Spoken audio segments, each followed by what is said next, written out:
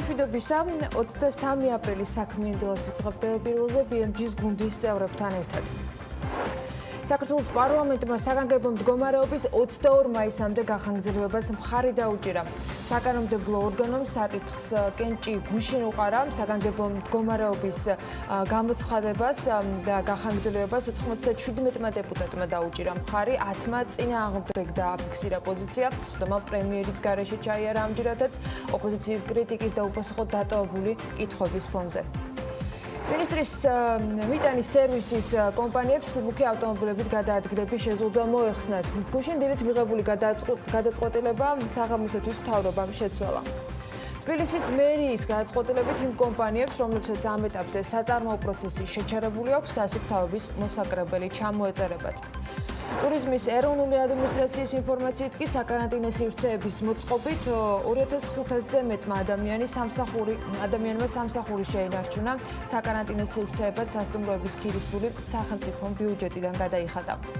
კომპანია ფავორიტის სტილმა 2020 წლის მარტიდან სპეციალური მანქანა-დანადგარები შეიძინა, რომლის მეშვეობითაც ბიოსამედიცინო კომბინეზონებს დამცავ, ნიღაბ ფარებს, დამცავ სათვალეებს და სადიზინფექციო ხსნარებს აწარმოებენ. კომპანიის ახალი წარმოების მიმართულების პროექტის ჯამური ინვესტიცია $180,000. ამ ეტაპზე საწარმო თბილისში 3 ლოკაციაზეა განთავსებული და 800 ადამიანს ასაქმებს. მარნეულში გამართული აქციის მონაწილეებთან მთავრობა კონკრეტული წინადადებით ჩავიდა. სურსათის და სოფლის განვითარების დეპარტამენტის პირველადი სტრუქტურული ერთეულის ხელმძღვანელი თენგიზ კალანდაძის ინფორმაციით, შემსყიდველი კომპანია ჯიბე ფერმერებისაგან არსებულ პროდუქციას სრულად შეისყიდის და მისივე ინფორმაციით კომპანია გლეხებს 1 კილოკიტრში 1 ლარს გადაუხდის. ამ შეთანხმებაზე და იმ შეღავათებზე, რაც ფერმერებისათვის საგანგებო მდგომარეობისას აკრძალული საავტომობილო გადაადგილების ფარგლებში ამოქმედა, დეტალურად დღეს თენგიზ კალანდაძე საქმიანი დილის ეთერში თათია ჩაფიჩაძესთან ერთად ისაუბრებს.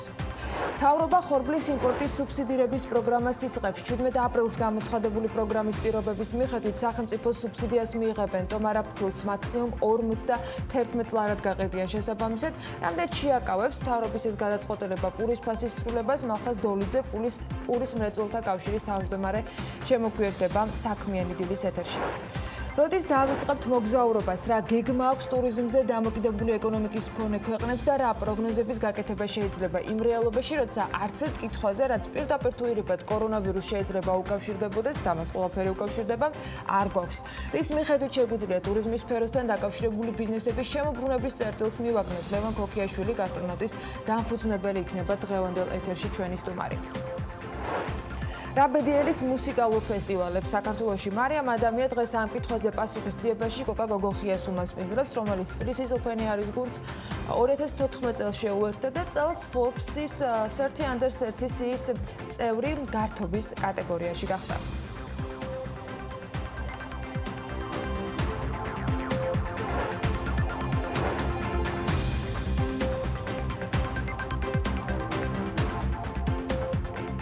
მშვიდობისა საქმიანი დილის ეთერში ვიწყებთ. დღეს 23 აპრილია და საინტერესო ამბები გეოლდებათ, რა თქმა უნდა, საქმიანი განწყობებით. მოგესალმებით ყველას. ყველას წარმატებულ და ბარაქიან დღეს გისურვებთ. ანა ლაპიაშვილთან ერთად ტრადიციულად წარმოგიდგენთ BMG-ის საქმიან დილას. ყველას ბედნიერ და ბარაქიან დღეს გისურვებთ. ერთ ისტორიას მოგიყვებით მეორე მსოფლიო ომის ვეტერანზე.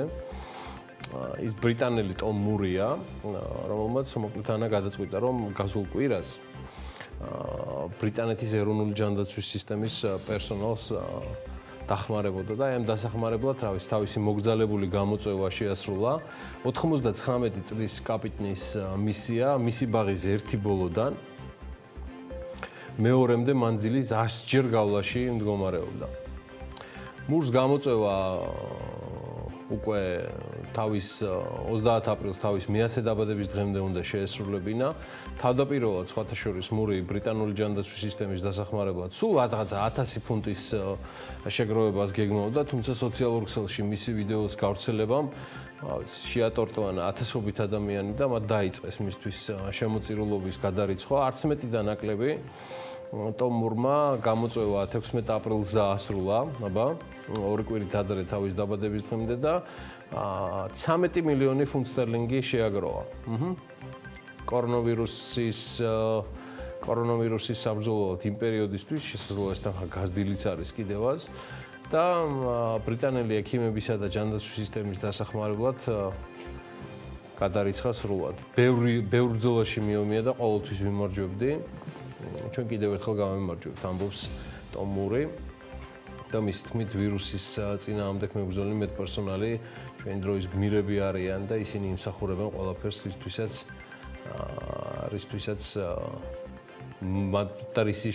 მათთვისაც მისცემია შეგვიძლია და გაღება. კარგი, გადავედით მიმდინარე ამბებზე, ტრადიციულად ცოტა საერთაშორისო ამბები. ამერიკის შეერთებული შტატების პრეზიდენტმა დონალდ ტრამპმა 12-წლიანი პაუზის შემდეგ პირველად ბელორუსეთში შეერთებული შტატების ელჩი წარადგინა. თეთრი სახლის ინფორმაციით ბელორუსში ამერიკის ელჩის თანამდებობაზე ჯული ფიშერის კანდიდატურა განიხილება. ამჟამად ჯული ფიშერი შეერთებული შტატების სახელმწიფო დეპარტამენტში დასავლეთ ევროპისა და ევრაზიის საკითხებზე მუშაობს, ვისაც არ გახსოვთ გეტყვით, რომ გასულ წლებში ფიშერი საქართველოში ამერიკის საელჩოს პოლიტიკურ-ეკონომიკური განყოფილების ხელმძღვანელი იყო. ჯული ფიშერს აღნიშნულ კანდიდატურაზე დანიშვნა ოფიციალურად მას შემდეგ მოხდება, რაც ამ საკითხს სენატი განიხილავს და დაამტკიცებს. ცნობისთვის ბელორუსეთს შეერთებული შტატების ელჩი 2008 წლის შემდეგ არყოლია.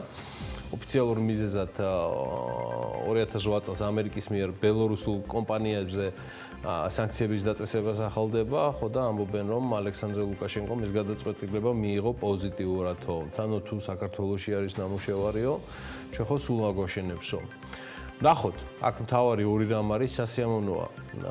ქალბატონი ფიშერის საქართველოსთან აფილიაცია ეს ხელშეუწყობს ორ ქვეყნებს შორის მინიმუმ ეკონომიკაში ურთიერთობების გარმოებას, რაც მეტწილად უფრო მაინც მთავრობების საქმეა და მეორე პრეცედენტი, რომ 12-წლიანი პაუზის შემდეგ ამერიკა ევროპის ერთ-ერთ ყველაზე დიდ ქვეყანაში თავის ელჩს ამწესებს გაგანია კორონავირუსის დროს, რომელსაც არ ეპოვება ალექსანდრე ლუკაშენკო და არაფრის დიდებით არ აცხადებს საგანგებო ვითარებას.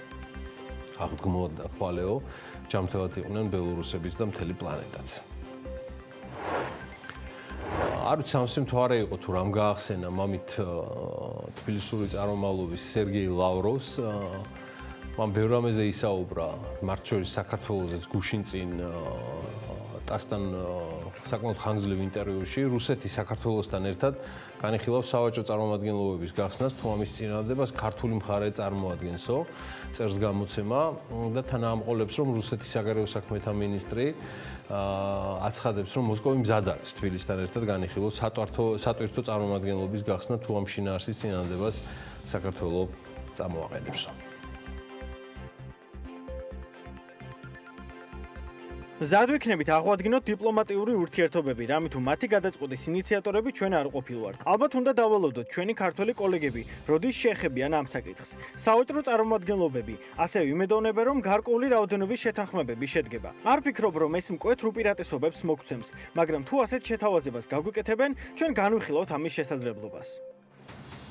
რუსეთის საგარეო საქმეთა მინისტრი იმედოვნებს, რომ უახლოეს მომავალში საქართველოსთან საჰაერო მიმოსვლაც აღდგება, რომელიც 2019 წლის 8 ივლისიდან სწორედ მისი უშუალო ხელმძღვანელის და რუსეთის პრეზიდენტის ბრძანების საფუძველზე შეწყდა. ჩვენთვის მთავარია, რომ თბილისში არ გაღრმავდეს რუსოფობია. იმ ექსესებმა, რომლებიც საერთაშორისო მართლმადიდებლური ასამბლეის ჩატარებისას მოხდა, რა თქმა უნდა, სერიოზულად დაგვაფიქრა რუსების უსაფრთხოების საკითხებზე. თუმცა შემდგომში ქართული მხარე ირწმუნებოდა, რომ რუსეთის მოქალაქეების უსაფრთხოება დაცული იქნებოდა. ჯამში ჩვენ აღმოჩნდით ასეთ მდგომარეობაში, რომ ავიამიმოსვლა გაჩერებულია. იმდენი ფობია, იმდენ მაგისთვის ვერ მოუცლიათ, თუმცა ცნობისთვის მაინც 2019 წლის 8 ივლისიდან რუსეთის პრეზიდენტის ბრძანების საფუძველზე თავად რუსეთმა დაუწესა საქართველოს ავიაემბარგო, საელჩოს ფუნქციონირებას რაც შეეხება, ეს უფრო ძველი ისტორიაა. დიახ, 2008 წლის 2 სექტემბრიდან საქართველოს აგვისტოს ომის შემდეგ რუსეთის ფედერაციასთან გაწყვიტა დიპლომატიური კავშირები. ის რაც გუშინ წინ ხდებოდა და შთანთქა COVID-19-მა ამ თემამ, რომელიც SARS-CoV-2-დან მომდინარეობს, და მუდმივად შთანთქავს ესე მიმდინარე თემებს, BMG-მ განაახლა ინფორმაცია საქართველოს-რუსეთის სავაჭრო-ეკონომიკური ურთიერთობების შესახებ. ჩემთვის ძალიან ბევრი მიზეზით არის მნიშვნელოვანი, მაგრამ ნაკლებად არის საინტერესო ამ შემთხვევაში რას ფიქრობს თუნდაც ამასთან დაკავშირებით იგივე თუნდაც საგარეო საქმეთა სამინისტრო, რომელთანაც ურთიერთობაზე სულ მალე დამატებით მოუბრუნდებით. მოდი გადავხედოთ მანამდე სტატისტიკას, რიცხვებს და ციფრებს ჩრდილოელ მეზობელთან, რომელსაც თვინიერი ხელოვნურ ამნეზიას იმართებს ხოლმე მუდმივად, მიუხედავად იმისა, ისა თითქოს არ ქონდეს ოკუპანტის სტატუსი და არ იკავებდეს საქართველოს უკვე 20%-ის ტერიტორიებში. 2020 წლის პირველი კვარტლის მდგომარეობით და მთლიანად განმავლობაში საქართველოდან რუსეთში განხორციელდა 91 მილიონ 200,000 დოლარის ექსპორტი. ეს წინა წელთან შედარებით კარგაგვარიანად უკვე გამესამედებული იყო, 32.6%-ით ნაკლები იყო და ამ მაჩვენებლით რუსეთის ფედერაციამ მთლიან ექსპორტში მესამე ადგილი დაიკავა, ეს უკვე აზერბაიჯანის და ჩინეთის შემდეგ და მისი წილი მთლიან ექსპორტში ახლობით არის ამ დროისთვის ბოლო მონაცემებით თითქმის 12%-ის ფარგლებში, 11.7%. რაც შეეხება იმპორტს, იანვარ-მარტის განმავლობაში, აი ამ პირველ 3 თვეში რუსეთიდან უფრო მეტი, დაახლოებით 10%-ით მეტი, ანუ 210 მილიონი ღირებულების საქონელი დოლარში, 210 მილიონი დოლარის საქონელი შემოვიტანეთ. ამ შედეგით რუსეთმა მთლიან იმპორტში მეორე ადგილი დაიკავა, პირველ ადგილზე თურქეთია. საქსტატის ანგარიშითვე რუსეთში საქართველოს მთავარ საექსპორტო საქონელს კვლავ ალკოჰოლური სასმელები წარმოადგენს. და უმსხვილესი საექსპორტო საქონლის ხუთეული შემდეგნაირად გამოიყურება. როგორც გითხარით, ეს არის ყურძნის ნატურალური ღვინოები. ჯამში ჩვენ მოვახერხეთ პირველ კვარტალში საკმაოდ გვარიანად გადაზიდვა, მაგრამ ნახეთ თითქმის 26 მილიონი 300,000-ის გადაზიდვა მოხდა, მაგრამ კლება 20%-იანია. ფეროშენადნობები 24 მილიონის, მაგრამ კლება 38%-იანია. 10 მილიონი დოლარის მინერალური წყლები და მტკნარი წყლები, თუმცა აქაც კლება 30%-იანია. სპირტიანი სასმელები 7 მილიონი, კლება 8%-იანია და მსუბუქი ავტომობილების, ანუ ეს რეექსპორტი, სადაც 3.900.000-ზე არის საუბარი და აქ მაინც ზრდა არის დაფიქსირებული 153%. რაც შეეხება რუსეთისგან უმსხვილეს საიმპორტო საქონელს, სია ასე გამოიყურება, ცხადია ნავთობპროდუქტები. ეს თითქმის 35 მილიონი დოლარის შემოვიდა, მაგრამ კლება იქნებოდა და არის კიდე 7.8%. სამაგიეროდ ზრდა არის ხორბალზე და მესლინზე. 20 მილიონი დოლარის იმპორტზეა საუბარი და ზრდა 25%-იანი. ბუნებრივი აირის მატება არის და აქ ვივაჭრეთ 18.300.000-ისა.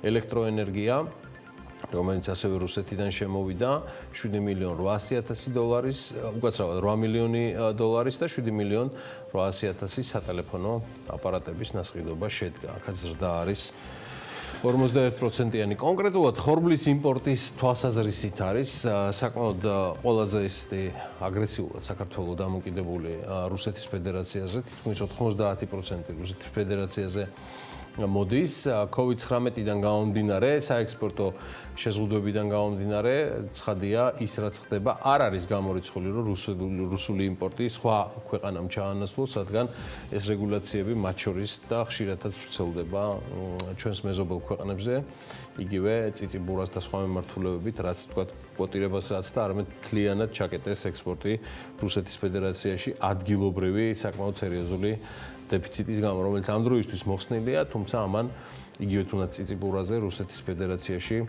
დაახლოებით 132%-იანი ფასის მატება მოხდა. რახან დღევანდელი დღე დაუთმენთ ეს ჩრდილოელი მეზობლის ეკონომიკის მიმოხილვას და შემდგომ უკვე მივყვებით რეგიონის სხვა ქვეყნებს და ეკონომიკებს, რუსეთზე კიდევ ერთს გეტყვით, რომ ყველაზე მეტად ვინც ამ დროისთვის რისკის გამოკვეთილ ზონად, წითელ ზონად გამოიყურება ნავთობის ფასების ტურბულენტის ფონზე, ეს ცალსახად რუსეთის ფედერაციაა. 30 დოლარის ფასი, რაზეც რუსი მენავთობეები და სახელმწიფო ბიუჯეტი ეს იყო მინიმალური ზღვარი. ალბათ უკვე საოცნებოდ თვლიდნენ 2020 წელს, ალბათ კიდევ მოიჩვენებათ საკმაოდ კარფასად იმის გათვალისწინებით, რომ უკვე ივნისის ფიუჩერსულ კონტრაქტებზე ნავთობის ფასი არის გამესამედებული. პოზიტივშია ცალსახად ეს ფასი ჯერჯერობით არ გასულა მაისის კონტრაქტებივით ნეგატივში, მაგრამ ფასი გამესამედებულია. არც გულს, ხორცს და სულსაც თუ ესეთი რამ გააჩნია, ცალსახად ეჭვი მეპარება, რუსეთის ფედერაცია თავს იმშვიდებდა რეზერვებით, რომელიც იმ პერიოდში, ანუ გასულ წლებში დავაგროვეთ ძირითადად ნავთობის და ასევე იარაღის ექსპორტიდანო. ცოტა დავქეკეთ ქსელი და ინტერნეტში საკმაოდ სარწმუნო ციფრებს და რიცხვებს მივაკვლიეთ. რუსეთის იმედი ამ უმძიმეს პერიოდში არის ასევე მათ მიერ შექმნილი ნაციონალური კეთილდღეობის ფონდი, სადაც არის სწორედ თავმოყრილი ეს ნავთობიდან მიღებული შემოსავლები, რამაც უნდა დააბალანსოს პანდემიისგან და შესაბამისად ნავთობისგან მიღებული უმძიმესი შოკები. 2020 წლის 21 აპრილის მდგომარეობით ამ ფონდში რუსეთს 21 აპრილის მდგომარეობით აქვს მობილიზებული 13 ტრილიონ რუბლამდე. უпростоრად 12 ტრილიონ 900 მილიარდი რუბლი. რუსეთის ფინანსთა მინისტრი და მთავრობა აცხადებენ, რომ ეს თანხები იძლევა გადაზღვევას 2024 წლის ჩათვლით რუსეთისთვის, რაც რბილად რომ თქვა, თუმცა სიმართლეს არ წარმოადგენს და ეს უფრო გზავნილი იყო ბაზრისთვის და რუსი ბიზნესმენებისთვის დასამშვიდებლად ვიდრე რეალობა. და რატო? საქმე იმაში გაახლავთ, რომ მარტო წელს, ანუ 2020 წელს, კორონავირუსის შოკის გასანეიტრალებლად რუსეთი ამ ფონდიდან თითქმის 6 ტრილიონი რუბლის დახარჯვას გეგმავს, რომლის ლიკვიდური ნაწილი, ანუ 13 მილიარდიდან 11 ტრილიონია. თუ ამ ხელა თანხებს ხარჯავენ, ეს გამოდის, რომ ეს ფონდის სახსრების ნახევარზე მეც აღემატება. შანსი და იმედი იმისი, რომ ფონდი ნავთობის შემოსავლებიდან წელსაც შეივსება, ძალიან მიზერულია. ნავთობზე მოთხოვნა დღეს მსოფლიოში არ არსებობს. შესაბამისად, მხოლოდ პირველ წელს ფონდის 60%-ზე მეტი ის გახარჯვა რუსეთს ნამდვილად არ უკადის ამ კუთხით საიმედო მომავალ შემდგომი წლები და ისიც გასათვალისწინებელია, რომ თუ რაიმე ირხევა ნავთობის ნებისმიერ ფასის დაწევაზე და ეგრევე აძლევს რეაქციას, სწორედ რუსული რუბლია, რომელიც კბილებით უჭირავს რუსულ ცენტრობანკს უმკაცრესი სავალუტო მონიტორინგის ღონისძიებების თანხლებით. სხვაჩვენს რუსი ეკონომისტები მინიმუმ 2 წლიან რეცესიას ვარაუდობენ რუსეთში და აი ამ ვითარება მოქმედების გამო, სწორედ რომელიც არის შექმნილი, თუმცა მაგიური სიტყვა არ ვიცი, ეხა რეალურად იქ მაინც რჩება, ეს არ ვიცი არის ყველგან, მათ შორის რუსეთში, თუ როგორ განვითარდება მოვლენები, ეს მაგიური არ ვიცი, ასევე თამდევია რეალობისთვის და რუსული რეალობისთვისაც და ასევე მეტნაკლებად მათი სანდო რუსული წარმომავლობის ანალიტიკოსებისთვის. ყველა თან ხდება ერთზე, რომ უმთავრესი შეცდომა იყო OPEC პლუსის არასრული შეთანხმების არათუ დასრულება, არამედ რეალურად ამ შეთანხმებამ უფრო გააღრმავა კრიზისი, რადგან ყველა მხარე თვლიდა, რომ მოთხოვნა იქნებოდა მზარდი ნავთობზე. ამაზე გათვალა უკლებლივ ყველა მონაწილე OPEC პლუსისა, რომ მოთხოვნა მაინც იქნებოდა და შეამცირეს მხოლოდ 40% მოპოვებისა. თუნდაც და ეს მოთხოვნა 2020 წლის ბოლომდე მაინც იქნებაო, მაგრამ ეს ჯერჯერობით საკმაოდ რთულ პერსპექტივად გამოიყურება. რაც შეეხება და ესე უნდა მიუყვეთ ჩვენ ალბათ ჩვენი მეზობლების საკარანტინე ხარჯებსაც, მათ შორის რომ ვიცოდეთ ვინ რას ხარჯავს ჩვენი ძირითადი სავაჭრო პარტნიორებიდან, საკარანტინე ხარჯებს და ღონისძიებებს და აი სიდიდის და მასშტაბის ქვეყნისთვის, როგორც რუსეთის ფედერაცია, საკარანტინო ღონისძიებები თუნდაც შეზღუდული მოცვის და დატვირთვის, ავადმყოფების ბედის ანაბარად დატოვებით, რაც ნახეთ რამდენიმე ვიდეოს სახით სხვადასხვა გავრცელებულ ვიდეო მასალებში. ეს საკარანტინო ხარჯები რუსეთის ფედერაციაში კოლოსალური თანხებია, ისევე როგორც საკარანტინე ისტორია SARS-CoV-2-ის და მისგან მომდინარე COVID-19-ის გადამკიდე დიდი ალბათობით ასევე საკმაოდ გრძელვადიანი პერსპექტივა არის. ვაქცინით თურთ, ბოლოს ერთს გეტყვით, რუსული ვედომოსტი წერს ბიზნესმენებმა იციან ეს გამოცემა ვედომოსტის სხვადასხვა რომლის გაყიდვაც გადაიდო სწორედ ეპიდემიის გამო, ისევე როგორც სოფლიოში უამრავი კომერციული პროექტი არის შეჩერებული გაურკვეველი მომავლის და არარსებული ფასების პირობებში. მოკლედ ვედომოსტი წერს, რომ მარტო WTI-ის ნავთობის ფასების რყევის გამო და რუსეთის ინვესტორებმა თითქმის $1 მილიარდი დაკარგეს. ასეთი არის ვედომოსტის მკაცრი და შეუვალი დასკვნა. აი ესეთი ამბები ქონდა დასაწყისში, ეხლა ალბათ უკვე დრო არის რომ ჩვენ ტრადიციულად თან ძალიან მიხარია რომ ამ თემას ეხმაურებიან ჩვენი მაყურებლები და BMG-ს ერთგული მიმდევრები, რომლებიც საკმაოდ მრავლად ყავს, მიუხედავად ჩვენი რაღა ვიწრო პროფილური მაინც მედიისა, რომელიც მხოლოდ ბიზნესსა და ეკონომიკაზე მაუწყებლობს, დემეტრე ხახუიაშვილის ისტორია და მისი დამოკიდებულება უნდა შემოგთავაზოთ. დემეტრე არის 5 წლის ყველაზე პროფესიონალი, არაპროფესიონალთა შორის ინტერვიუერი ამ თემაზე. ხო, და მას ჩამოუყალიბდა როგორც ანა ადასტურებს, აი ესეთი მკვეთრად პროფესიული მიმართება SARS-CoV-2-თან დაკავშირებით და კორონავირუსთან მიმართებაში. ძალიან საინტერესოა რომ დილიდან დემეტრემ და ყველა დემეტრემ დილიდან გაგვიხალისოს ის ყოფა რომ მაქსიმალურად ვიყოთ საქმიანები და მომართულები. მოვუსმინოთ კიდევ ერთს ჩვენი ტრადიციული რუბრიკიდან BMG Kids. გამარჯობა, მე ვარ დემეტრე ხახუიაშვილი. ვარ 5 წლის, ბაღში როდი ვარ, მაგრამ დღეს კორონავირუსია და ბაღი დაკეტილია. არ მივდივართ დღეს ბაღში და ვერაფრად. სტუმრებიც არ მოდიან. ჩვენც არ შეიძლება რომ წავიდეთ. Kids ჯერჯერობით ტელეფონში ვაკეთებ, კარგი ბავშვებისთვის რაღაცებიც შეიძლება. მოგწონს საინტერესოა შენთვის? კი. კარტუს. ხალები უნდა დავიბანოთ კარგად საპნით. შეიძლება ხშირად, ხო? ხო, კიდე უნდა წავისვათ საპონისავი და გარეთ გასვლა არავინ არ უნდა გავიდეს.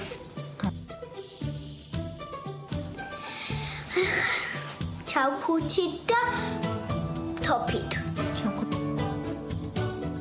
ზაფხული რომ იქნება, მაშინ ასე გაქრება კორონავირუსი და აღარ მოვა.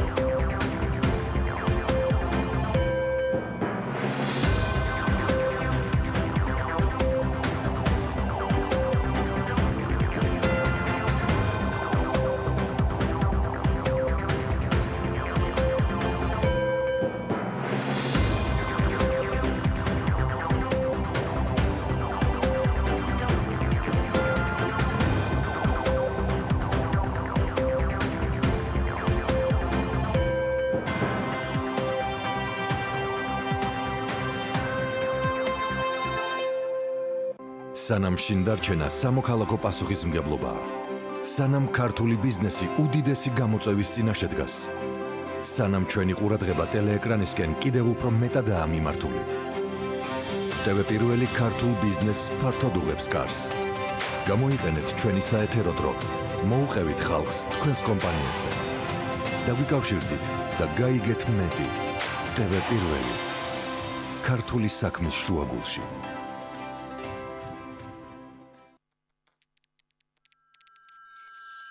მერჩები სახლში, დარჩი სახლში შენც. შენი ოჯახის სიკეთისთვის დარჩი სახლში. დარჩი სახლში. შენი სიცოცხლის გადასარჩენად დარჩი სახლში. მერჩები სახლში, დარჩი სახლში. შენც დარჩი. დარჩი სახლში. გადაარჩინე შენი სიცოცხლე. დარჩი სახლში. დარჩი სახლში. შენი სიცოცხლის გადასარჩენად დარჩი სახლში. მერჩები სახლში. თქვენი შვილების სიცოცხლისთვის. დარჩი სახლში. დარჩი სახლში. მე ვრჩები სახლში. დარჩი სახლში. ძალიან გთხოვთ. დარჩი სახლში. მე ვრჩები სახლში. მშობლების გადასარჩენად დარჩი სახლში. TV პირველი თანამგზავრზე.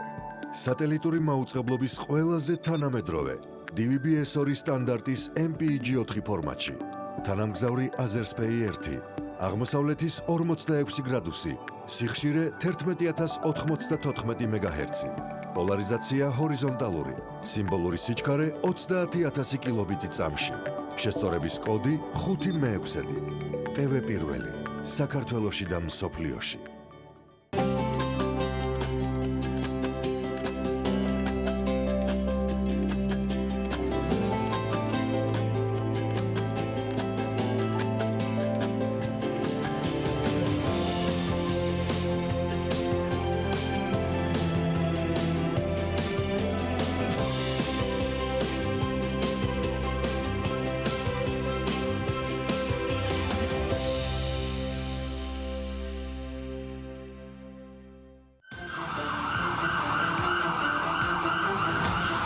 რო გადავრჩეთ, დავრჩეთ სახლში.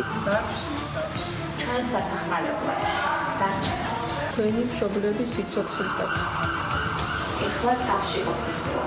დარჩი სახლში. თქვენი შვილების სიცოცხლისთვის. დარჩი სახლში. ჩვენს გადასარჩენად დარჩი სახლში. გადაარჩინე სიცოცხლე. დარჩი სახლში. მე სახლში დარჩენის დრო. დავოხმარეთ ჩვენ. სახლში დარჩენის დრო. დარჩი სახლში. დარჩი სახლში. დარჩი სახლში. გადაარჩინე სიცოცხლე და დარჩი სახლში. რომელიც სარწმუნოების აღსარებელიც არ უნდა იყოთ. ძალიან გთხოვთ, კიდევ ერთხელ გთხოვთ, დარჩით სახლში. ეს კორონავირუსი თუ ასე იმძლავრ საქართველოს კორონავირუსული გენოციდი დაემართება.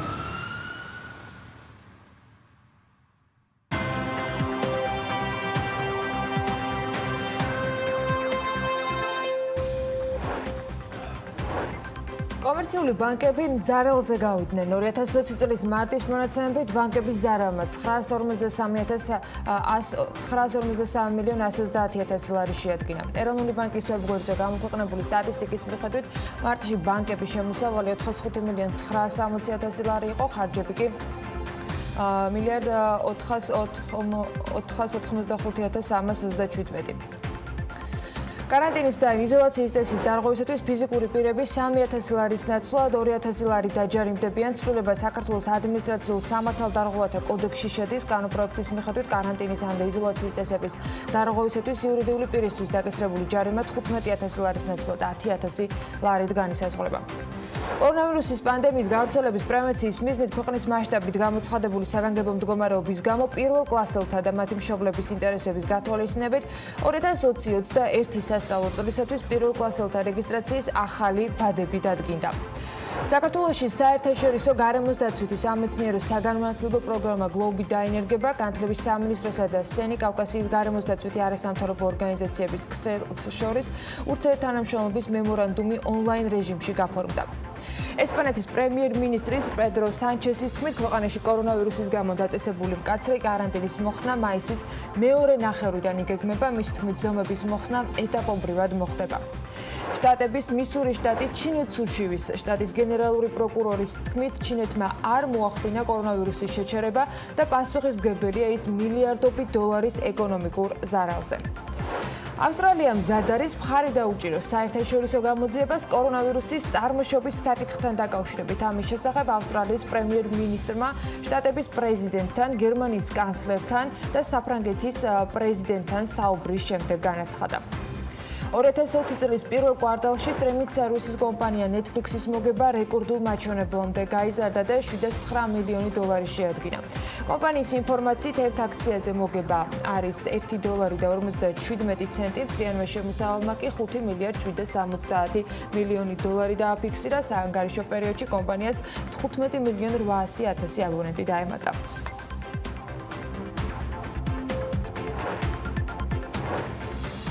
საქართველოს საქართველოს პარლამენტმა საგანგებო მდგომარეობა გაახანგრძლივა. სხვა მოლოდინი არ შეიძლებოდა ყოფილიყო არსებული უმრავლესობის ერთსულოვნების ფონზე, რაც გუშინ წინ პრემიერ-მინისტრის პრეს-სპიკერმაც გვამცნო და უკვე არსებობდა ინფორმაცია იმასთან დაკავშირებით, რომ ისინი მხარდაჭერას გამოაცხადებდნენ. მიუხედავად იმისა, რომ ოპოზიცია ამ ინიციატივას მხარს არ უჭერს, ასევე ადვილი გამოსაცნობი იყო, რომ ეს პროექტი მაინც არ ჩავარდებოდა.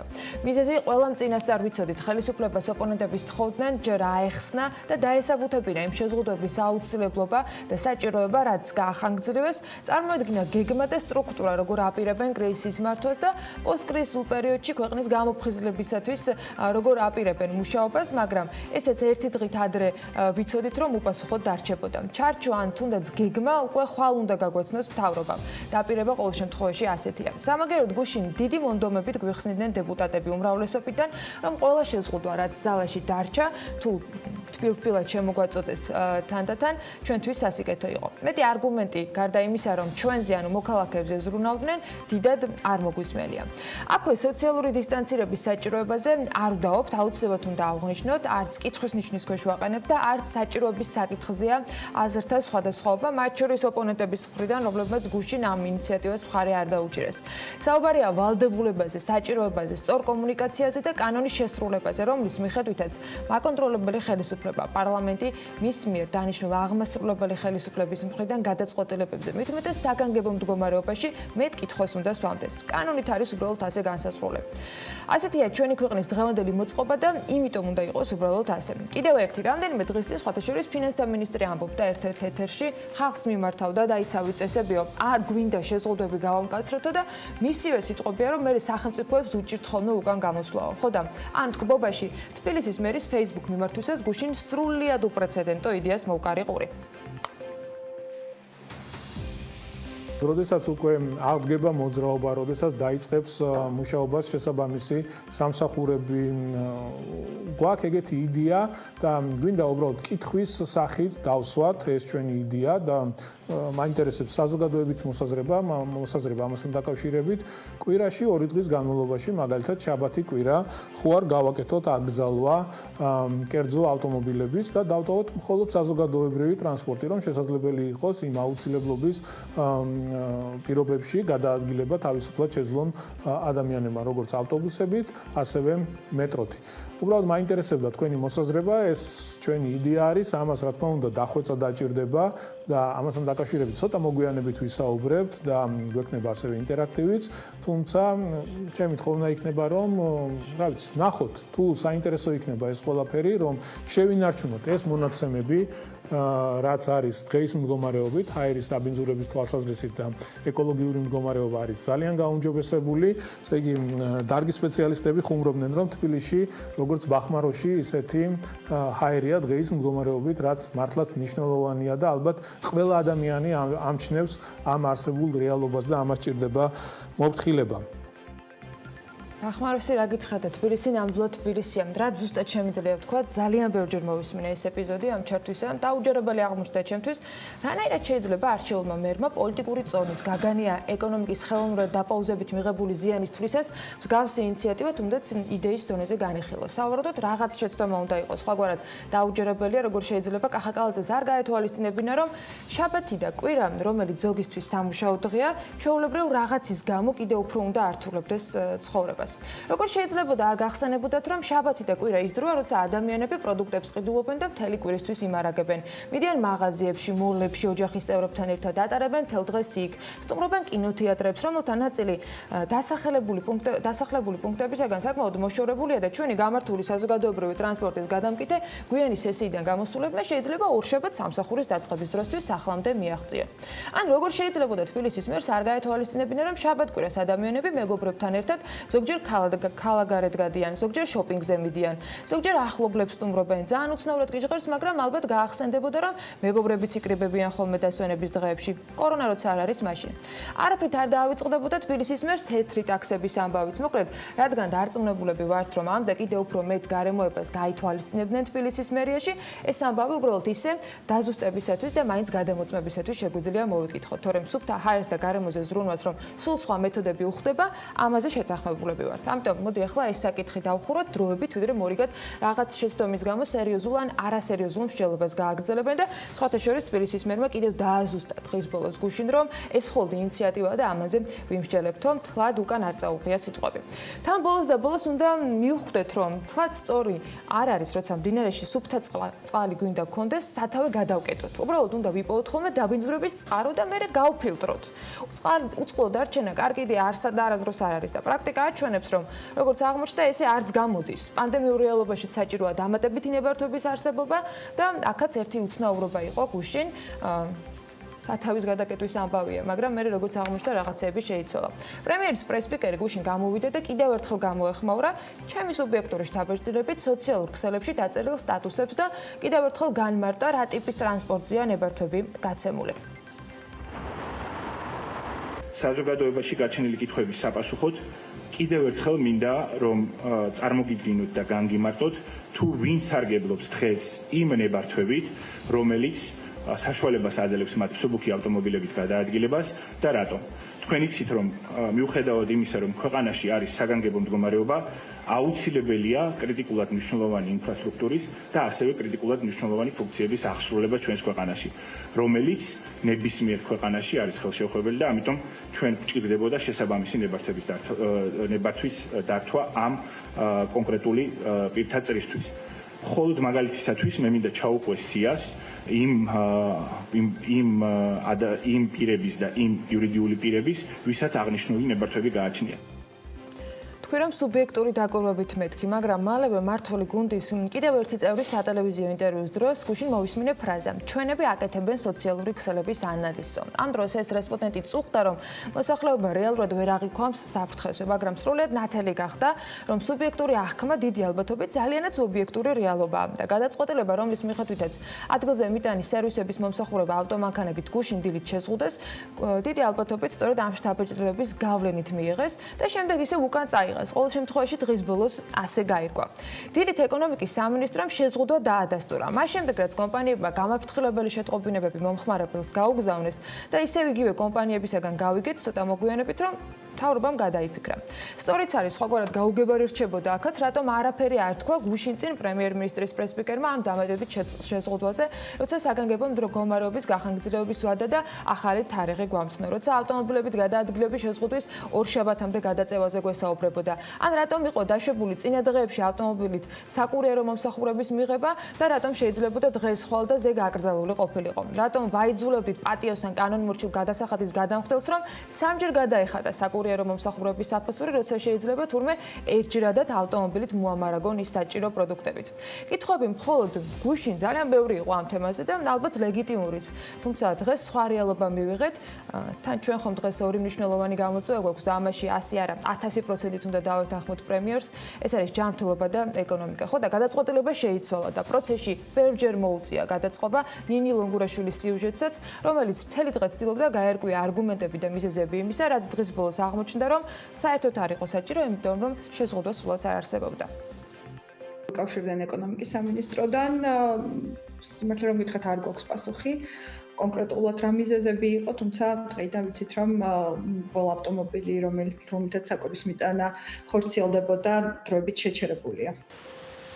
ეს ნაწილი ჯერ კიდევ მაშინ ჩავწერეთ, როცა პირველად გავრცელდა მსუბუქ ავტომობილებზე შეზღუდვა, რომლის მიხედვითაც მიტანის სერვისის კურიერებს მსუბუქი ავტომობილით მომსახურების გაწევა ეკრძალებოდათ.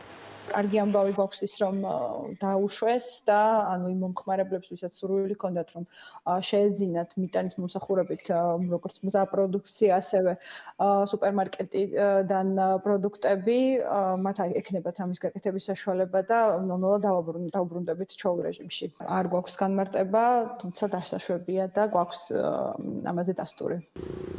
მიუხედავად იმისა, რომ მიტანის სერვისის კომპანიებმა არც პირველ შემთხვევაში იცოდნენ კონკრეტული მიზეზი, თუ რის გამო აღარ მიეცათ ავტომობილით გადაადგილების უფლება, აღნიშნული შეზღუდვის მოხსნის შემდეგაც დასაბუთებული პასუხი კვლავ არ არის. ერთადერთი რაც კომპანიებმა იციან, საქმიანობას ისევ ისე აგრძელებენ, როგორც აქამდე.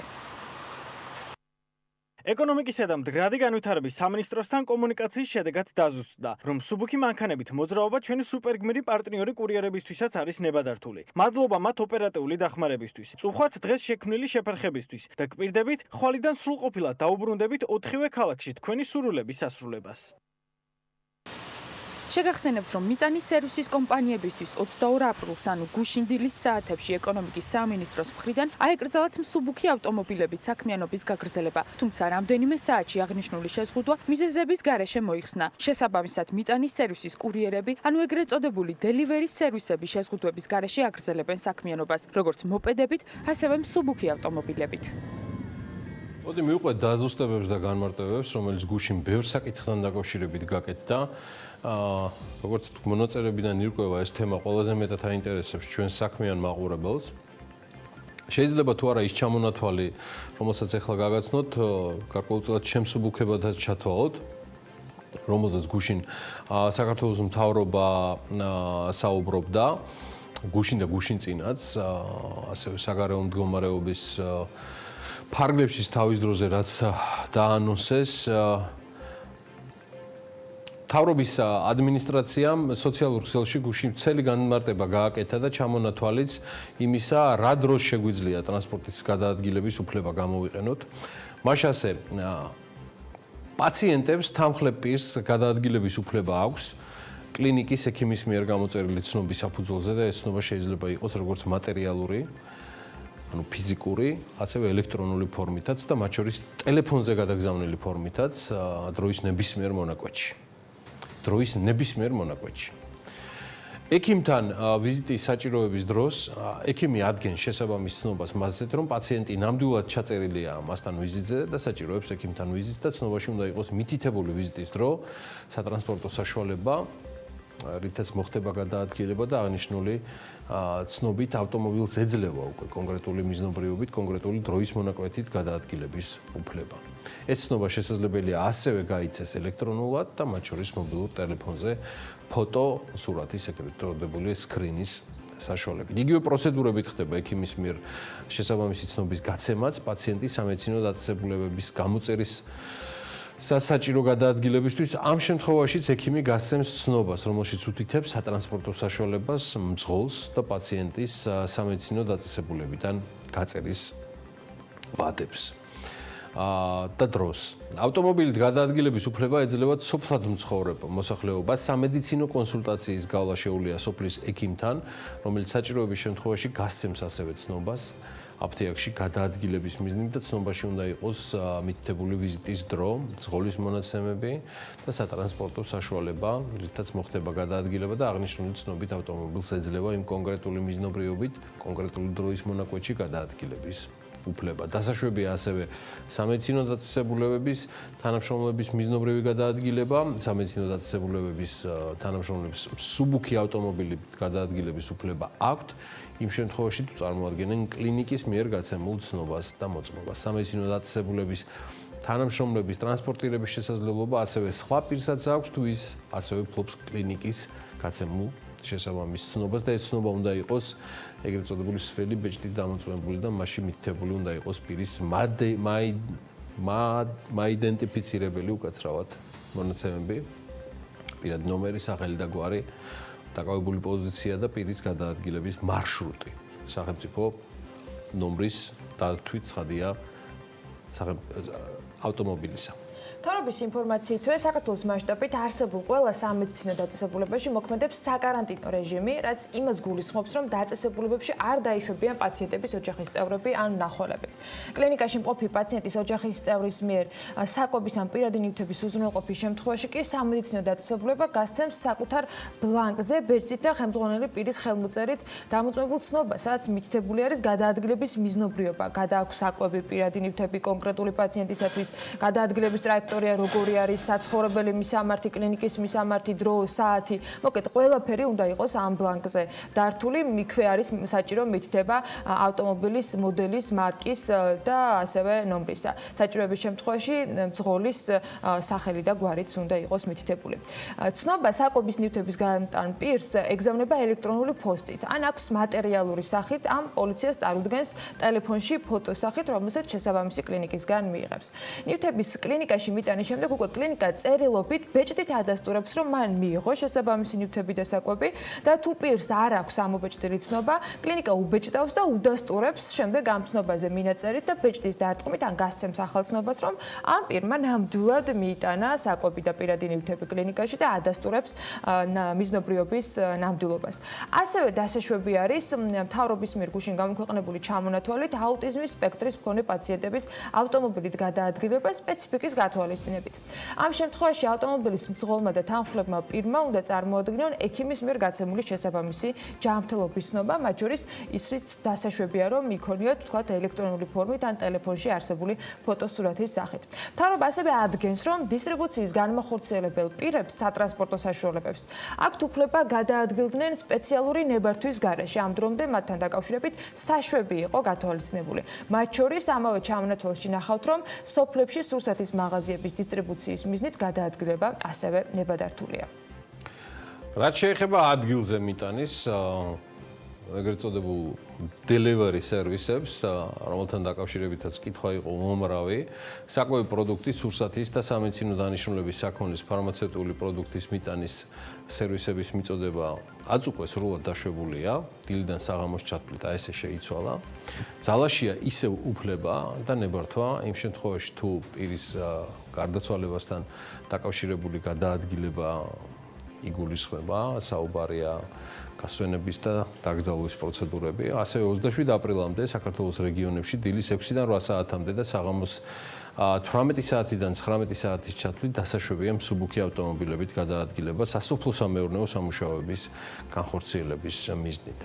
ნებადართულია ვეტერინარული სერვისების მიწოდების მიზნით გადაადგილება, ოღონდ კონკრეტული დათქმებით საუბარი არის ვეტერინარული სერვისის მიმწოდებელი პირების და მცენარეთა დაცვის საშუალებების რეალიზაციის ობიექტების თანამშრომელთა გადაადგილების დაშვებულობაზე, გადაადგილებასთან დაკავშირებულ საკითხებზე აღნიშნულმა პირებმა მაინც ყველა შემთხვევაში გარემოს დაცვის სამინისტროს უნდა მიმართონ, რომელიც იგივე სოფლის მეურნეობის სამინისტროს გახლავთ. ნებადართულია ტვირთების გამბაჟებასთან დაკავშირებული გადაადგილება, იმ შემთხვევაში თუ საკმარისია დოკუმენტაციის ელექტრონული ფორმით ტელეფონზე მიღებული ფოტოსურათი წარდგენაც ამავე დროს.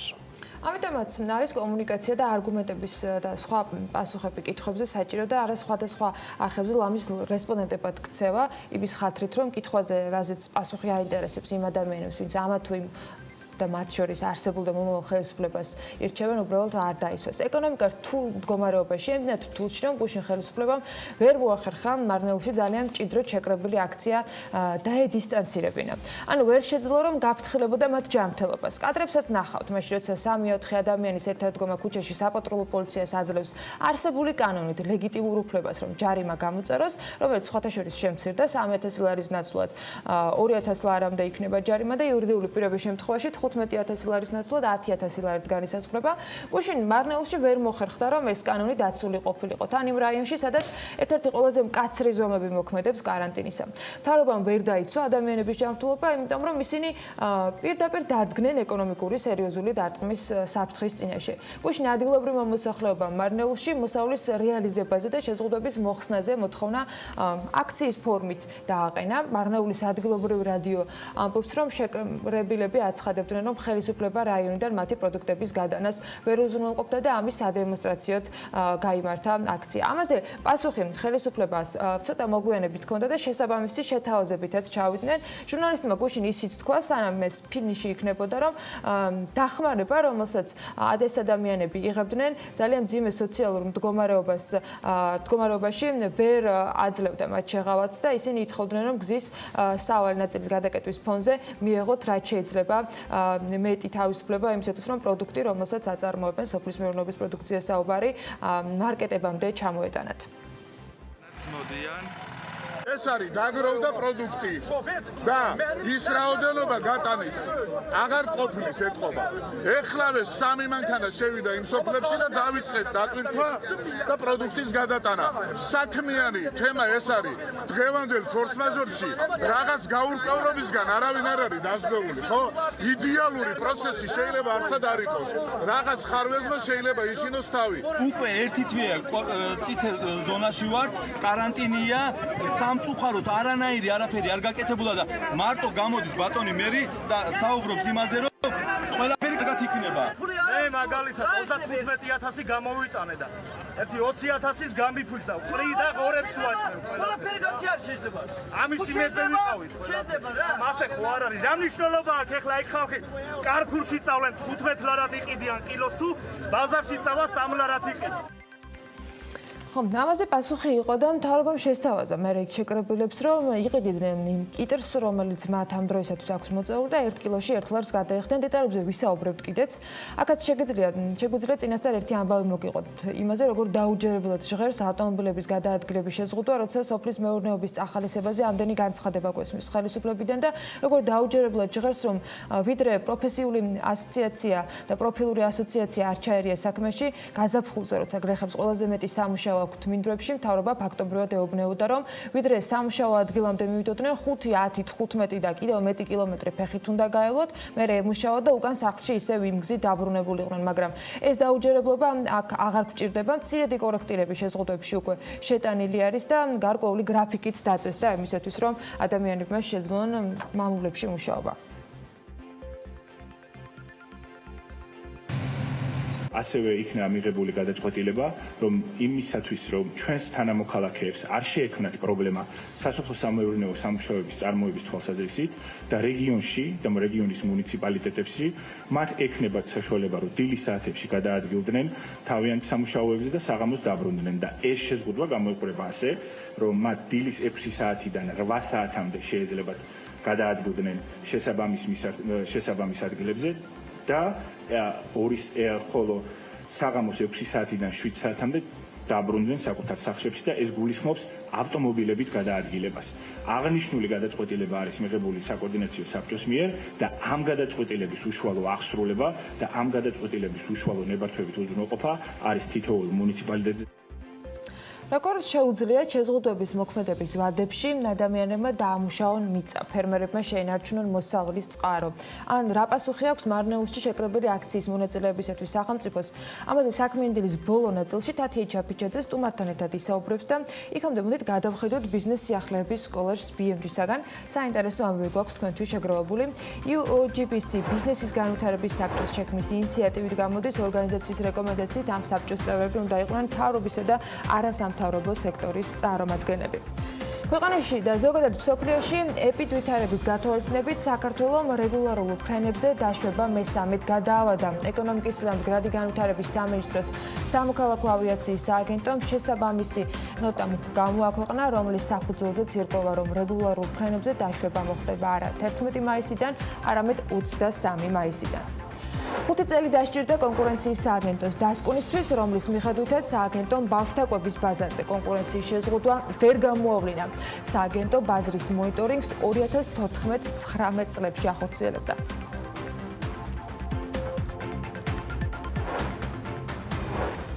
თბილისის მერიის გადაწყვეტილებით იმ კომპანიებს, რომლებსაც ამ ეტაპზე საწარმოო პროცესი შეჩერებული აქვს, დასუფთავების მოსაკრებელი ჩამოეწერებათ. კახა კალაძის განცხადებით, მერიის საწარმომ თბილ სერვის ჯგუფმა უკვე აღრიცხა მსგავსი საწარმოები და ისინი დასუფთავების მოსაკრებელს აღარ გადაიხდიან. ეკონომიკური საქმიანობის შეზღუდვის გამო, ამ ვითარების გამო, რაც დღეს ქვეყანაშია და მთელ მსოფლიოშია, ყველა ხედავთ ამას, ცხადია ძალიან დიდმა ნაწილმა მეწარმეების შეაჩერა თავიანთი საქმიანობა და ვერ ახერხებენ მუშაობის გაგრძელებას.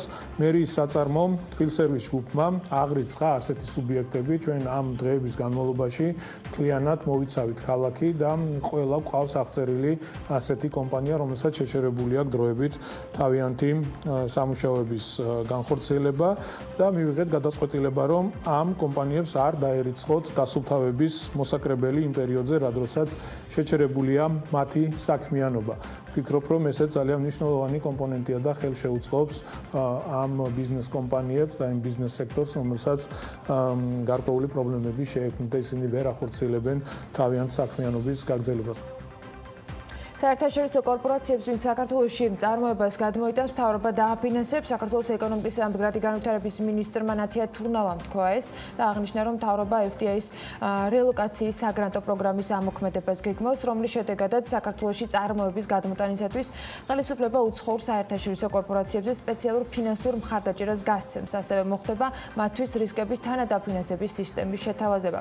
ნათია თურნავა ამასთან დაკავშირებით AISET-ის ეგიდით მოწყობილ ვიდეო კონფერენციაზე ისაუბრა, რომელიც საქართველოს მიერ COVID-19-ის საპასუხოდ დაგეგმილ ეკონომიკურ ნაბიჯებს ეხებოდა. ამ დროისათვის პროექტის დეტალები ცნობილი არ არის. რაც შეეხება მინისტრის განმარტებას, ის მოგვიანებით გავრცელდა.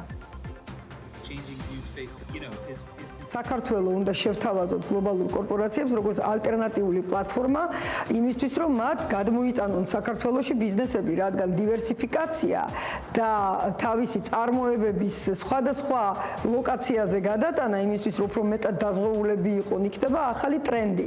ჩვენ გვგზნობთ ამ ტრენდს, საქართველოს არის ერთ-ერთი ყველაზე მიმზიდველი ამ თვალსაზრისით, ლოგისტიკურად, გამჭვირვალოების თვალსაზრისით, დაბალი გადასახადების თვალსაზრისით და რაც თავარია სწრაფად გამოვალთ ჩვენ ამ გამოწვევიდან და გადავლახავთ პანდემიას.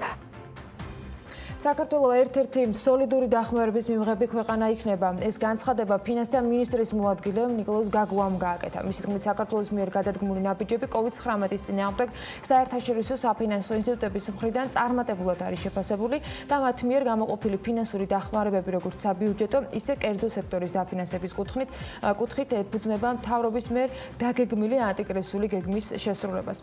ივანე მაჭავარიანმა საერთაშორისო სავალუტო ფონდის მისიის ხელმძღვანელთან მერსედეს ვერა მარტინთან ვიდეო კონფერენცია გამართა. შეგახსენებთ, რომლის დროსაც მხარეებმა კიდევ ერთხელ დეტალურად საერთაშორისო სავალუტო ფონდის მიერ მიღებული გადაწყვეტილება განიხილეს საქართველოსთვის ფინანსური დახმარების გაზრდის თაობაზე.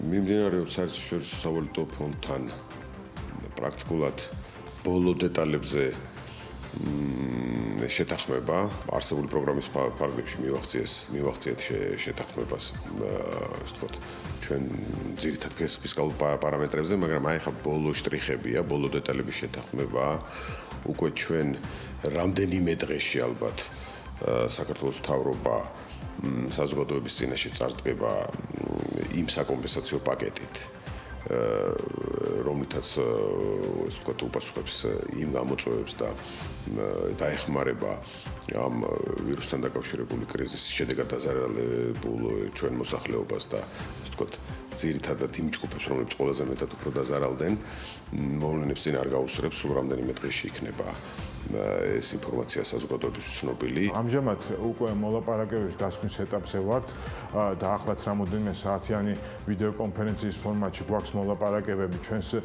პარტნიორებთან, თითოეულ დონორთან, სადაც ვთანხმდებით საბოლოო დეტალებზე. საქართველოს ერთ-ერთი ყველაზე სოლიდური მოცულობის დახმარების მიმღები ქვეყანა იქნება, ჩვენ თავისუფლად შეგვიძლია ესეთი პროგნოზი გავაკეთოთ. რთული რამდენიმე თვე იქნება, თუმცა ეს პესიმისტური განწყობის შექმნას არ ნიშნავს. ეს ტურიზმის ეროვნული ადმინისტრაციის ხელმძღვანელმა მარიამ ქროევიშვილმა Facebook-ზე საკუთარ პოსტში დაწერა. ის ამბობს, რომ საქართველოს ტურიზმის ინდუსტრია ერთ-ერთი პირველი იქნება, რომელიც სწორ დროს მოიზიდავს სასურველ მხარჯველ უნარიან ტურისტებს. ამასთან ქროევიშვილი განმარტავს, რომ ისინი კერძო სექტორთან ერთად შეჯერდებიან სწორ დროს სწორი სტრატეგიის ამოქმედებაზე. თავდაცვის სამინისტრო სამხედრო მოსამსახურეებისათვის მაჯის საათების შესყიდვის გადაწყვეტილებაზე ავრცელებს განცხადებას და იქ მითითებულია, რომ დამსახურებული სამხედროების წახალისებისა და მნიშვნელოვანი სტუმრების დაჯილდოების მიზნით უწყობა ქართველი დიზაინერი ზვიად სიკოლიას დიზაინით შექმნილი მაჯის საათების შეძენის გადაწყვეტილებას 2019 წლიდან იღებს. სამინისტროს განმარტებით სასაჩუქრე საათების დამზადება სამხედროების მოტივაციის ამაღლებას ემსახურება და განცხადებაში აღნიშნულია, რომ ნატოს წევრი ქვეყნების შეიარაღებულ ძალ სპირალებში იარაღის და საათის ჯუქება დამკვიდრებული პრაქტიკაა. თავდაცვის უწყებაში ამბობენ, რომ საათების დამზადება შვეიცარიაში მოხდება და თითოეულის ღირებულება დღეს ჩათვლით $166 და 38 ცენტია. თავდაცვის სამინისტროს განცხადებით, ამასთან დაკავშირებით ცალკეული მედია საშუალებების მიერ არაზუსტი და დამახინჯებული ინფორმაცია გავრცელდა, რისი მიზანით საზოგადოების შეცდომაში შეყვანა იყო. აზერბაიჯანის ენერგეტიკის მინისტრმა მოუწოდა OPEC+-ის ნავთობის მწარმოებლებს, რომ ფორმატის მიღმა აიღონ ვალდებულება ნავთობის წარმოების შემცირებასთან დაკავშირებით. შაჰბაზოვის პრესსამსახური აღნიშნავს, რომ მინისტრმა მიიღო მონაწილეობა არაოფიციალურ ვიდეოკონფერენციაში OPEC+-ის რამდენიმე ქვეყნის მონაწილეობით. ამ კონფერენციაზე განიხილეს ნავთობის ბაზრის არსებული მდგომარეობა და მაისის თვიდან ნავთობის მოპოვების შემცირების ვალდებულებებთან დაკავშირებით იმსჯელეს. აზერბაიჯანის ენერგეტიკის მინისტრმა იმ ქვეყნებს, რომლებიც OPEC+-ში არ შედიან, ნავთობის მოპოვების შემცირებისკენ მოუწოდა, ამბობს შაჰბაზოვის პრესსამსახური. ნავთობის ფასი რეკორდულად არის შემცირებული, თუმცა საზოგადოების გარკვეულ ნაწილში უკმაყოფილებას იწვევს ფაქტი, რომ საქართველოში ბენზინის ღირებულება კვლავ $2 ხდება და მიუხედავად 30-40 თეთრიანი გაუფასურებისა დრამატულად ის არ შემცირებულა. საინტერესოა, რა ხდება რეგიონის სხვა ქვეყნებში და უნდა ველოდოთ თუ არა საწვევის კიდევ უფრო მეტად გაუფასურებას. ლევან თაღიაშვილი აგროვებდა ინფორმაციას. გასული წლის შემოდგომაზე საუდის არაბეთში მომხდარმა დრონების ტერაქტმა მსოფლიო რამდენიმე დღით მიწოდების უწყვეტობაზე და შესაძლო დეფიციტზე ჩააფიქრა. ვერავინ წარმოიდგენდა, რომ ბარელი ნავთობის $30 ნიშნული OPEC-ის ქვეყნებს სანატრელი გაუხდებოდათ. ორშაბათს ნავთობის ბირჟაზე ნამდვილი კატასტროფა მოხდა და ფიუჩერსის ღირებულება -$40 ნიშნულის დალაშქრა. მიუხედავად იმისა, რომ ბირჟის ჩამოშლა უკავშირდებოდა მეტწილად ტექნიკურ თემას და მაისის კონტრაქტების ამოწურვას ასეთი პრეცედენტი WTI-ის ნავთობზე მსოფლიოს არ ახსოვს. რაც არ ახსოვს მსოფლიოს, ის მყისიერად ვრცელდება და საკმაო დოზით უკმაყოფილებისა საქართველოში, სადაც საზოგადოება ლამის ბენზინის ფასის განვლებას ითხოვდა. მიუხედავად იმისა, რომ საგანგებო ვითარების შემოღებამ დრამატულად შეამცირა ნავთობპროდუქტების მოხმარება, საზოგადოების უკმაყოფილება თემა მაინც გამოიწვია, რადგან მიუხედავად ნავთობის ყველა ტიპის გაუფასურებისა ბირჟებზე, საქართველოში საწვავი და კონკრეტულად ბენზინი მაინც $2 აჭარბებს. ნავთობის იმპორტიორთა კავშირის ხელმძღვანელი გიორგი კოტრიკაძე ამას მარაგებით ხსნის, რომელიც მსოფლიოში გადავსებულია, თუმცა საქართველოში კომპანიებს ჯერ კიდევ ძვირადღირებული მარაგების გახარჯვა უწევთ. ამიტომაც ფასების მკვეთრ შემცირებას არ უნდა ველოდოთ, ჯერჯერობით მაინც.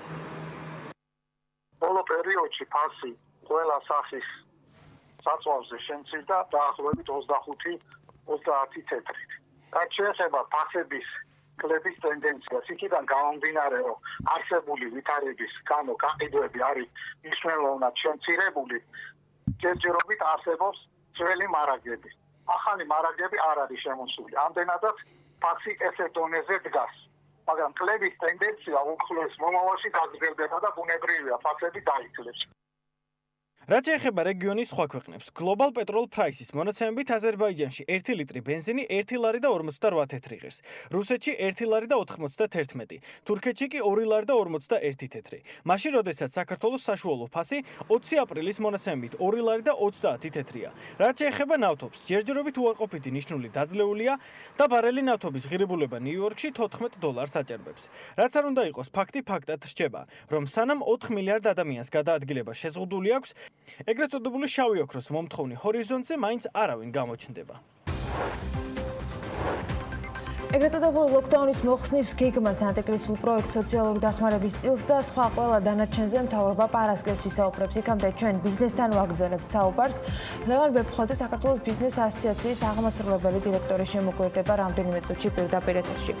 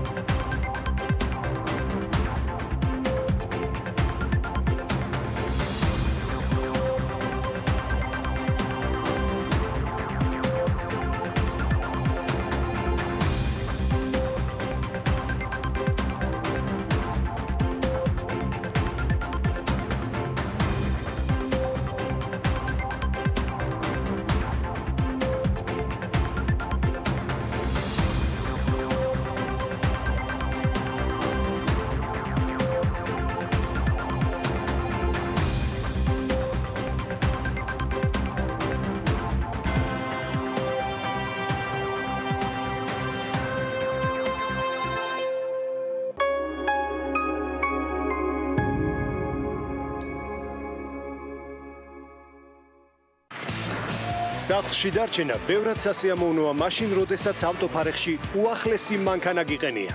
ითამაშე შენი საყვარელი თამაშები აჭარაბეთზე და მოიგე ყოველდღე. მოიგე მანქანა სახლიდან. აჭარაბეთ.com TV პირველის მომსახურებას ინტერაქტივით, სატელეფონო ცენტრით და როუმინგული მომსახურებით უზრუნველყოფს კომპანია Globalcell. Globalcell.G. საუკეთესო სატელეკომუნიკაციო სერვისები მთელ მსოფლიოში. სამზარეულოს პროფესიონალური დანადგარები და ელექტრომოწყობილობები. ჭურჭლის და აქსესუარების მრავალფეროვანი არჩევანი. მაგიდის სერვირება სასტუმროებისთვის და რესტორნებისთვის. გასტროტეკი, ყველაფერი პროფესიონალური სამზარეულოსთვის. დაგვიკავშირდით ნომერზე 295 66 33. TV პირველის ინტერნეტ პარტნიორია MyVideo.G. იხილეთ ყველა ვიდეო MyVideo-ზე. გსურთ საუკეთესო ვიდეო რეკლამის შექმნა თქვენი ბრენდის წარმოსაჩენად ან საინტერესო იდეის განსახორციელებლად. სარეკლამო რგოლისთვის, სატელევიზიო ან რადიო რეკლამისთვის ხმის ჩაწერა გჭირდებათ? ალაზანა პროდაქშენის გუნდი განსხვავებული ხედვით და გამოცდილებით გთავაზობთ ხარისხიანი და თანამედროვე რეკლამის შექმნას.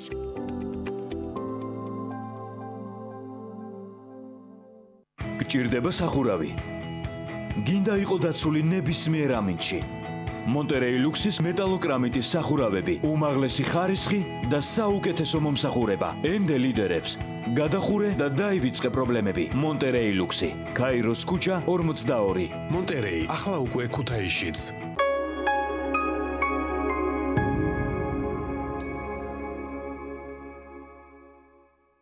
სანამ შინ დარჩენა სამოქალაქო პასუხისმგებლობაა. სანამ ქართული ბიზნესი უდიდესი გამოწვევის წინაშე დგას. სანამ ჩვენი ყურადღება ტელეეკრანისკენ კიდევ უფრო მეტადაა მიმართული. TV პირველი ქართულ ბიზნესს ფართოდ უღებს კარს. გამოიყენეთ ჩვენი საეთერო დრო. მოუყევით ხალხს თქვენს კომპანიებზე. დაგვიკავშირდით და გაიგეთ მეტი. TV პირველი. ქართული საქმის შუაგულში.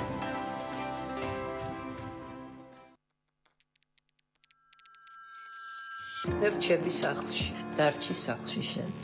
შენი ოჯახის სიკეთისთვის დარჩი სახლში. დარჩი სახლში. შენი სიცოცხლის გადასარჩენად დარჩი სახლში. მე ვრჩები სახლში. დარჩი სახლში. შენც დარჩი. დარჩი სახლში. გადაარჩინე შენი სიცოცხლე. დარჩი სახლში. დარჩი სახლში. შენი სიცოცხლის გადასარჩენად. დარჩი სახლში. მე ვრჩები სახლში. თქვენი შვილების სიცოცხლისთვის. დარჩი სახლში. დარჩი სახლში. მე ვრჩები სახლში. დარჩი სახლში. ძალიან გთხოვთ. დარჩი სახლში. მე ვრჩები სახლში. მშობლების გადასარჩენად დარჩი სახლში. TV პირველი თანამგზავრზე. სატელიტური მაუწყებლობის ყველაზე თანამედროვე DVB-S2 სტანდარტის MPEG-4 ფორმატში. თანამგზავრი Azerspay 1. აღმოსავლეთის 46 გრადუსი. სიხშირე 11094 MHz. პოლარიზაცია ჰორიზონტალური. სიმბოლური სიჩქარე 30000 კილობიტი წამში. შესწორების კოდი 566. TV პირველი. საქართველოში და მსოფლიოში.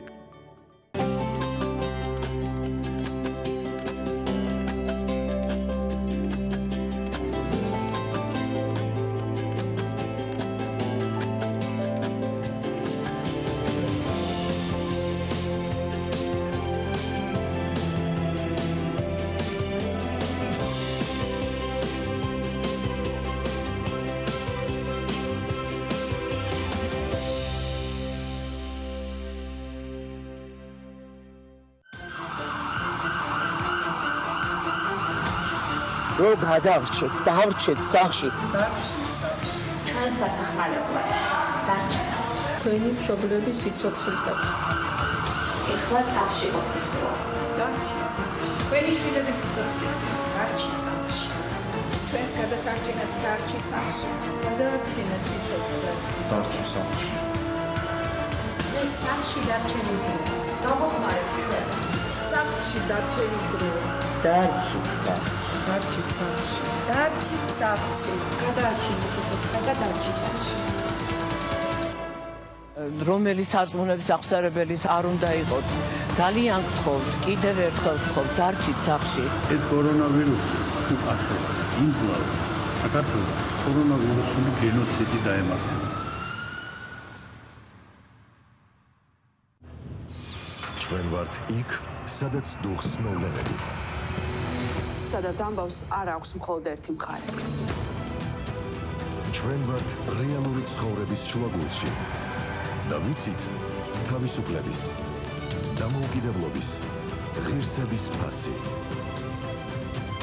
ჩვენ ვართ იქ სადაც ჭირდებით და იქ სადაც საჭიროა ისმოდეს ხალხის ხმა. მთაში, ბარში, სოფელში, ქალაქში. ჩვენ ვართ ყველგან, ვხედავთ ყველაფერს და ჩვენს ჟურნალისტურ პრინციპებზე შეუძლებელია ზეგავლენის მოხდენა. TV პირველი. გავლენების მიღმა, მოვლენების შუაგულში.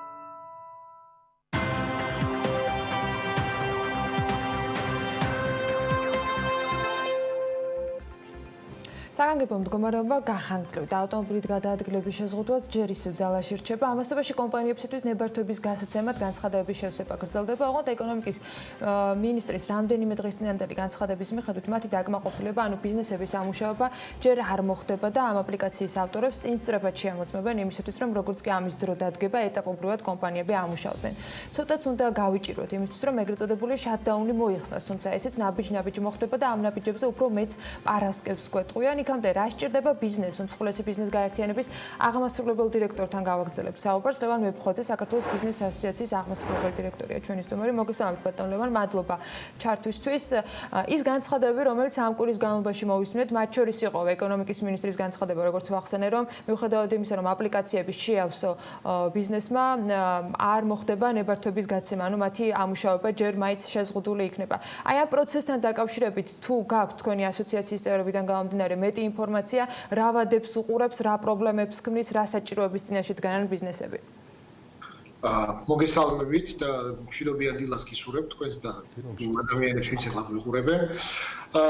ძალიან რთული კითხვაა, რა კითხვაში კონკრეტული პასუხი ჯერჯერობით როგორც ჩანს მთავრობის წევრებს არ აქვს, იმიტომ რომ მთავრობის წევრები როგორც ჩვენ დასაუბარში აცხადებენ, რომ ისინი ელოდებიან ეპიდემიურ სიტუაციის გაუმჯობესებას და ელოდებიან ზოგადად მეტ სიცხადეს ამ მიმართულებით.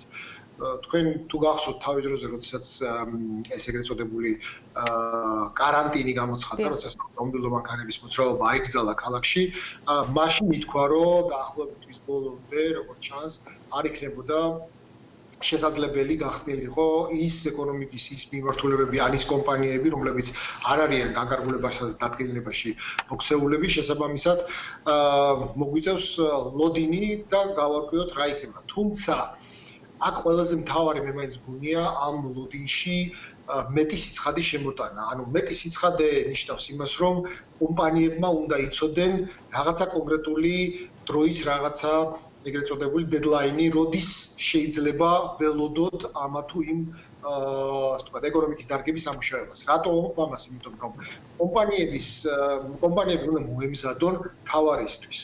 ჩვენ როცა ვსაუბრობთ პოსტკრიზისულ, აი თქვენთან იქ არის პოსტკრიზისული, მაგრამ ეს პოსტკრიზისული რას ნიშნავს? არის თუ არა პოსტკრიზისული, პოსტეპიდემიური, ანუ იქნება თუ არა ამ ეპიდემიის რაღაცა ძალიან მოკლე ვადებში დასრულება და ამის მერე დავიწყებ უცებ გავიღვიძებ და აღარ იქნება ეს ვირუსი და დავიწყებ მის გარეშე ცხოვრებას, ეს არავინ არ იცის.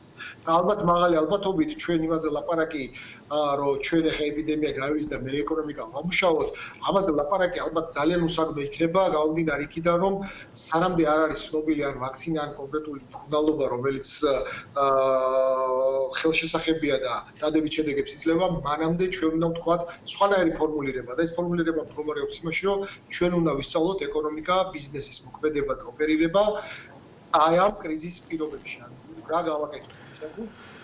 აი მაშინ როცა ეს ვირუსი ვრცელდება, ნელ-ნელა ეკონომიკა მუშაობდეს რაღაცა დარგები ნელ-ნელა ამოქმედნენ და ამის შედეგად ადამიანებმა შემოსავალი ნახონ, რომელსაც მერე უკვე დახარჯავენ და მეორე მხრივ გაზრდიან მოხმარების ხარეს და გაზრდიან წარმოების მიმართულებასაც.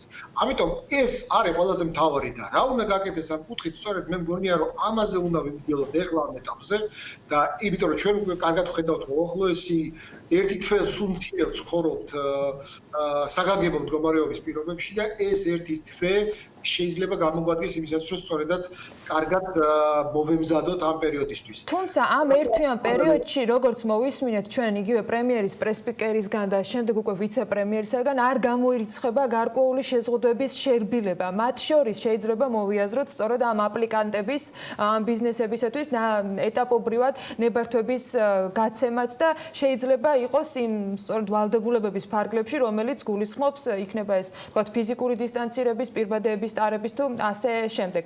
აი ასეთ რეალობაში ბიზნესის თქვათ მუშაობა, ასეთ რეალობაში ყველა ტიპის თქვათ კერძო სექტორის მუშაობა რამდენად შესაძლებლად მიგაჩნიათ და რამდენად შეიძლება იყოს ეს შეთანხმების თქვათ რაღაცა საგანი მთავრობასა და კერძო სექტორს შორის. ცხადია ის რომ თუკი ჩვენ წავალთ ინდივიდუალურად კომპანიების მიხედვით ეს გამოიწვევს გარკვეულად გაუგებრობასა და გაძაბულობას, იმიტომ რომ შეძლო აღმოჩნდეს რომ ერთ კონკურენტს ჰქონდეს შესაძლებლობა იმუშაოს და მეორე კონკურენტს არ ჰქონდეს შესაძლებლობა იმუშაოს და ამ კუთხით ეს იქნება თვითონ ბიზნეს გარემოს არა ჯანსაღი ბიზნეს გარემოს შექმნა.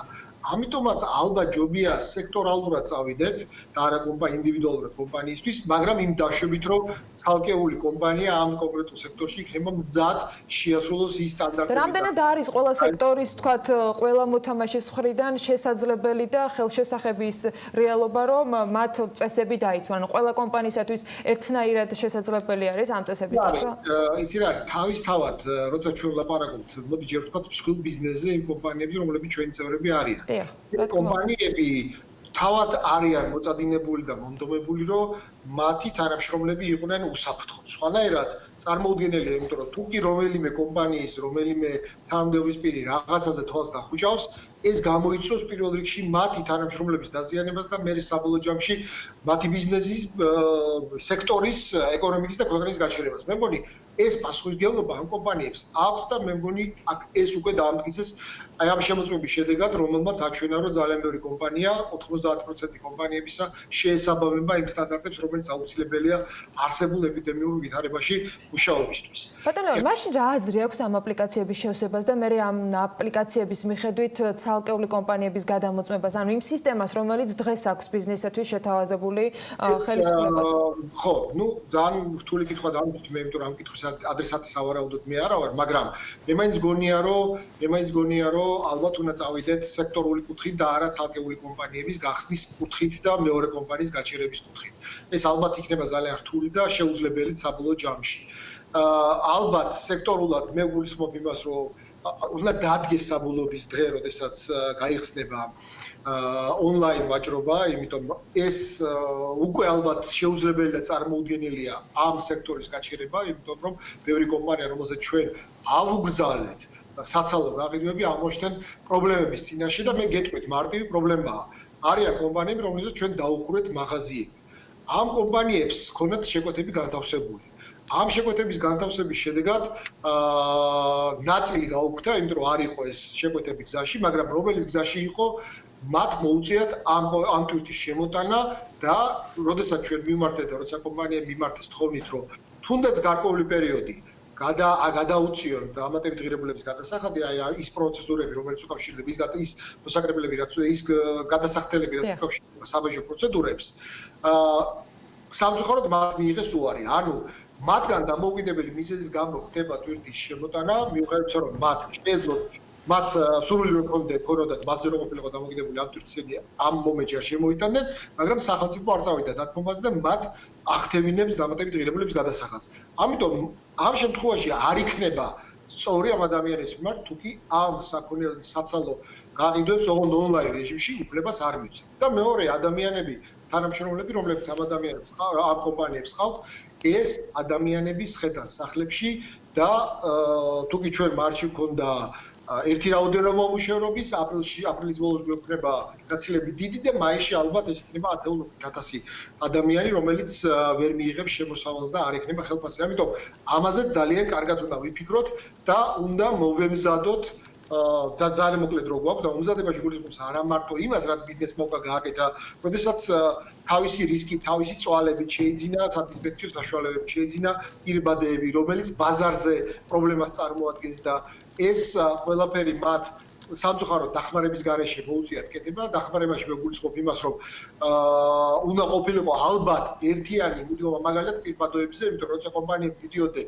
გარე ბაზრებზე პირბადების შესაძენად, იქ გარე ბაზრებზე პირბადეების რაოდენობა მინიმალური იყო მილიონობით, იმიტომ რომ სხვანაირად ბაზარზე გარე ბაზარზე ვერ იყიდა და ვერ შემოიტანა. ლევან, ერთი კომპანიამ 3 და 10 მილიონი პირბადე შეიძინოს, ამის რესურსი დარწმუნებული ვარ, ბევრს არ აქვს. შესაბამისად, ეს უნდა ყოფილიყო მეტი კოორდინაცია. და აქვე მინდა დავამატო, რომ ეს კომპანიებმა თავის წვალებით, თავის რისკით გააკეთეს, ეხლა უკვე დგება მეორე მომენტი, რომ ჭირდება რაღაცა დამატებით იმისათვის, რომ ამ პირობებში კომპანიებმა იმუშაონ და აქ უნდა მივაქციოთ ყურადღებას, რომ ეს ეგრეთ წოდებული სწრაფი ტესტირება შეიძლება გახდეს კომპანიების სამუშაოების და ეკონომიკის სამუშაოების ერთ-ერთი მნიშვნელოვანი ფაქტორი, ამიტომ ამასაც უნდა მიაქციოს სახელმწიფო ყურადღება, რომ აქ უკვე მათი ჩარევის გარეშე, აქ ბაზარზე ჩვენ გარე ბაზარზე გავიდეთ და ტესტები ვიყიდოთ, ესე ვეღარ გამოდის, იმიტომ რომ ფიზიკურად ეს ტესტები არ იყიდება, ამიტომაც სახელმწიფომ უკვე უნდა აქამდე უნდა მოეხდინა, რომ გამოერკვია რომელიც სწრაფი ტესტი არის სწორედ ის, რომელიც ყველაზე კარგ შედეგს იძლევა და ის პროცენტულია ეს თუ მაჩვენებლები, რომელსაც ჩვენ ვხედავთ, არის სრულად განსხვავებული ტესტების მიხედვით, შეემოწმებინა და შემოითავაზებინა კომპანიებისთვის. თუმცა ეს გვიანი არც ახლა არ არის და დარწმუნებული ვარ, რომ არის პარასკევი და სწრაფი ტესტების არ ვიცი, მაგრამ იდეაში არის დღე, როცა ბიზნესი, საქმიანი საზოგადოება იმედი მაქვს, რომ ეს მთელი საქართველოა, ელის იმ ეგრეთ წოდებული მასტიმულირებელი პაკეტის, ანტიკრიზისული პაკეტის წარდგენას საქართველოს პრემიერ-მინისტრის მხრიდან. 3 მოკლე კითხვა მაქვს. ამასთან დაკავშირებით თქვენგან შეძლებს დაგვარად მოკლედ რომ იმპასუხოთ. თქვენი თხსნით პრინციპში დღევანდელ და ხვალინდელ საუბრებს რა მოლოდინები გაქვთ იმ გეგმაზე, რომელიც დიდი ალბათობით შესაძლოა წარდგენილი იქნას ხვალ საქართველოს მთავრობის მიერ და რა ძირითად კითხვებს უნდა უპასუხოს მან. მოლოდინს რაც შეეხება, მოლოდინი მე ადრე თქვენთან ერთ ჩათვაში თქვი, რომ ჩემი მოლოდინი დამოკიდებული იქნება იმაზე, თუკი ჩვენ გვეწოდინება წყაროების საიდან შევავსებთ კონკრეტულ იმ დანაკლისს, რომელიც ახლა ეკონომიკაში გვაქვს და აქედან გამომდინარე ბიუჯეტის გვექნება, იმიტომ რომ ცალსახაა ეხლა გვაქვს ესეთი ჩაკეტილი წრე, როდესაც კომპანიები, რომლებიც არიან ბიუჯეტის შემოსავლები, იქით ითხოვენ დახმარებას, იმიტომ რომ ფულის გენერირება ვეღარ ხდება და ბიუჯეტში ვერ შეაქვს, ხო? ჩაკეტილი წრე იმიტომ არის, რომ თუ ბიუჯეტში ფული არ იღება, ამ კომპანიებს ვერ დავეხმარებთ, ცალსახაა. აქედან გამომდინარე, თუ კი წყარო გაჩნდა და ითქვა ეს სავალუტო ფონდისა და საერთაშორისო დონორი ორგანიზაციებით 3 მილიარდამდე ავიდა ჯამური დახმარება, ეს არ არის 1 და 2 თვის დახმარება, ეს არის უახლოესი თვეების დახმარება. ეს უკვე ნიშნავს, რომ გარკვეული წყარო გვაქვს. და თუ წყარო გვაქვს, ნიშნავს იმას, რომ ამ ხრივ უკვე ვარ ოპტიმისტური, იმიტომ რომ თუკი ჩვენ საუბრობთ გარკვეულ ფისკალურ ინსტრუმენტებზე, როგორც არის საგაცხადო მორატორიუმები ან გადავადებები, არა მარტო ერთი ინდუსტრიისთვის, როგორც დღეს აქამდე გაკეთდა, არამედ მთლიანად ეკონომიკისთვის, ეს ალბათ ლევან, აი ბევრმა თუ მაგრამ კომპანიებისთვის იქნება, მაგრამ თუ კი ალბათ ეს ძალიან მოგვიმრავლდა განსაკუთრებით ბოლო პერიოდში მიმართებები და აი ამ ტიპის განსაზღვრებები. ამ ფონზე მაშინ როცა ვიცით დაახლოებით სავარაუდო თანხა მოსასვლელიც და ყველაფერი კომუნიცირების ხარისხს საქართველოს მთავრობისა იმ თემაზე, რასაც ქვია ეკონომიკის გახსნა და მასტიმულირებელი პაკეტი და ზოგადად მათ კომუნიცირების ხარისხს როგორ აფასებთ პირადად თქვენ? იცი რა არის, გუშინ ჩვენ გქონდა საუბარი რამოდენიმე მინისტრთან, ეს იყო ინვესტორთა საბჭოს ფორმატი და მადლობა EBRD-ს, რომ მოგვეცა საშუალება ეს ფართო დისკუსია, რამოდენიმე მინისტრი იყო წარმოადგენელი და ვიყავით ბიზნეს ასოციაციების წევრები, რომლებიც ვართ ინვესტორთა საბჭოს ფორმატში. აი ამ ფორმატში გამოიკვეთა სწორედაც რომ კომუნიკაციის გარკვეული პრობლემები არსებობს და მეორე მხრიდანაც იქნა აღიარებული ჩვენი ასოციაციის მხრიდან სწორედ იყო საუბარი და ხაზგასმული რომ კომპანიებს უნდა ჰქონდეს ძალიან სწორი გზავნილი რა ვითარებაში მოხდება და რა ეტაპების მიხედვით იქნება დაყოფილი ისევ როგორც ძალიან ბევრ ევროპულ და ამერიკაში გაკეთებული ეს გეგმები და ეს გეგმები დევს და ამ გეგმები ხელმისაწვდომია ყველასთვის ასევე უნდა იყოს ეს გეგმები გაკეთებული ჩვენთან ასევე უნდა იყოს განსაზღვრული გარკვეული დედლაინები რაზეც მე უკვე ვთქვი და იქ ბუნებრივია იქნა აღიარებული მეორე მეტი კომუნიკაცია დაგვეთანხმდა რომ საჭირო და შეგვიძლია რომ ეს პროცედურა და აქტიურობა გაგრძელდება და მათ შორის ვითხრეს რომ ხვალინდელი შეხვედრა იქნება ერთ-ერთი მნიშვნელოვანი დღე როდესაც იქნება ეს გზავნილი რა გაკეთდება მათ შორის ფისკალური კუთხით და მონეტარული კუთხით რაც შეეხება ფისკალური კუთხით ის რომ აქამდე ჩვენ ბევრი ინფორმაცია არ გქონდა მე ერთადერთი ახსნა მაქვს იმიტომ რომ თუ შენ აანონსებ გარკვეულ გადავადებებს ან შეღავათებს გადასახადების კუთხით ამის დროში გაწელა თქმა არ შეიძლება ამაზე ბევრი დისკუსია არ არის საჭირო იმიტომ რომ ამას შეიძლება მთლიანად ჩამოაქციოს ეკონომიკა და არავინ არაფერი არ იხატოს მე თქვენი კიდევ ერთი გამოცდილება და თუ კი ეს იქნება ხვალ და პარასკევს იქნება ძალიან კარგი მივესალმები მე თქვენი კიდევ ერთი გამოცდილება მჭირდება ჩემ ბოლო კითხვისას თქვენ გაქვთ გამოცდილება, ოღონდ ტიპიურად სხვა კონსტიტუციის პირობებში ბრძანდებოდით საქართველოს პარლამენტის წევრი. საგანგებო ვითარებაში, რომელშიც დღეს ჩვენი ქვეყანა იმყოფება ბოლო რამდენიმე კვირაა. რამდენად ადეკვატურია, აქტიურია და სწორუპოვარია უმაღლესი საკანონმდებლო ორგანოს ჩართულობა და ხარისხი საპარლამენტო რესპუბლიკის მოწყობის პირობებში, რომელიც გასაგებია, რომ სულ რამდენიმე თვეა შევიდა ძალაში, მაგრამ არის თუ არა ეს ის ხარისხი ჩართულობის ამ შემთხვევაში უკვე საქართველოს პარლამენტის მხრიდან, რომელიც სასურველი იქნებოდა მიმდინარე ვითარებაში. გიორგი, ნუ შეეცდები ხა პოლიტიკურ ველში გადამიყვანო და პოლიტიკურ არ არის პოლიტიკური ველი, ცალსახად საქმიანი ველია, ბატონო. მოდი ვთქვათ, რომ მე როცა პარლამენტის წევრი ვიყავი, მაშინ სხვა ზუსტად ეგაღუნიშნე, რომ სხვა გარემოებები იყო და ეხლა სხვა გარემოებია. პარლამენტი არის კოლექტიური გადაწყვეტილების მიღების ორგანო და ეს ეპიდემია თავისი არსით მდგომარეობს იმაში, რომ ამ დროს კოლექტიური გადაწყვეტილების მიღების პროცედურა შეიძლება ცოტა გართულდეს, გამომდინარე იქიდან, რომ ეს საჯარო შეკრების პრობლემები დადგეს ამ კონკრეტული ორგანოებისთვის. ამიტომ ძალიან კრიტიკულადაც ნუ ასე ვთქვათ, შევაფასებთ, იმიტომ რომ ამ შემთხვევაში ჩვენ არ ვიცით მის მიღმა რასაც ჩვენ ვხედავთ და აქამდე ვიყავით და ვხედავდით პარლამენტის საჯარო შეკრებებს, მის მიღმა რა ტიპის კომუნიკაციაა და როგორ არის. ამიტომ მე არ მაქვს ეს ინფორმაცია და ვერ გამოვდგები ამ შემთხვევაში შეფასებლად. კითხვა პოლიტიკური არ იყო, ლევან, ამ შემთხვევაში სუბთა მაინტერესებს გამომდინარე მოწყობიდან სრულად და ბოლომდე გადაბარება, ასე ვთქვათ, მთავრობაზე გასაგებია საგანგებო ვითარებაში, მაგრამ მხოლოდ ვიკითხეთ ჩართულობის ხარისხი საპარლამენტო რესპუბლიკის ქვეყანაში. მოდელი არის საპარლამენტო მოდელი, თუმცა პარლამენტი ირჩევს და ნიშნავს პრემიერ-მინისტრს და უმტკიცებს ბიუჯეტს და საგანგებო მდგომარეობის დააკონტროლებს. გარკვეულ უფლებამოსილებას და ამ შემთხვევაში ალბათ ამ მოდელში საგანგებო მდგომარეობის მოდელში ალბათ ეს ფორმა რა ფორმაში დღეს ვართ პროფესორ გარკვეული დათქმით არსებობს კი. ინსტიტუციონალური მოწყობა კი არა და ეს ინსტიტუციონალური ფორმა კომუნიკაციის რაც ალბათ მთავრობაში არსებობს, ალბათ მე მგონი ჯობია, იმიტომ რომ უფრო ეფექტიანი და ეფექტური ხდება. მივიღე პასუხი. ჩვენთვის ძალიან მნიშვნელოვანი იქნება საქართველოს ბიზნეს ასოციაციის შეფასებები, მათ შორის პირადად ლევან მებხვაძის, მას შემდეგ რაც ცნობილი გახდება საქართველოს მთავრობის მიმართება და გადაწყვეტილება იმ გეგმასთან მიმართებაში, რასაც ეკონომიკის სტიმულაცია ქვია და ანტიკრიზისული. დიდი იმედი მაქვს, მეც უერთდები იმ განწყობას, რომ ჩვენ ეს დეტალებში გვეცოდინება ხვალ, რაც უკვე პირდაპირ მიმართება იქნება, რომ საქართველოს ბიზნეს ასოციაციის აღმასრულებელი დირექტორი კიდევ ერთხელ და მორიგად იქნება საქმიანი დილის და BMG-ის სხვა ეთერების სტუმარი. მადლობა მას ჩართვისთვის და ყველა კითხვაზე პასუხისათვის. მადლობა ლევან მებხვაძეს, საქართველოს ბიზნეს ასოციაციის აღმასრულებელი დირექტორი გვერდებოდა საქმიანი დილის ეთერში. დღეს ყველა ბიზნესს რთული მდგომარეობა აქვს, განსაკუთრებით კი ფუფუნების საგნებსა თუ ძვირადღირებულ პროდუქტებს. გამონაკლისი არც ახალი ავტომობილებია და ავტოცენტრები, როგორც მსოფლიოში, ისე საქართველოში გაჩერებულები არიან. შეზღუდულია ჯერჯერობით მათთვის ონლაინ ვაჭრობაც, რაც დამატებით ბარიერს ქმნის. როგორ აპირებენ სიტუაციიდან გამოსვლას, დაახლოებით რა ზარალს მიიღებს ბაზარი და რა ბედიელის ინდუსტრიას. ლევან თაღიაშვილმა მოამზადა ამ თემაზე სიუჟეტი. ეს მსოფლიოში ბიზნესების უმეტესობა გაჩერებულია. პირველი ზიანი სწორედ ფუფუნების საგნებს მიადგა და მათ შორის მოხდა ახალი ავტომობილების რეალიზაციაც, რომელიც გლობალური მასშტაბით თითქმის 40-50%-ითაა შემცირებული. გამონაკლისი არც საქართველოა. დღეს ყველა ავტოცენტრი დახურულია და როგორც მათი წარმომადგენლები აცხადებენ, საქართველოში ეს ბაზარი 30-40%-იან კლებას დააფიქსირებს. მაშინ, როდესაც მთელი მსოფლიო ახალი ცხოვრების სტილს ეჩვევა და მხოლოდ პირველადი მოხმარების პროდუქტებზეა მოთხოვნა გაზრდილი, ფუფუნების საგნების მცურვალთა რაოდენობა დრამატულად მცირდება.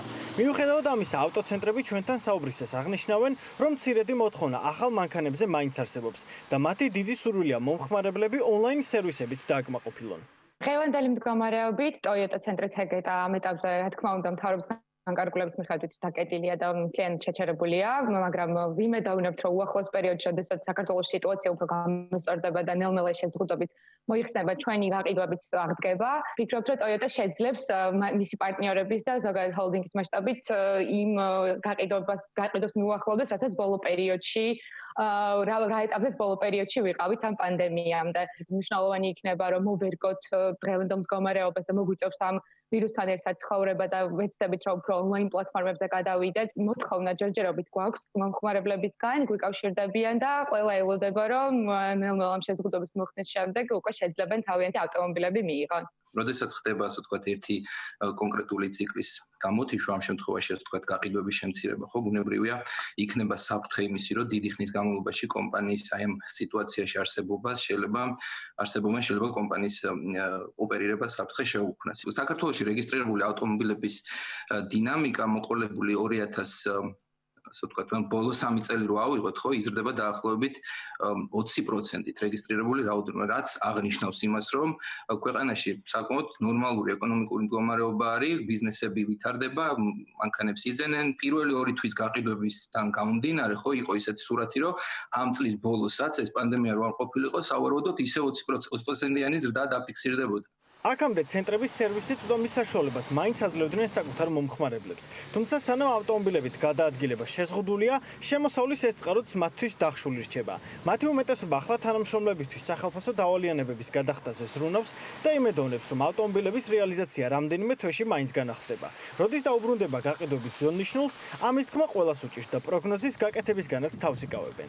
აქტიურად ვარ ჩართულები სოციალურ მედიაში კამპანიით დარჩი სახლში და ამ მიმართულებითაც მოუწოდებთ, თუმცა ვფიქრობთ, რომ ონლაინ მიმართულებით სახელმწიფო უნდა გააკეთოს დაშვება ონლაინ ვაჭრობაზე, რადგან დისტანციურად შეგვიძლია ჩვენ კონსულტაცია გავუწიოთ მომხმარებლებს, ასევე დისტანციურად მივაწოდოთ ეს ავტომობილი იქნება თუ სხვადასხვა პროდუქცია და ვფიქრობთ, რომ ამ მიმართულებით ეს მიმართულება აუცილებლად სახელმწიფომ უნდა გახსნას და ჩვენ აქტიურ კომუნიკაციაში ვართ როგორც ეკონომიკის სამინისტროსთან, ასევე სხვა უწყებებთან. ბანკებმა რა თქმა უნდა ხელი შეუწყეს კომპანიებს, ჩვენ ჯერჯერობით რა თქმა უნდა არ ვხედავთ ამ მაღალ რისკს, რომ შეიძლება სრულად ფუნქციონირება შეაჩეროს, თუმცა ვფიქრობთ, რომ უახლოეს ივნისიდან უკვე უნდა დაიწყოს ესე ვთქვათ რესტარტის პროცესი. დღესდღეობით გეგმა გვაქვს და ვფიქრობთ, რომ შემცირება დაახლოებით 30%-ით.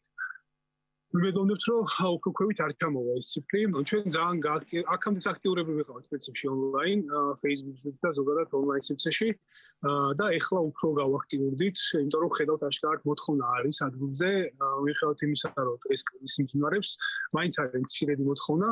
და ყველა ელოდება ამ სიტუაციის გამოსწორებას. ძველ ნიშნულს როდის დაუბრუნდებით, ეს რთული საქმეა, რო არ მოგატყუოთ. თუმცა ავტომობილების გაყიდვის უკვე ვთქვათ, უკან დაბრუნება ვარაუდობთ, რომ შემდეგი თვიდან პრინციპში უკვე უნდა დავიწყოთ ავტომობილების რეალიზაცია. 30-40%-იანი კლება კომპანიების შემოსავლების თითქმის განახევრებას ნიშნავს. ზოგიერთი მათგანი მთავრობასთან კონსულტაციების იმედს გამოთქვამს და ამბობს, რომ ონლაინ გაყიდვებზე შეზღუდვების მოხსნა ის პირველი ნაბიჯია, რაც ხელისუფლებამ აუცილებლად უნდა გადადგას. COVID-19-თან ერთად ცხოვრება და ახალი გამოსავლის მოძებნა კი არა მხოლოდ საქართველოში, არამედ მთელს მსოფლიოში არსებულ ავტოდილერებს მოუწევთ.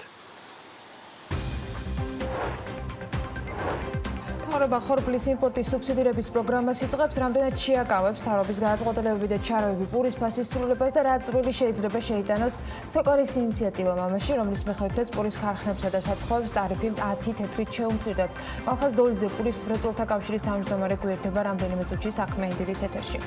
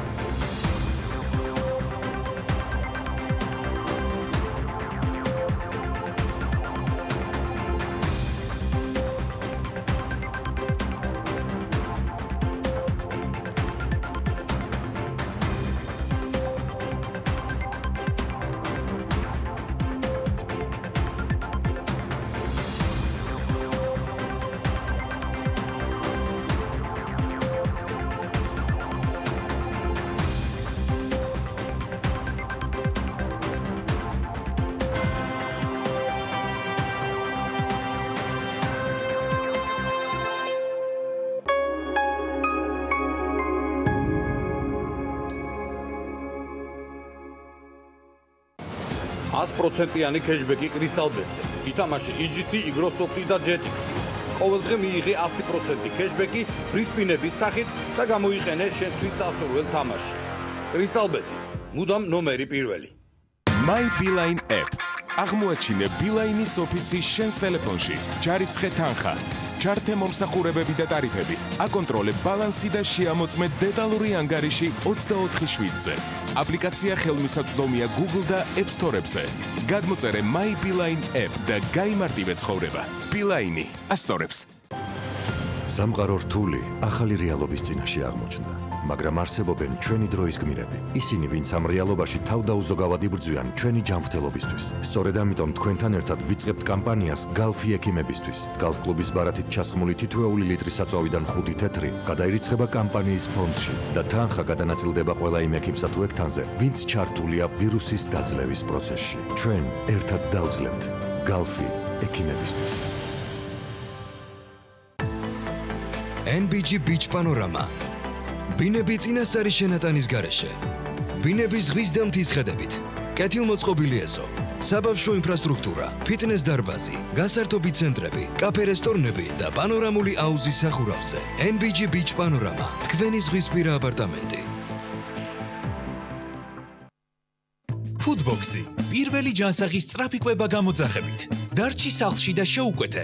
ხორცის, ვეგეტარიანული ან სალათის მრავალფეროვანი ბოქსები. ადამიანები ხშირად საკუთარი ინტერესებიდან გამომდინარე მოქმედებთ. თუმცა როცა მიზანი საერთოა, იქ ჩემი და შენი ერთმანეთისგან აღარ განირჩევა. რადგან ერთად ვქმნით საზოგადოებას, რომელშიც ვცხოვრობთ. რადგან ჩვენ მუდმივად ვჭირდებით ერთმანეთს. სწორედ ამიტომ ვართ ადამიანები. იყავი სოლიდარული, პასუხისმგებლობა გადამდებია. ეს ქვეყანა შენია. Unipay. შექმენით ონლაინ მაღაზია. მიიღეთ გადახდები და დაიწყეთ ონლაინ ვაჭრობა მომენტალურად. გახადეთ თქვენი ბიზნესი დისტანციური. Telequira. Ulimito მობილური ინტერნეტი მაგთისგან 5 ლარად. ჩაირთე პაკეტი აპლიკაციით My Magti ან კოდით PIPKI 157 დიეზი OK.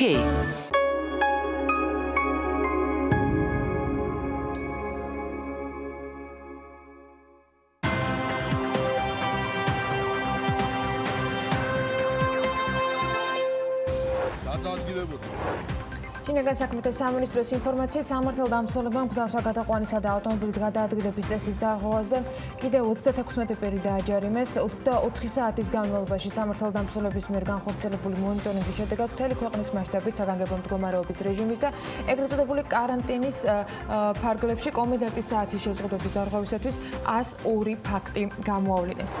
საქართველოში ტურიზმის ინდუსტრია ინერციით რომ არ იზრდება, ეს ძალიან რთულმა 2019 წელმა განსაკუთრებით ნათლად დაგვანახა ყველას, ვინც მუდმივად ცდილობდა ამ შეხედულებით ინდუსტრიის დაკნინებას, ამბობს ტურიზმის ეროვნული ადმინისტრაციის ხელმძღვანელი მარიამ ქრევიშვილი. საგანგებო მდგომარეობის ფარგლებში მოქალაქეებისათვის ამოქმედებული სატელეფონო ცხელი ხაზი 154 ზარების გადაჭარბებული რაოდენობის გამო გადატვირთულია. პრემიერის პრეს-სპიკერი მოუწოდებს მოქალაქეებს საგანგებო მდგომარეობასთან დაკავშირებულ კითხვებზე მხოლოდ 154-ზე დარეკონ და არა 112-ზე. თავდაცვის სამინისტრო სამხედრო მოსამსახურეებისათვის მაჯის საათებს შეისყიდის. სამინისტროს განმარტებით სასაცუქრე საათების დამზადება სამხედროების мотиваციის ამაღლებას ემსახურება. თბილისის მერის ინფორმაციით მიღებულია გადაწყვეტილება, რომლის მიხედვითაც კომპანიებს, რომლებსაც შეჩერებული აქვთ საქმიანობა, არ დაერიცხოთ დასუფთავების მოსაკრებელი.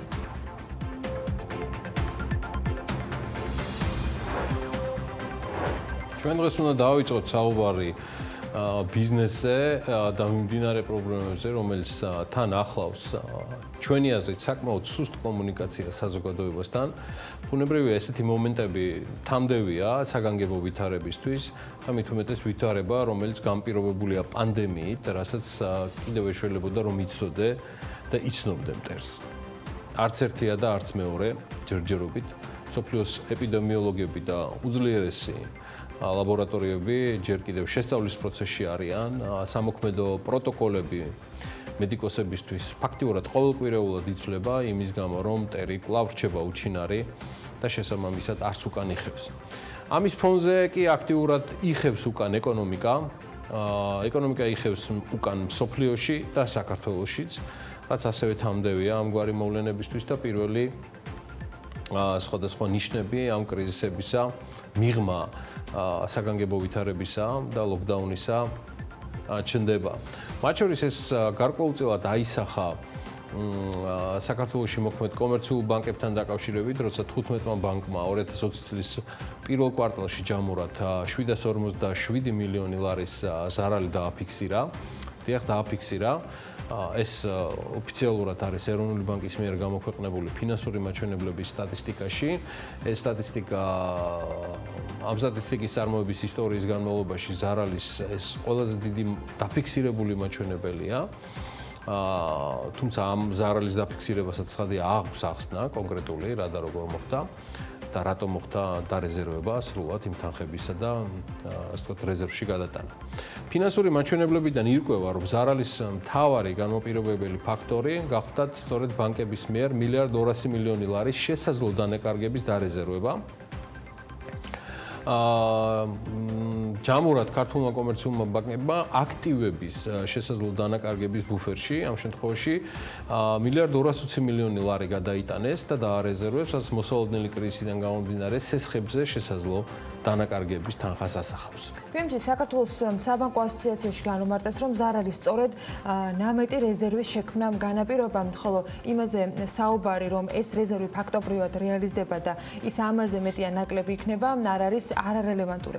ყველა კომერციულმა ბანკმა გაატარა რეზერვი ამ მაჩვენებელში პირდაპირ რეზერვების გამო არის შემცირებული მოგება, ამბობს საბანკო ასოციაციის პრეზიდენტი ალექსანდრე ძნელაძე ჩვენთან საუბარში.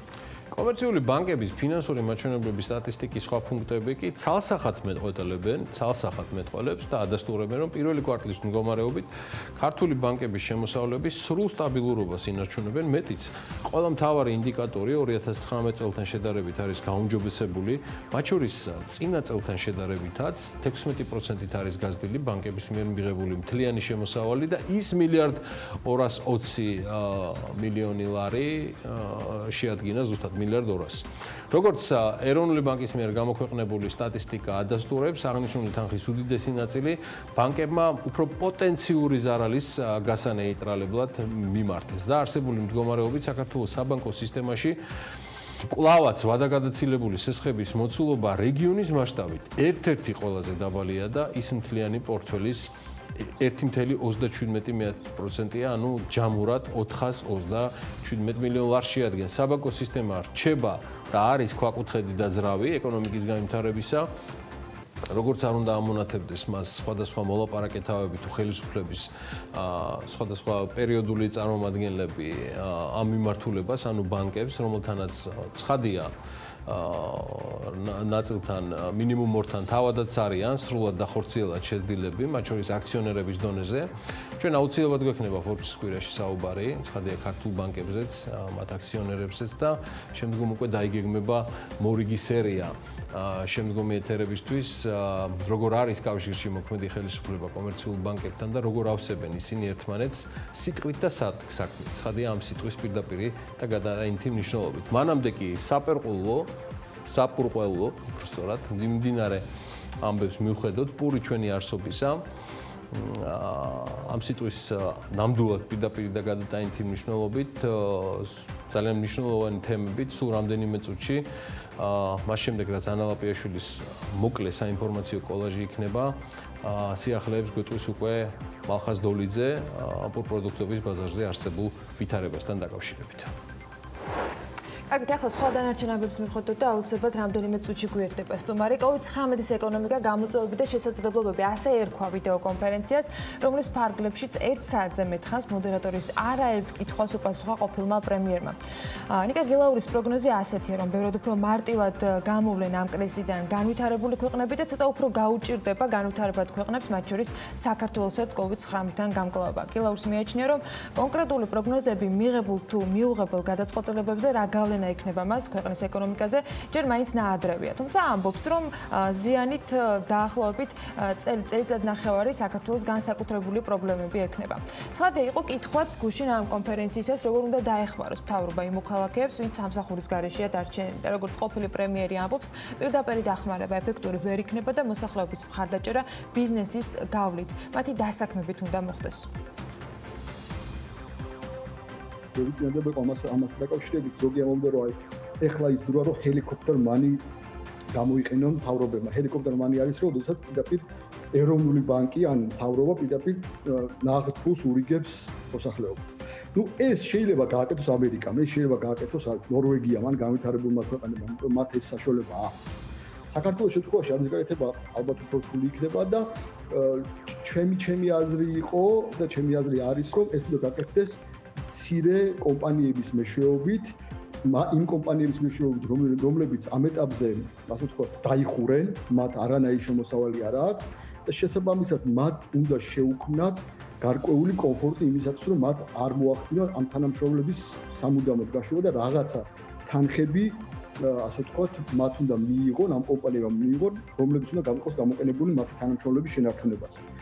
ამის გაკეთება შესაძლებელია მხოლოდ და მხოლოდ თუ ისინი რაღაც პერიოდის განმავლობაში არ გადაიხდიან გადასახადებს, მხოლოდ და მხოლოდ იმ შემთხვევაში თუ ისინი რაღაც პერიოდის განმავლობაში არ გადაიხდიან საბანკო პროცესს და თუ მათ გარკვეული შემოსავალი ეკრებათ მთავრობისგან, იმიტომ რომ ეს ბიზნესები ეს სრულიად დაკეტილია, მათი cash flow ასე ვთქვათ ნოლია. ერთ-ერთი მე არ მჯერა იმისი რომ უფასოდ და ესე ვთქვათ საჩუქრად მიცემული ფული ეფექტური იქნება. ამიტომ ჩვენი ფორმულა უფრო ესეთი არის რომ მთავრობა მიცეს თანხები და ამ თანხების საფასურად აიღოს ვაუჩერი.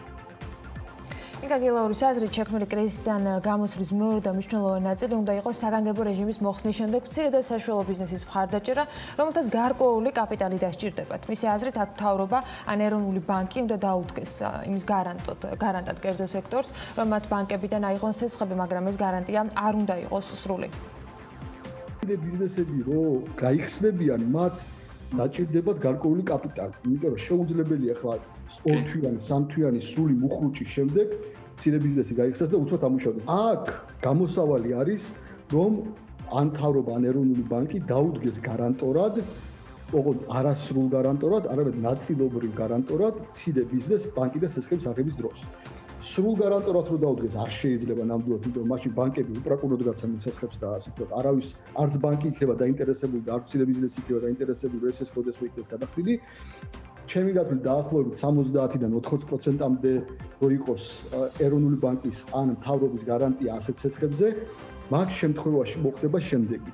ეს უნდა იყოს ლარში სესხები, მაგ შემთხვევაში მოხდება ის, რომ რისკი ამ კრედიტის შემცირდება შესაბამისად 75%, იმიტომ რომ მთავრობა ან ეროვნული ბანკი იქნება გარანტორი.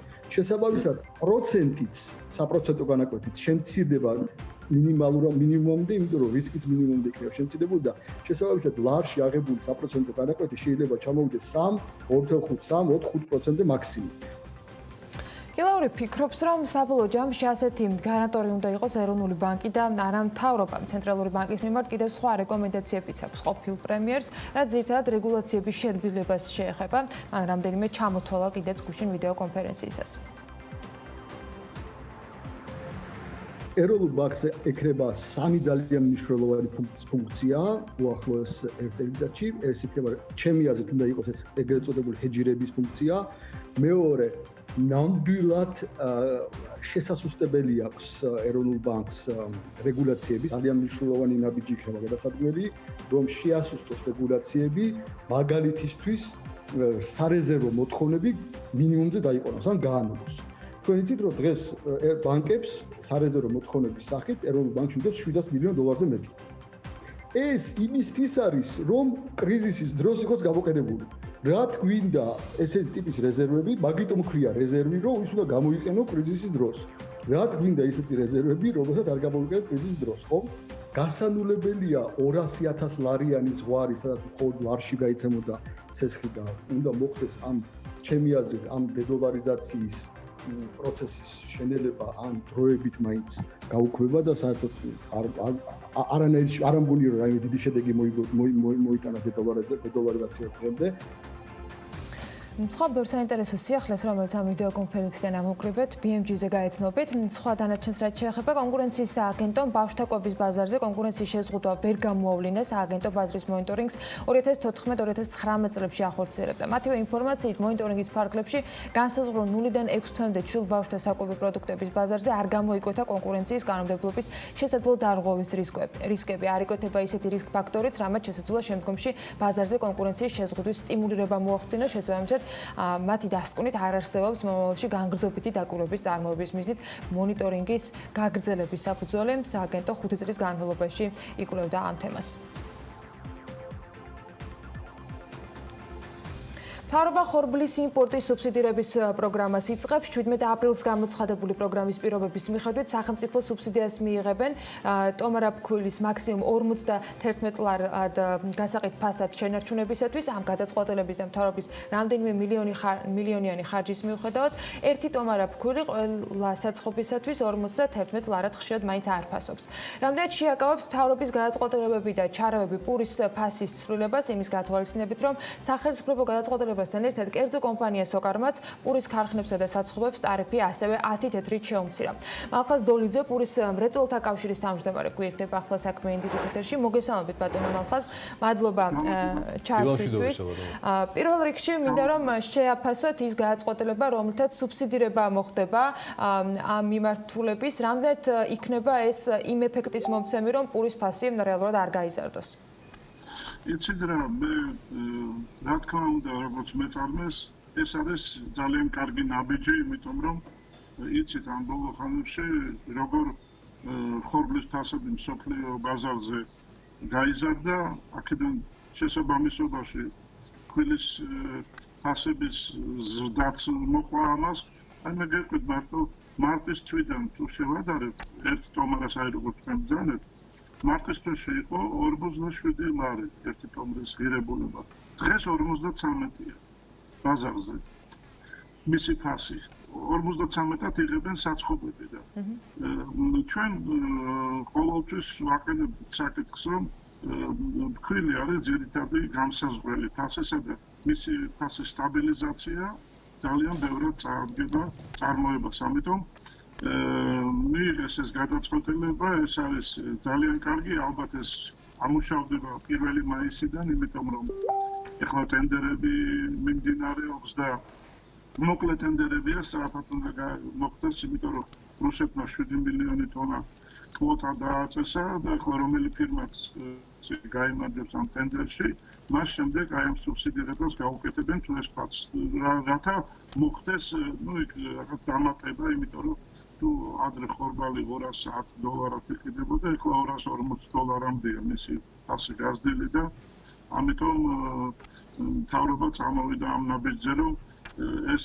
მტკივნეულად არ შეეხოს მოსახლეობას, იმიტომ რომ იცით ახლა ეს რეალურად ბაზარზე მოახდენს თუ არა ისეთ გავლენას, რომ ყველაზე გავრცელდეს და იგივე ყველა საცხობმა მიიღოს სწორედ ასეთი ფასით რეალურად ფქვილი, რომელიც უდიდეს წილს იკავებს ფასში. ძირითადი მოთამაშეები აქ ფასის გამსაზღვრელი არიან მსხვილი წარმოებლები. მსხვილი წარმოებლები ძირითადად ახლა თბილისში მე ვამბობ ამას, არის რამოდენიმე მსხვილი წარმოება, რომელსაც მე ყველა წარმოება ასე ხო იცით აქ როგორ არის. ყველა ერთმანეთს უყურებს ამ ფასს. გესმით ჩემი ხმა? დიახ. გისმენთ ბატონო. ხო და აქ როგორ არის, იცით, რა თქმა უნდა, ეს არის ძალიან მნიშვნელოვანი, რომ სტაბილური იყოს ფასი. ფასის სტაბილურობა განსაზღვრავს, აი 2 წელია მე შემიძლია მთელი პასუხისმგებლობით, რომ ფასი ფაქტიურად არ შეცვლილა. ფაქტიურად არ შეცვლილა ყოველ ფასი.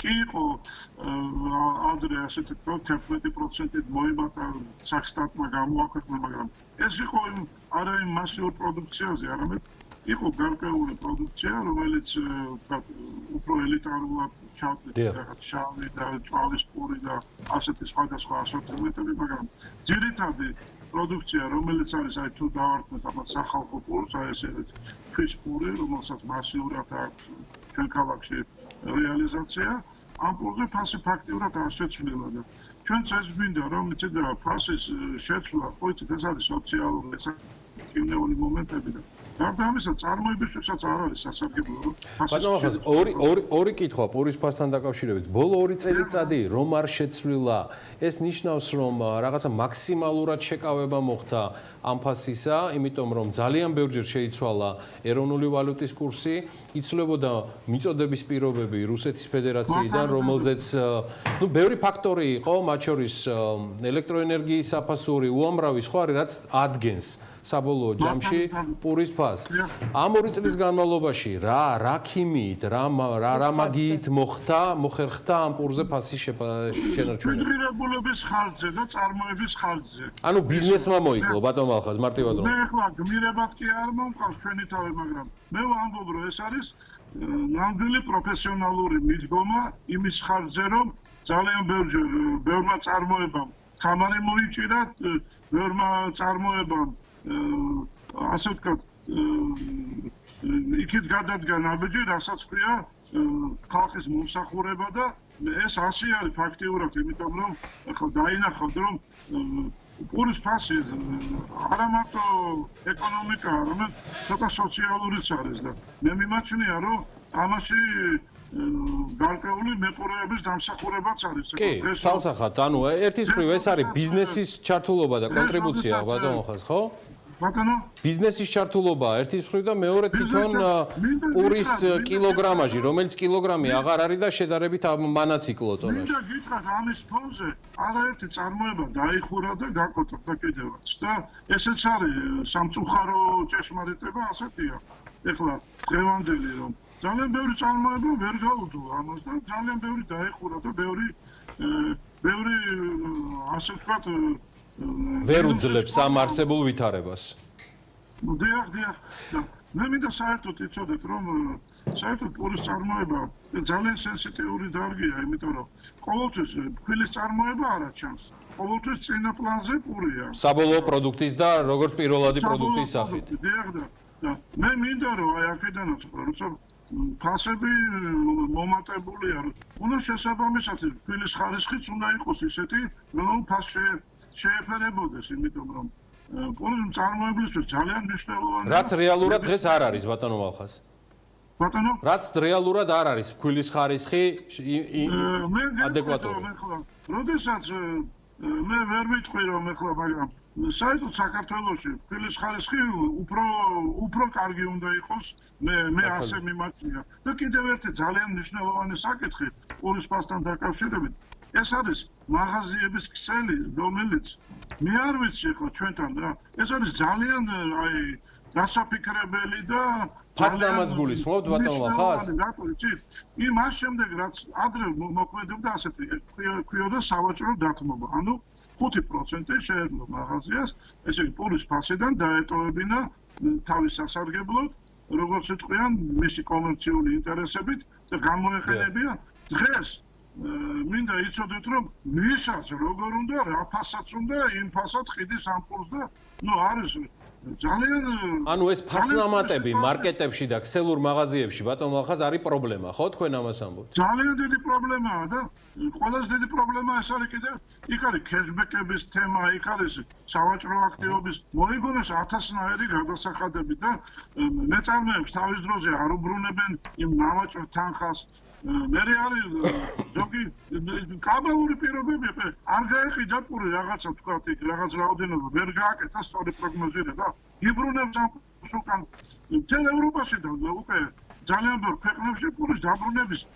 პრობლემა საერთოდ არ არსებობს და ეს თემაც არ არსებობს ჩვენთან ეს თემა არის ბატონო ახლა გავიგე გასაგებია ბატონო კი გასაგებია ეგა ერთი კითხვა ბოლო თქვენ ძალიან მნიშვნელოვანი თემა ახსენეთ რუსეთის ფედერაციის მიერ დაწესებულ კვოტებთან მიმართებაში, რომელიც 7 მილიონით განისაზღვრა, რამაც ბუნებრივად შეზღუდა ხელმისაწვდომობა მათ შორის ჩვენი და ამითი ასე ვთქვათ აიხსნება მათ შორის ის იმპორტის სუბსიდირება საქართველოს მთავრობის მხრიდან, რაც ხორბალზე ხდება 90%-ით საქართველოს არის დამოკიდებული რუსულ ხორბალზე.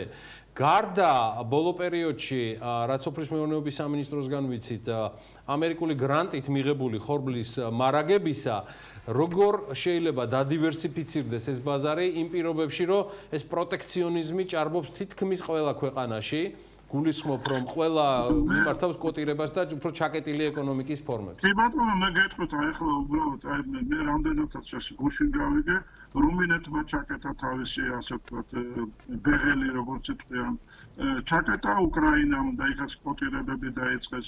ყაზახეთში მოსავალი დიდი არ იყო, თუმცა გახსოვთ, შეპირებები იყო და ჩვენი ეკონომიკის მინისტრი ჩასულა და ესეთი იყო შეპირება, მაგრამ მიუხედავად ამისა ყაზახეთმაც ვერ მოგვაწოდა.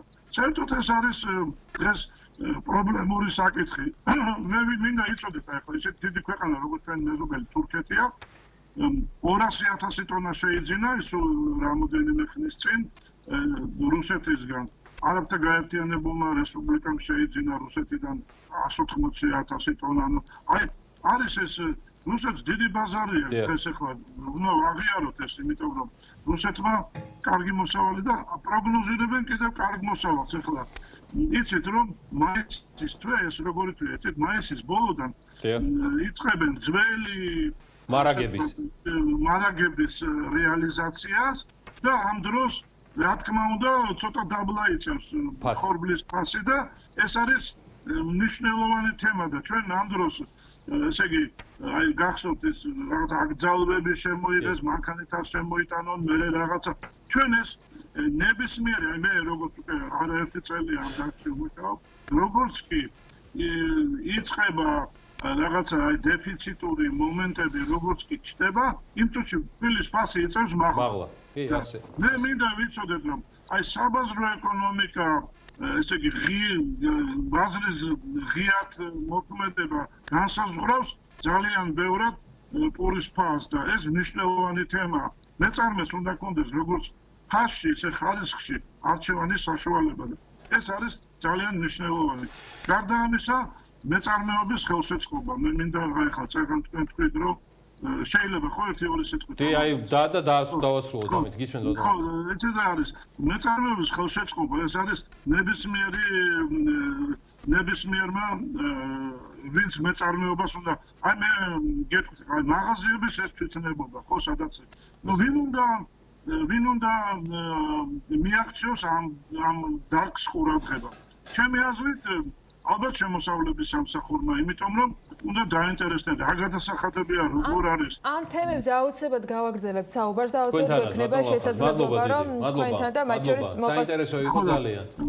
მე მინდა იცით რა, აუცილებელია ეს საკითხები, იმიტომ რომ ჩვენ ამდენ სწავლობთ, შემოიტან გამოაცხობ, გაუშვებ და მე ვიღაცა მე მთელი თვე მირეკავდა მაგალითად ჟურნალისტი რომ გინდათ რომ ზუგდიდში პური რატო გაძვირდაოდა ხო თბილისში საქართველოში 1300 წარმოებაა პურის და სადღაც ახლა კერძო დისტრიბუტორი ვისაც მიუყვარს კერძო მაღაზიაში შეიძლება თვითონ ფასნამატი კონდეს. ბატონო ახლა გასაგებია, მედიაც მიახ შემოსავლების სამსახური არის, მედია ნამდვილად მიაქცევს ამას ყურადღებას და მადლობა კიდევ ერთი საინტერესო მინიშნებისთვის.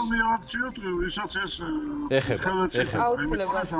პურის მრეწველთა კავშირის თავმჯდომარე ბიზნესმენი მალხაზ დოლიძე, მადლობა მას საქმიან დილაში ჩართვისთვის და საკმაოდ საინტერესო საუბარი პროდუქტების და ხორბლის მომარაგების თემაზე ჩვენი ქვეყნის.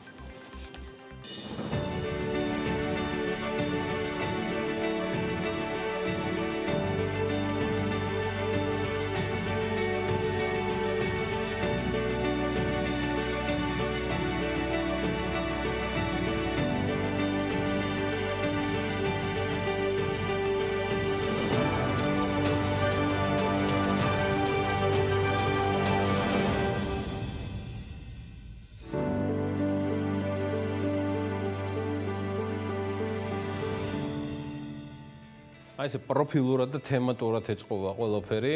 ერთი მე ვერ ვახერხებ ამ სტუდიაში გადაწყობა გადაადგილებას, მაგრამ რატომ თემატურად და პროფილურად გეტყვით ჩვენი წინა რესპონდენტიდან გამომდინარე, ვიდრე შემდეგს გაგაცნობთ, რომელიც 2019 წლის იანვარში მანა მანჯგალაძემ დღევანდელი საქმიანობის გმირის გაცნობა გადაწყვიტა სხვათა შორის და მისი ისტორიის სათაური პური და ღვინო გახლდათ. პური დღეს არა მხოლოდ მისი გმირის დღევანდელი გმირის კონტექსტშია საინტერესო და ღვინის რა გითხრათ, კორონა მისი წონაც შეამსუბუქა, თუმცა არამნიშნულოვნად დღეს მანას გმირი ნოდარ ლატიბაშვილია, რომელმაც საქმიანობის რუბრიკაში მოხვედრის შემდეგ ამერიკაშიც მოახერხა რამდენიმე თვით წასვლა, შრომაც აგროტურიზმში ჩართვაც შვილიც მოესწრო. ხო და მოკლედ მასთან კი შეთეთრებულ ეკოლოგიურად სუფთა სახში ამ ჯერზე ჩასვლა ვერ მოხერხდა, მაგრამ საქმიანი ამბების განახლება მანას მშვენივრად გამოუვიდა. დანარჩენს უკვე თავად მოგვიყვება მანა მანჯგალაძე და მისი საქმიანები. დილა მშვიდობის. ნოდარ ლატიბაშვილი არაჩვეულებრივი ბიჭი, მართლა ძალიან საინტერესო ადამიანი, თავისი საქმიანობით და ძალიან გვაინტერესებდა როგორ აგრძელებდა ის თავის საქმეს ნამჯის სახლში, საგარეჯოში. ნამჯის სახლი, კი. და რას აპირებდა? ან როგორ იყო დღეს, როდესაც ასეთი განსაკუთრებულ ვითარებაში უწევთ ადამიანებს მუშაობა? გაჩერებული იყო თუ აგრძელებდა საქმიანობას? როგორც აღმოჩნდა, მის საქმიანობა გრძელდება. ამერიკიდან დაბრუნების შემდეგ, როდესაც ის იყო წასული, დანაზოგი ჩამოიტანა და თავის საქმიანობაში ჩაედო მთლიანად. ის არა მარტო ვენახში აგრძელებს მუშაობას, არა მარტო ყანაში აგრძელებს მუშაობას, მებოსტნეობასაც მიიღო ხელი. ამ ბოლო პერიოდში გაუმართლა მას გრანტიც აიღო ფერმერთა ასოციაციის დახმარებით, კი რისთვისაც ძალიან მადლობელიც არის და ფიქრობს, რომ აგროტურიზმის მიმართულებით დაიწყოს განვითარება, უბრალოდ გააგრძელოს ისევ განვითარება და ძალიან იმედიანად არ არის შეშინებული, არ არის თქვა დამთხალი იმის გამო, რომ შეიძლება ტურისტი არ ყავდეს, ფიქრობს იმასაც, რომ შეიძლება უცხოელი ტურისტი უცებ არ შემოვიდეს, მაგრამ ადგილობრივების იმედი აქვს ამის იმედი. საერთოდ ახალგაზრდები ძალიან ისე მოტივირებულებიც არიან და იმედიანებიც არიან და ეს რაღაცა გადამდებიც ხდება. ამბობს იმას, რომ სახელმწიფოს როლი, თქვათ, დღეისათვის ისევე როგორც თქვათ, მისი ხუთივე მცდელობის შემთხვევაში არც ისე ესეთი მნიშვნელოვანია და პრაქტიკულად არ ჩანს. დღევანდელ სიტუაციაში წესებია. იცი რა, ამბობს, რომ შესაძლებელია რაიმე კომუნიკაცია არსებობს, მას ყოველთვის ქონდა სხვათა შორის ეს ჩვენ მაშინაც ერთად ჩავწერეთ, მაშინაც თქვა, რომ პრაქტიკულად გლეხის ენა მათ საერთოდ არ იციან, მოწყვეტილები არიან. კი. დღესაც იგივეა, მე არ ვიცი შესაძლებელია ცალკე მიმდინარეობს რაიმე მოლაპარაკებები და თქვათ რაღაცა კონსულტაციები, თუმცა ჩემამდე ეს ინფორმაცია არ არის მოსული, როგორც თვითონ ამბობს. თუმცა, თქვათ იგივე შარშანდელ წელსაც იხსენებს ის, როდესაც რაღაცა კანონმდებლობაშიც უნდათ ბიომეურნეობის მიმართულებით რაღაცა გარკვეული ცვლილების შეტანა, მაგრამ ეს მხოლოდ საუბრის დონეზე დარჩა. ძალიან იმედოვნებს, რომ რაღაცები იქნება, ცვლილებები იქნება, ყოველ შემთხვევაში თვითონ ბევრს აკეთებს ამისათვის და მზად არის იმისთვის, რომ არა მარტო თავის თქვათ ოჯახს მიხედოს, არამედ გარკვეულწილად რაღაცა დოვლათი დააგროვოს, რომელიც ხვისთვისაც იქნება გამოსაყენებელი. ის უკვე გადასახლებულია საგარეჯოში, რამდენიმე ხანია. კი, რაღაც პერიოდი, თქვათ, სრულიად მარტოა, არც ეს არ უჭირს სხვათა შორის, იმიტომ რომ აი აქ მაინც ისეთ ადგილას ცხოვრობს, სადაც წყემსების მეტი, ცხვრის და ძროხის მეტი არაფერი არ დადის. ხო, ამიტომ მისთვის ონლაინ ურთიერთობა დიდი ხნის დაწყებული იყო. ფაქტობრივად ლოკდაუნშია იქ. ხო, იქ კი ესე გამოვიდა. ოღონდ ჩვენ ვერ ჩავახციეთ ამ ჯერზე. არა, ვერ ჩავახციეთ, მაგრამ არაჩვეულებრივი ფოტოგრაფია და არაჩვეულებრივი ოპერატორიც იყო. ეს შემთხვევა იყო, როდესაც რესპონდენტთან მე ვერ ჩავედი, მაგრამ რესპონდენტი გახდა ჩვენი ოპერატორიც და მაგრამ ესე არ გავაგრძელოთ. ხო, ეს რთული ყოფილა. ძალიან რთული. აი, როგორ გიხარ, პირდაპირ ურთიერთობა როცა არ გაქვს რესპონდენტთან, მაინც სხვა არის რა. შენც იმ გარემოში როცა ვერ უყურებ. ხა მე მაინც მეტნაკლებად ვიცოდი, იმიტომ რომ ნამყოფი ვიყავი საგარეჯოში, მაგრამ მაინც ამ სიუჟეტს ნოდართან დაკავშირებით, ნოდარ ლატიბაშვილთან დაკავშირებით რა დაერქვა? წინა იყო პური და ღვინო. ნამჯის სახლი დავარქვით მაინც, ხო. ნამჯის სახლი, პური და სანახაობა იყო ჩვენგან, ჩემგან, ნანა ოპიაშვილისგან და მანა მანჯილაძისგან, პანემენ ცირკენსე, მაგრამ ძალიან მაგარი ბიჭის შესახებ. ძალიან მაგარი ისტორია. მოდი დავტყვეთ კიდევ ერთხელ მანა მანჯილაძის საქმიანობით. ეს ნამჯის სახლია, ეს ნამჯის სახლის მეპატრონის ვენახია. აქ პურის ყანა, იქით კი ბოსტანია. ეს ნამჯის სახლის მეპატრონია, ნოდარ ლატიბაშვილი. საქმიანებში 2 წლის წინ გაგაცანით, ახლა კი კოვიდის პირობებში ონლაინ ვეწვიეთ. ასეც ხდება და უფრო მეტიც, როცა რესპონდენტამდე ვერ მიდიხარ, რესპონდენტი ხდება შენი ოპერატორიც და ფოტოგრაფიც. თითქმის 2 წლის შემდეგ საქმიანები ისევ მიუბრუნდა თავის გმირს და უკვე საგანგებო რეჟიმისა და კარანტინის პირობებში მოიკითხა. რა საქმიანობენ? გაჩერდნენ თუ არა? ახლა უკვე თბილისიდან საგარეჯოში გადაცხოვრდა ერთი მიზეზით, ერთი დღე არ უნდა ჩაუვარდეს. დაახლოებით ესე 7-8 საათზე იწყება. აქ უკვე კარგად აღებული ამინდების ამ პერიოდში ხელს მიწვევს. მე უკვე ნელა ვიწყებ სამუშაოებს, ახლა ვენახს ვაკავებ. კიდე რაღაც თესვის საქმიანობები მიდის. მინდი დავთესე, ქართული ჯიში არის ადრამეთის თეთრი ესეთი. ლობიო დავთესე, მინდვრის ლობიო. კიდე ცოტა დეკორატიული სიმინდი დავთესე ფერადი. ცოტა ბალიკის აფილო, ყვითელი საზამთრო. და ბადრიჯანი. საფოსტე სამუშაოების ძირითადად ამოცალა ხოლმე, მაგრამ წელს უკვე თან ამ პირობებიდან გამომდინარე გადაწყვეტილება ყველაფერი დავთესო. ხო, ასევე კარტოფილი მოხდა 1000 და ნიორი. ანუ იქიდან გამომდინარე რომ რაღაც საშუალება არსებობს დეფიციტის და თან ყველაფრის ფასი იზრდება, მაქვს იმის საშუალება რომ მოვიყვანო ყველაფერი, რაც ოჯახს ჭირდება. თავარი მაინც ვენახი და ღვინოა, ამიტომაც არის ალბათ საღზე უფრო ადრე მარანს რომ ამთავრებს. ვენახში კი სულ უფრო მეტი ენდემური ჯიშის ფაზია. ეს არის ძველი კახური ჯიშები, მონასეული, შავი ქაცითელი, ასევე არის ხიხვი, კახური მწვანე და ცოტა სხვადასხვა ჯიშებიც არის შერეული. ძირითადი მიმართულება უფრო აღებული არის მონასეული. ეს არის ერთ-ერთი იშვიათი წითელყურძნიანი ჯიში და საკმაოდ პერსპექტიული. მესხური წითელი დოლი, უკვე გონი მეხუთე წელია რაც მომყავს და საკმაოდ კარგად იყიდება, აქ როცა ეს აგროტურისტული კომპლექსი აქტიურად ამუშავდება, აქ საცხოვრებელიც ექნება და ბუსტერზე პური გაიყიდება.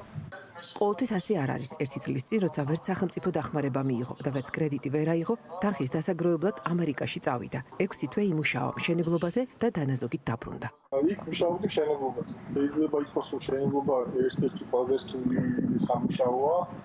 მიუხედავად იმისა, რომ იქ საკმაოდ სტანდარტიზებული ყველაფერი და მაღალ დონეზეა, მაინც ანუ ფიზიკურად ყველაზე უფრო რთული სამუშაოა მშენებლობა.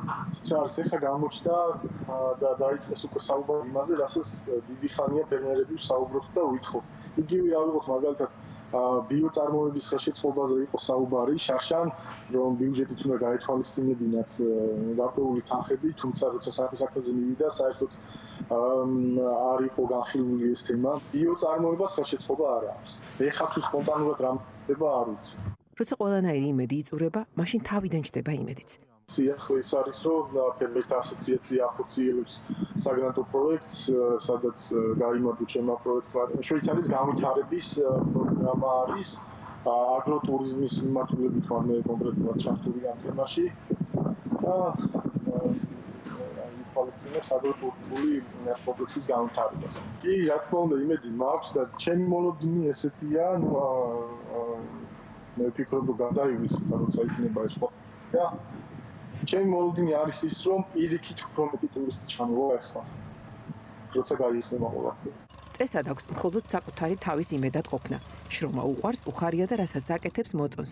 აღმოაჩინა, რომ ბევრი დაუბრუნდა მიწას, ბევრმა მიაკითხა. მე ვარ ერთ-ერთი ადმინი ერთ-ერთი ჯგუფის ბიოლოგიური სოფლის მეურნეობის, სადაც ასე ვთქვათ, კონსულტირებას უწევთ იმ ადამიანებს, ვისაც აინტერესებს ჩაერთოს ამ თემაში და ერთად უზიარებთ გამოცდილებას და ანუ თავისი სტატისტიკა აქვს ძალიან საინტერესო ამ ჯგუფს.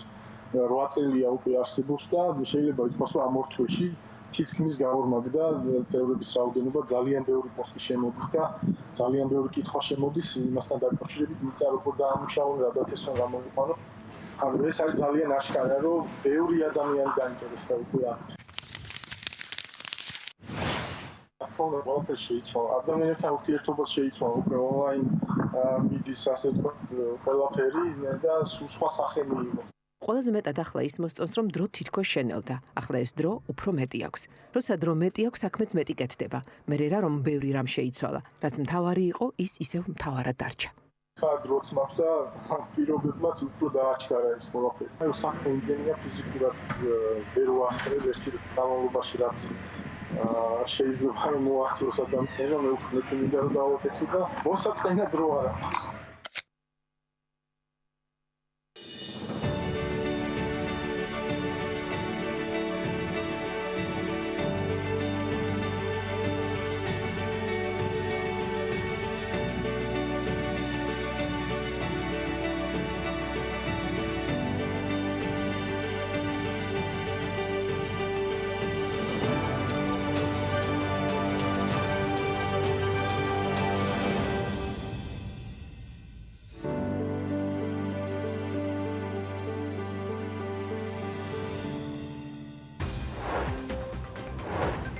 როდის დავიწყებთ მოგზაურობას, რა გეგმა აქვს ტურიზმზე დამოკიდებული ეკონომიკის მქონე ქვეყანასა და რა პროგნოზების გაკეთება შეიძლება იმ რეალობაში, როცა არც ერთ კითხვაზე, რაც პირდაპირ თუ ირიბად კორონავირუსი შეიძლება უკავშირდებოდეს და მას ყველაფერი უკავშირდება, არ გვაქვს.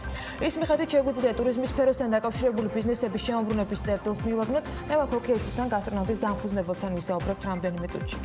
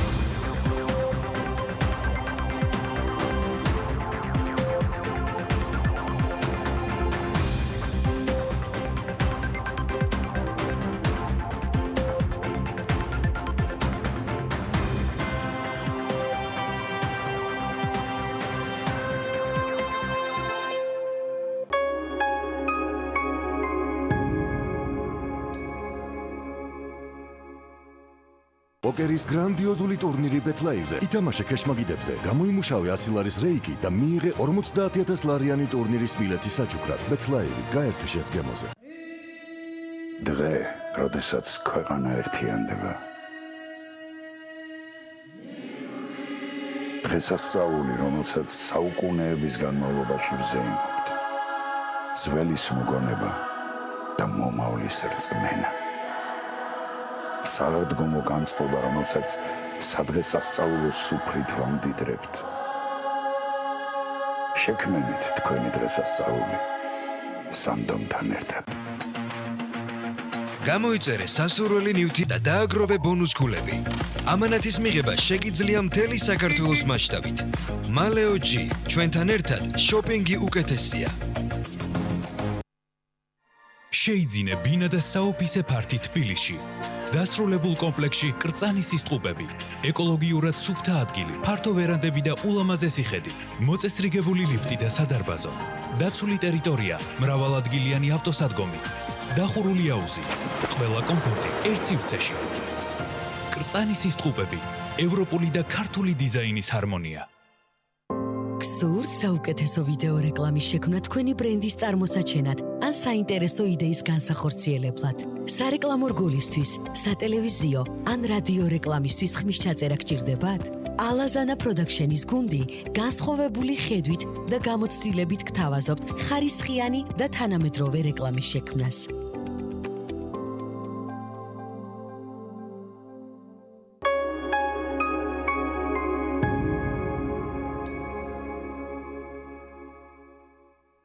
სანამ შინ დარჩენა სამოქალაქო პასუხისმგებლობაა.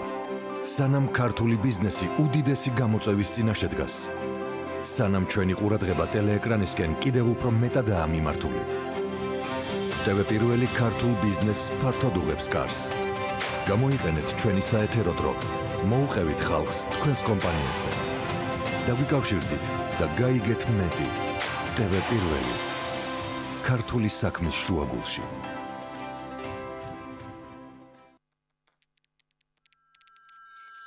ერთჩები სახლში, დარჩი სახლში შენც.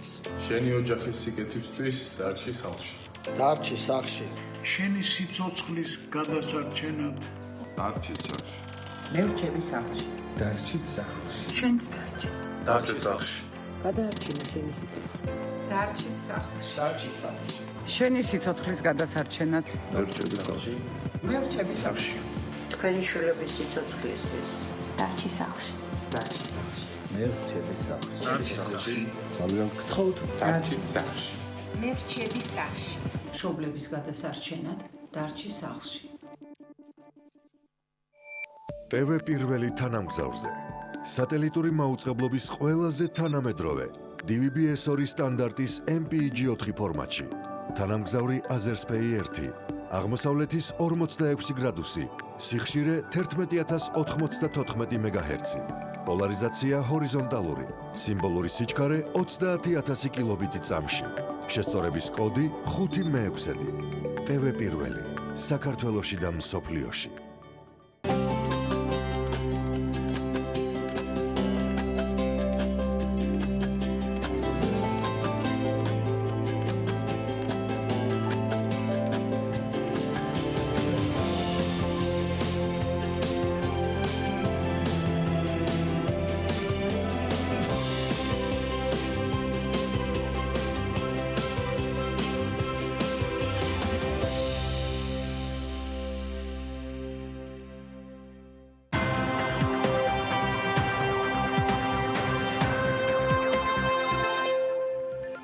როდის დავიწყებთ მოგზაურობას? მიუხედავად მძიმე პანდემიური რეალობისა, მოგზაურობის მოყვარულებს გულში კითხვაზე პასუხის მიღება მაინც ძალიან უნდა. და ძალიან რთულია წინასწარი იმის თქმა 2020 წელს ეს საერთოდ შესაძლებელი იქნება თუ არა.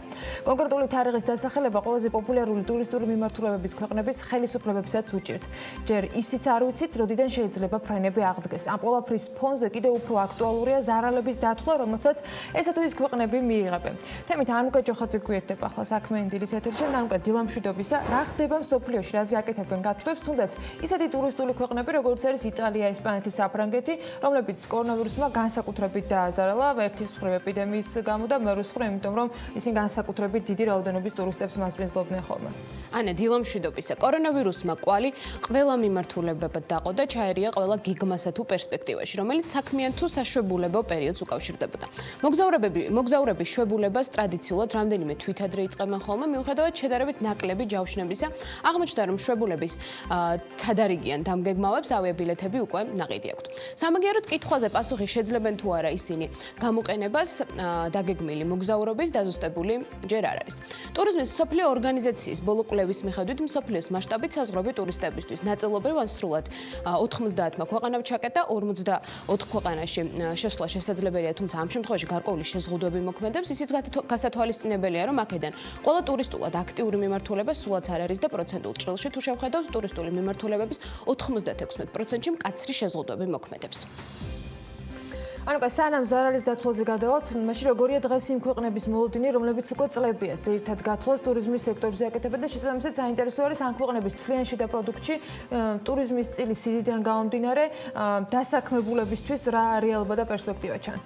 ანუ მიუხედავად იმისა, რომ ევროპის ქალაქებმა კორონავირუსის გამო დაწესებული შეზღუდვების შემსუბუქება უკვე დაიწყეს, მათ უახლოეს გეგმებში საზღვრების გახსნა ნამდვილად არ არის.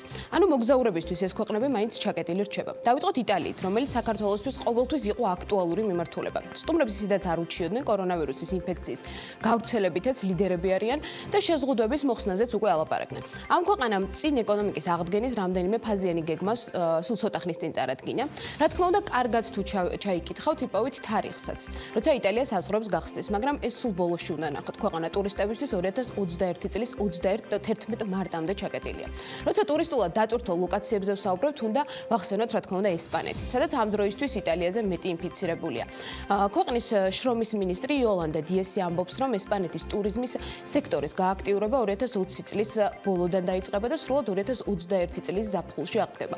ქვეყანას უკვე აქვს გეგმა, რომლის მიხედვითაც თითოეული ტურისტი 2021 წელსაც საზღვრებზე მკაცრად გაკონტროლდება, მაგრამ ზუსტი თარიღები ცნობილი არ არის. საფრანგეთშიც აქტიურად განიხილება აღნიშნული საკითხი, გასაკვირი არცაა. საფრანგეთი არც პანდემიამდე უჩიოდა ტურისტების ნაკლებობას. ცოტა ხნის წინ საფრანგეთის პრეზიდენტმა ემანუელ მაკრონმა მოუწოდა შენგენის ზონას, რომ გარე საზღვრები სექტემბრამდე დაკეტილი დატოვოს. რაც იმაზე მიუთითებს, რომ ევროპის საზღვრები კიდევ რამდენიმე თვე მაინც ჩაკეტილი იქნება. რა ხდება მაშინ ჩვენ სამეზობლოში ესეც არ უნდა იყოს უინტერესო თემა, ტურისტულად ყველაზე მსუყე დატვირთულ თურქეთში მაგალითად სადაც ჩაშან რეკორდები მოხსნეს და წელსაც ქვეყანა დაახლოებით 60 მილიონამდე სტუმარს ელოდებოდა. პროგნოზები მათი მხრიდან თუ არის უკვე გაკეთებული? ანა, თურქეთის მთავრობამ შეიმუშავა გეგმა, რომლის მიხედვითაც კორონავირუსისგან თავისუფალ ადგილებს ტურიზმისთვის გახსნის სერტიფიკატებს მისცემა. სერტიფიკატების სისტემა კი მაისის ბოლომდე ამუშავდება. ქვეყანაში შიდა ტურიზმის განახლებას ივნისში ელოდებიან, ხოლო სერტიფიკატების მისაღებად ტურისტულ ადგილებს რეგულაციების დაცვა მოუწევთ. მათ შორის დისტანციის დაცვის უზრუნველყოფა, მოხდება ასევე სატრანსპორტო საშუალებების რეგულარული დეზინფექცია, მომუშავე პერსონალი კი სპეციალურ გადამზადებას და შემოწმებას გაივლის. სასტუმროებს, რესტორნებსა და მუზეუმებს გადაეცემათ სპეციალური აღჭურვილობა, რათა ადგილზე მისულ ტურისტებს სიცხე გაუზომონ. ტურისტებს ასევე მოუწევთ ჯანმრთელობის მდგომარეობაზე დოკუმენტის წარდგენაც. ეხება უკვე შიდა ტურიზმს, თუმცა როგორც ვიცი, თურქეთს აქვს გარკვეული გეგმა, რომ საერთაშორისო ვიზიტორებთან დაკავშირებითაც ერთგვარი შეღავათები და შეზღუდვების ნაწილი ერთდროულად ამუშავოს. ეხანა შიდა ტურიზმთან ერთად, რა თქმა უნდა, საერთაშორისო ვიზიტორების თემაც მნიშვნელოვანია და როგორც თურქეთის კულტურისა და ტურიზმის მინისტრმა მეჰმეთ ნური ერსოიმ განაცხადა, პირველ ეტაპზე ტურისტებს ქვეყანაში აზიიდან ელიან, შემდეგ ეტაპზე თურქეთის საზღვარი გერმანიისა და ავსტრიის ტურისტებისთვის გაიყება, ხოლო მისივე თქმით ბრიტანელ და რუს ტურისტებს ივლისამდე თურქეთში მოგზაურობის შესაძლებლობა არ ექნებათ. ეს რაც შეეხება კონკრეტული ქვეყნების მიდგომებს და გათვლებს თუ როდიდან ვარაუდობენ ისინი ტურისტებისთვის საზღვრების გახსნას. ახლა კი მოდით გადავხედოთ იმ ზარალს, რომლის მიღებასაც სოფლიოს ყველაზე ტურისტულად დატვირთული ქვეყნები ელოდებიან. ეს კი ის ქვეყნებია, სადაც ქვეყნის მოსახლეობის უდიდესი ნაწილი ტურიზმის ინდუსტრიაშია დასაქმებული, შესაბამისად ეკონომიკის დიდი წილიც სწორედ ამ დარგზე მოდის.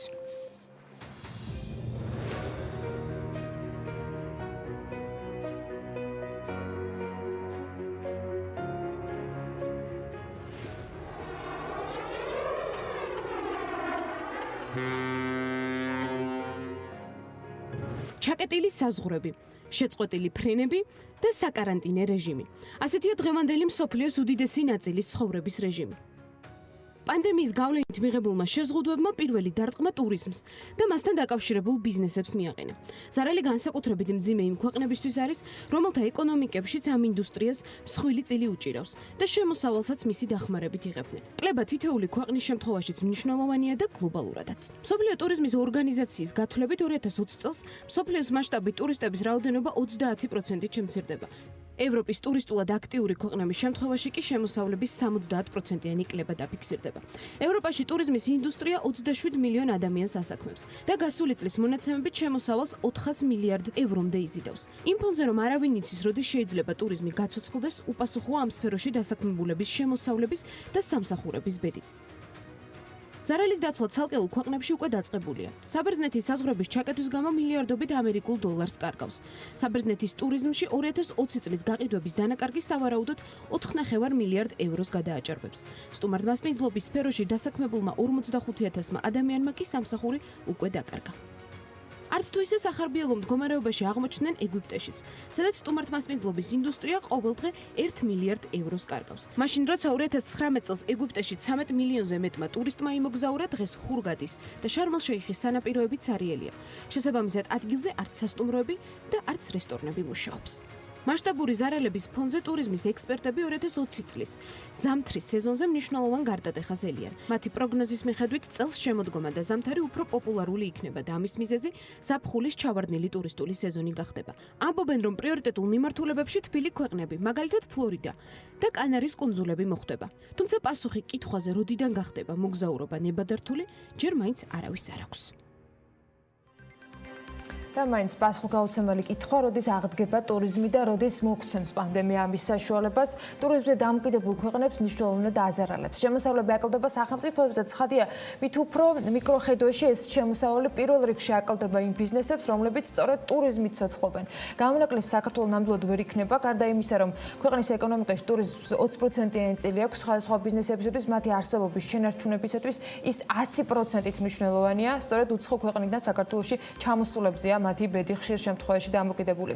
რთული მდგომარეობაა საბერძნეთში, სადაც სასტუმროების 65% გაკოტრებისთვის ემზადება. ასეთია ყოველ შემთხვევაში საბერძნეთის სასტუმრო ბიზნესის პალატის მიერ ჩატარებული გამოკითხვის შედეგები. მარტივი არ იქნება რეალობის შემოbrunება ამ ქვეყანაში და ისეთ მდიდარ ქვეყნებშიც კი როგორც მაგალითად ესპანეთია, ლევან ქოქიაშვილის Forbes-ზე გამოქვეყნებულ ბლოგში წაიკითხავთ, რომ გასტრონომის და სტუმარ-მასპინძლობის ინდუსტრია აქ კორონავირუსის პანდემიის გამო გრძელვადიან და რთულ პრობლემას ეჯახება, რომლის აღმოფხვრასაც დასჭირდება წლები.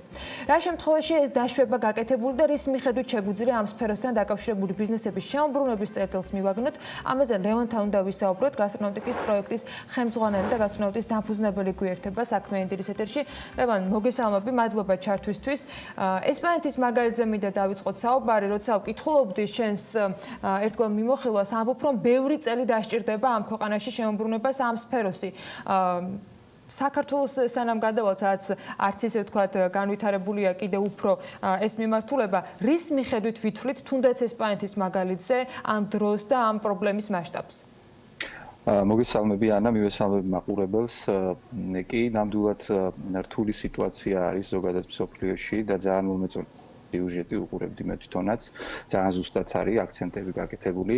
რაც შეეხება თვითონ ზოგადად რა პრობლემის წინაშე ვდგავართ, ხო?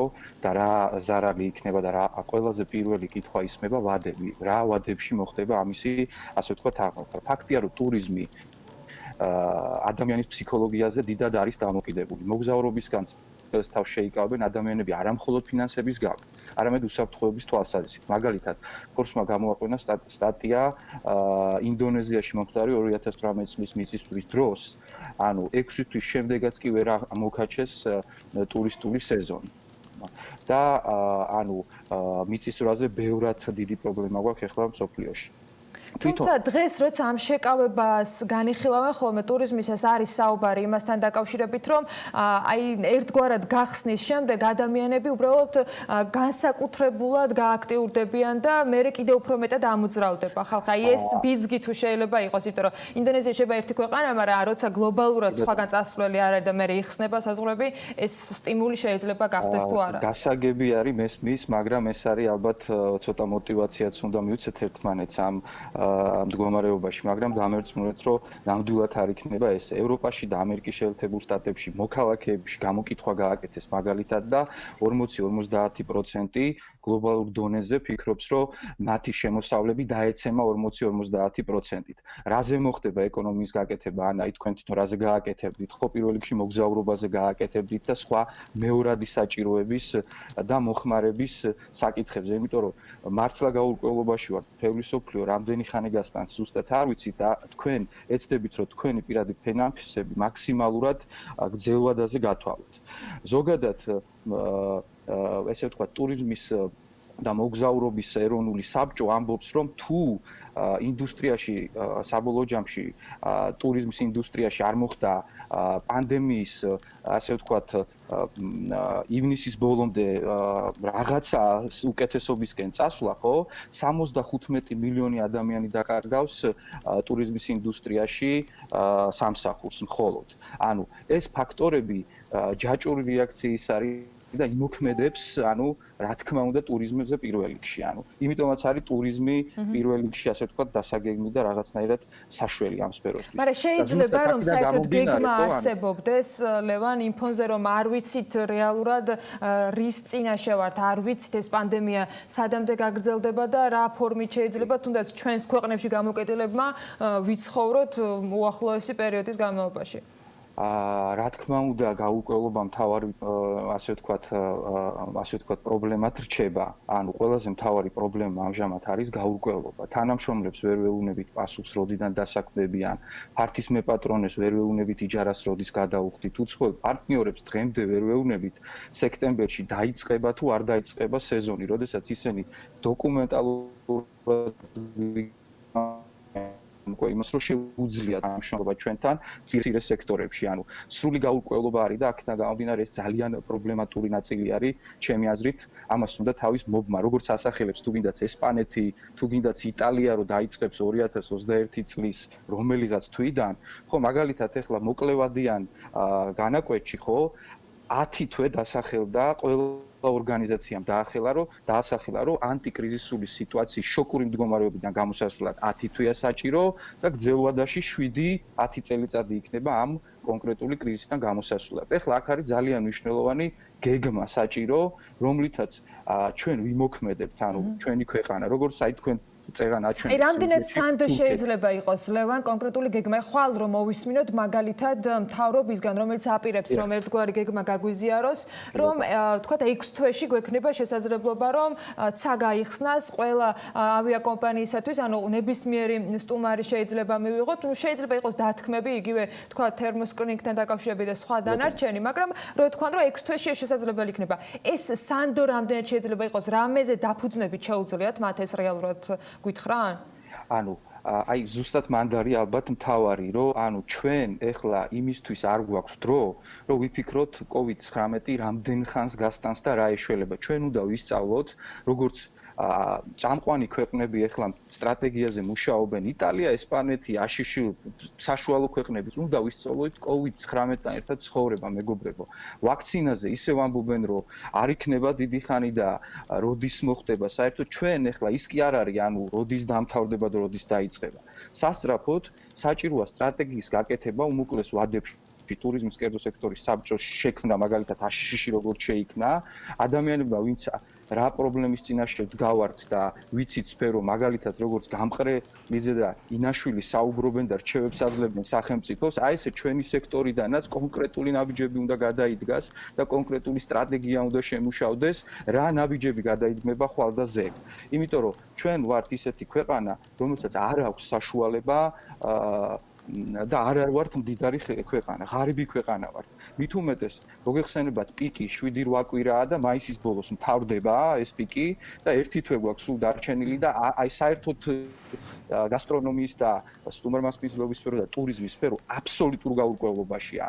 ლევან, კიდევ ერთი კითხვა მინდა რომ მოვასწრო და შენთან პასუხი ძალიან მოკლედ რომ შევაჯამოთ. რამდენად არის შანსი რომ უახლოეს პერიოდში შიდა ტურიზმმა და ადგილობრივმა მოგზაურებმა, თუნდაც რაიონებში რაღაცა ფორმით ბიზნეს, რომელიც ამ მიმართულებით დამოკიდებული იყო უცხოელ სტუმრებზე, თქვათ, მისცეს სიცოცხლის უნარიანობის შენარჩუნების საშუალება? აი ძალიან დიდი მადლობა ამ კითხვისთვის.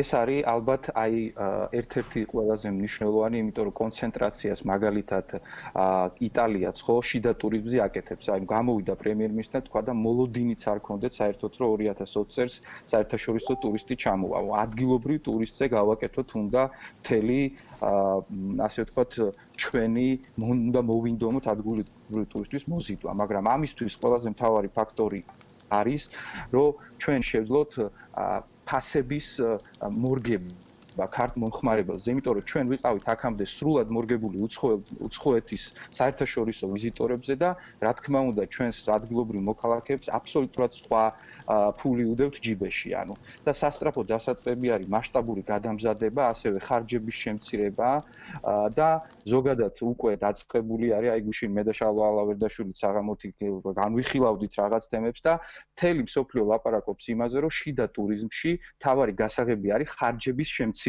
ანუ მაგალითად ადმინისტრატორების მაგივრად სასტუმროებში იქნებიან ონლაინ შეძლებთ თქვენ დარეგისტრირებას სასტუმროში და მისვლას კი რა თქმა უნდა. ამას ჭირდება ალბათ გარკვეული ინფრასტრუქტურა, რაც ერთჯერადი ხარჯი შეიძლება გახდეს ასევე კომპანიებისათვის და ეს ერთი ხელისმოსმით შეიძლება პატარა სასტუმროებს გაუჭირდეთ, რომ კიდევ დამატებით გაწიონ ახლა ხარჯები, მაშინ როდესაც თქვა დიდი სასტუმროებისგან განსხვავებით ისინი საკარანტინო სივრცეებისთვის გამოყოფილ თქვა თანხებსაც ვერ იღებენ. კი ბატონო, ანა, ზუსტად ეგ არის, აი ეს შენ რაც თემა წამოწია, აი 2 წუთი გვაქვს მსჯელობა და რაღაც საკითხები არის, რასაც მთავრობიდან და ხელისუფლებიდან საჭირო დახმარება. რაღაც საკითხები არის, რომლიდანაც კერძო სექტორიდან უნდა მოხდეს და დონორი ორგანიზაციებიდან და ამას უნდა მსჯელობა სასწრაფოდ, სჭირდება გეგმა, რომლითაც შევძლებთ ამ კრიზისიდან გამოსვლას. ადამიანი სანამ ცოცხალია, დამერწმუნეთ, რომ მისი შესაძლებლობები უსაზღროა და ჩვენაირი პატარა ქვეყანა აქამდე ვერ გადაგვჩენილად ეხლა გადაჭერა. ამ თემებზე ჩვენ კიდევ მოქმედება.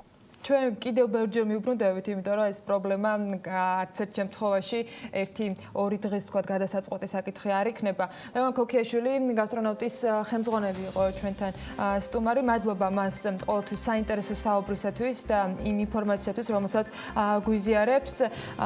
კიდევ ერთხელ მადლობა ჩართვისთვის. ვენეციის კინოფესტივალი ტრადიციულად შემოდგომის პირველ ნახევარში გეგმის მიხედვით გაიმართება. ასეთი წინასწარი პროგნოზი, თუმცა არავინ იცის რა იქნება შემოდგომაზე. ამ გაურკვევლობამ კი მუსიკალური ფესტივალების ორგანიზატორებს, მათ შორის საქართველოში, ძალიან ბევრი პრობლემა შეუქმნა. ამის მიუხედავად, საინტერესოა რა ხდება ჩვენთან. ამ კითხვაზე პასუხისათვის და არა მხოლოდ Forbes-ის 100-ის წევრი კოკა გოგოხია იქნება დღეს მარიამ ადამიანის სტუმარი, რამდენიმე წუთში გიბრუნდებით.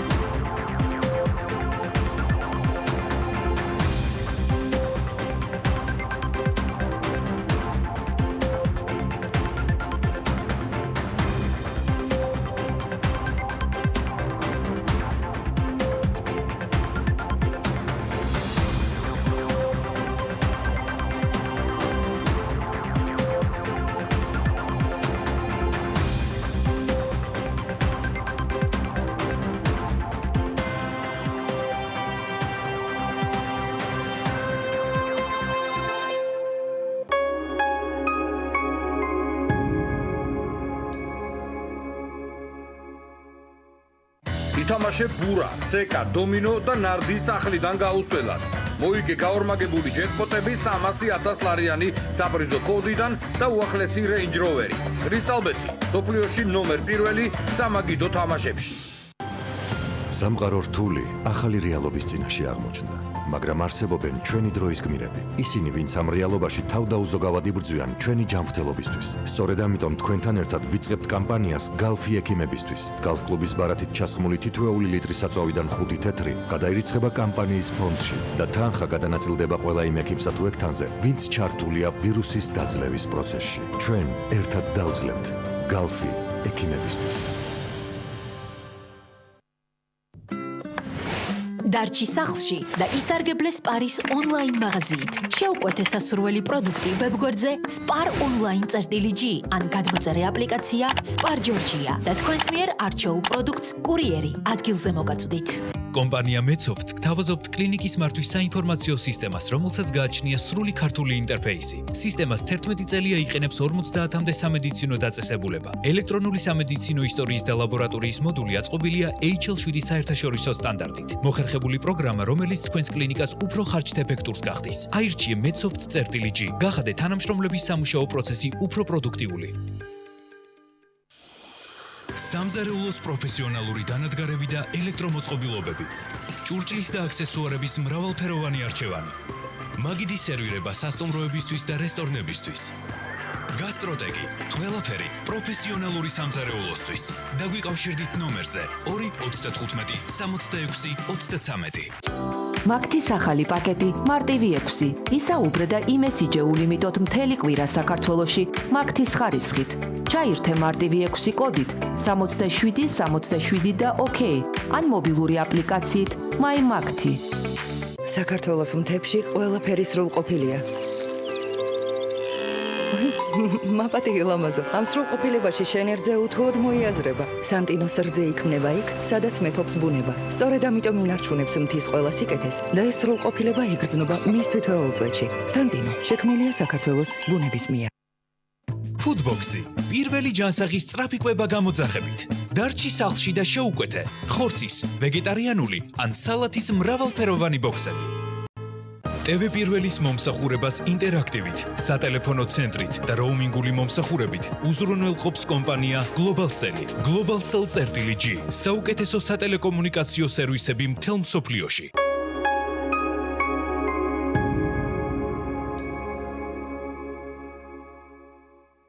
სანამ შინ დარჩენა სამოქალაქო პასუხისმგებლობაა. სანამ ქართული ბიზნესი უდიდესი გამოწვევის წინაშე დგას. სანამ ჩვენი ყურადღება ტელეეკრანისკენ კიდევ უფრო მეტადაა მიმართული. TV პირველი ქართულ ბიზნესს ფართოდ უღებს კარს. გამოიყენეთ ჩვენი საეთერო დრო. მოუყევით ხალხს თქვენს კომპანიებზე. დაგვიკავშირდით და გაიგეთ მეტი. TV პირველი. ქართული საქმის შუაგულში.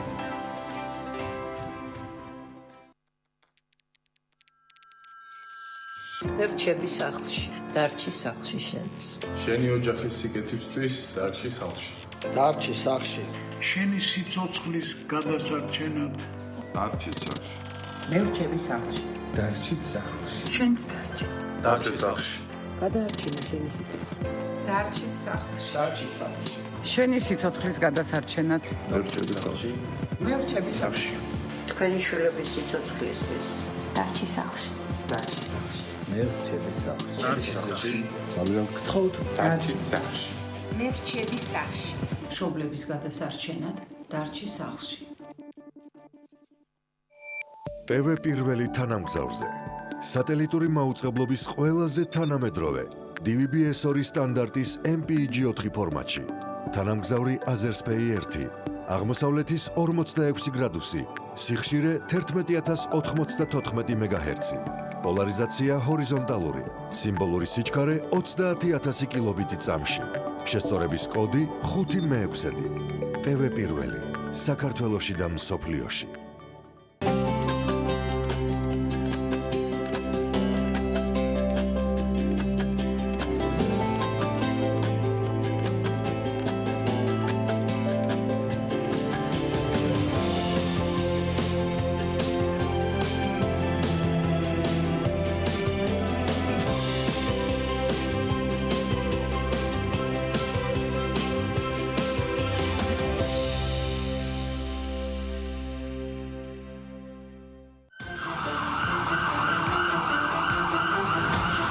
რო გადავრჩეთ, დავრჩეთ სახლში. დარჩი სახლში. ჩვენს დასახმარებლად დარჩი სახლში. თქვენი მშობლების სიცოცხლისათვის.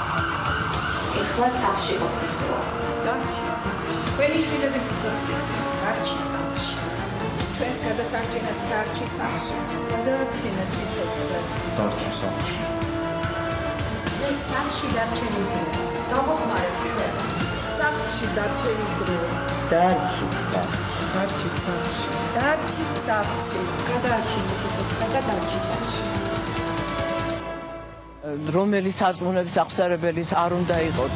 ძალიან ერთხელ ვთხოვ, დარჩი სახლში.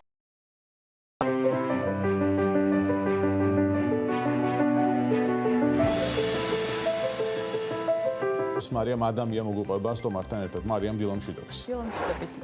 რეალურად მუსიკალური ინდუსტრიის წარმომადგენლები გარდა იმისა, რომ სულ მცირე 5 მილიარდი დოლარის ზარალს ითვლიან Bloomberg-ის დათვლით და წინასწარი შეფასებით, ასევე ვარაუდობენ, რომ ძველი პოზიციების დასაბრუნებლად სექტორს დაახლოებით 3 წელი დასჭირდება.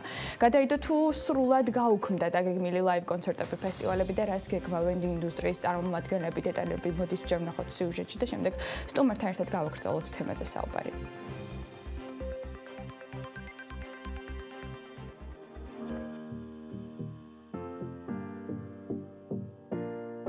ეს კადრები წინა წლის ზაფხულისაა. წელს კი რეალობა რადიკალურად შეიცვლება.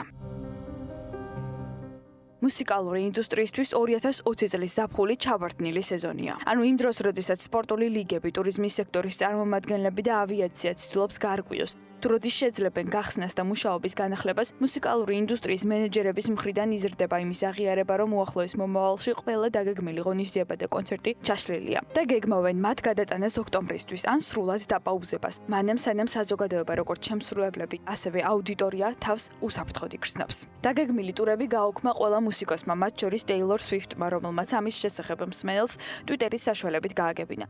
წუხარ რომ წელს დაგეგმილ კონცერტზე ვერ გიხილავთ, თუმცა ვფიქრობ ეს სწორი გადაწყვეტილებაა. გთხოვთ დაიცვათ უსაფრთხოების ზომები და შევხვდებით, როგორც კი ამის შესაძლებლობა იქნება. წერს მომღერალის საკუთარ გვერდზე. რეალურად ზაფხული ყველაზე მომგებიანი პერიოდია მუსიკალური ინდუსტრიის წარმომადგენლებისთვის, რადგან პრომოუტერები ფესტივალებს გეგმავენ მთელი მსოფლიოს მასშტაბით და წარმოდგენებს დგავენ ქუჩებში, სტადიონებსა და ამფითეატრებში. შედეგად, ყოველდღიურად მილიონობით ბილეთს ყიდიან და ათასობით და 10,000-ობით მუსიკის მოყვარულს უყრიან თავს ერთ სივრცეში. წელს კი ბიზნესის ეს მიმართულება წინასწარი შეფასებით მინიმუმ $5 მილიარდი ზარალს ითვლის. ხოლო საბოლოო ზიანი, რომელიც პანდემიის პირობებში საკონცერტო ბიზნესს მიადგება, გაცილებით მძიმე და გრძელვადიანი იქნება. ამიტომაც გამომდინარე იქედან, რომ ხალხმრავლობის შიში კიდევ დიდხანს გაყვება, გამოდის, რომ კორონავირუსი მუსიკალურ ინდუსტრიას სერიოზულ საფრთხეს უქმნის. მის გაჯანსაღებას კი დაახლოებით 3 წელი დასჭირდება. ამ მდგომარეობის გათვალისწინებით მსოფლიოს უმსხვილესი საკონცერტო პრომოუტერის Live Nation Entertainment-ის აქციები მარტის შუა რიცხვების შემდეგ 40%-ით დაეცა და კომპანიამ $150 მილიონ შეუმცირა ხელფასების საკუთარ ტოპ მენეჯერებს. ასევე უმსხვილესმა სააგენტომ პარადიგმამ თანამშრომლების ნაწილი საერთოდ გაათავისუფლა სამსახურიდან და ასე მოიქცა უმსხვილესი ბილეთების გაყიდვების სააგენტო StubHub-იც. ასეა თუ ისე ფესტივალების უმრავლესობა მაინც გაუქმების ნაცვლად თარიღის გადაწევას ანიჭებს უპირატესობას, მათ შორის არის Pitchfork და Lollapalooza ჩიკაგოში, Cranfield-ი დიდ ბრიტანეთში, ასევე ამერიკის შეერთებული შტატების ყველაზე მსხვილი მუსიკალური ფესტივალი Coachella-ს თარიღის აპრილიდან ოქტომბერში გადაიწია. თუმცა მოლოდინი იმისა, რომ ადამიანები ისევ დაიწყებენ ფესტივალებზე სიარულს, მინიმალურია. ინდუსტრიის წარმომადგენლები კი ფიქრობენ, რომ ჯერ პატარა შოუებით ჯობია დაბრუნდნენ ბაზარზე, ხოლო მასშტაბური ღონისძიებები ერთი წლით მაინც დააპაუზონ. ამავე მოსაზრებას იზიარებს Tomorrowland-ის ორგანიზატორებიც და 2020 წლის რიგით მე-16 ფესტივალი 2021 წლის 16, 18 და 23-25 ივლისს გადაიდო. ახლა რაც შეეხება საქართველოს. პრემიერის თქმით, სამწუხაროდ აზრი დაკარგა მიმდინარე წელს ჩეკინ ჯორჯიას ფესტივალმა, რომელიც სავარაუდოდ ქვეყანაში არ შედარდება, თუმცა ჯერჯერობით დეტალები უცნობია. ასევე გაურკვეველია რეგიონში ყველაზე დიდი ფესტივალის თბილისი Open Air-ის ამბებიც, თუ როდის ჩატარდება. ჯერჯერობით ფესტივალი დაანონსებულია და ანუ ველოდებით რაღაცა ისე გონივრულად და ის შემდეგაც უბრალოდ შეუძლებელი იქნება, რომ დავტოვოთ ამ ანონსით, რაც ახლა არის ივნისში. ამ ეტაპზე რა მოლაპარაკებები არის იმაზე, რომ გადაიწიოს სიტყვაზე საშემოდგომოდ, ანუ იმის მიხედვით, რაც იქნება სიტუაცია, ჩვენ მარტო ხარ ვართ, ანუ მთელი მსოფლიო ამ პრობლემის წინაშე არის და ყველა საერთოდ ცდილობს რომ მოერგოს ამ სიტუაციას. ნუ ამ ეტაპზე ყოველ შემთხვევაში პირადად ჩემი აზრით უკვე ისე მიდისიოს რომ ნელა უფრო ნაკლებად რეალური ხდება რომ ეს არდეთგან საფესტივალო და კონცერტის ბილეთებს ვიყიდით, რადგან ამ დროისთვის არავის შეუძლია სარწმუნო პროგნოზის გაკეთება ივლისისა და აგვისტოსთვის.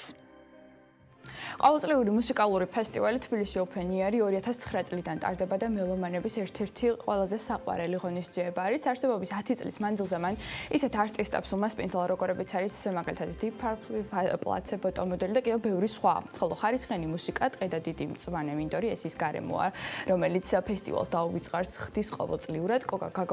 გოგოხია კი თბილისი Open Air-ის გუნდს 2014 წელს შემოუერთდა და არაერთი ფესტივალის ორგანიზებაში მიიღო მონაწილეობა. წელს ეს ადამიანი Forbes-ის 100-ის წევრი გახდა კატეგორიაში გართობა. მოკლედ მე რომ ბევრი არ ვილაპარაკო, გოგოხია სტოკტონის დამფუძნებელი გვერდება ახლა პირდაპირ ეთერში. კოკა დილამშვიდობისა, მადლობა თქვენი დროისთვის. თუ გესმით ჩემი ხმა, დამიდასტურეთ.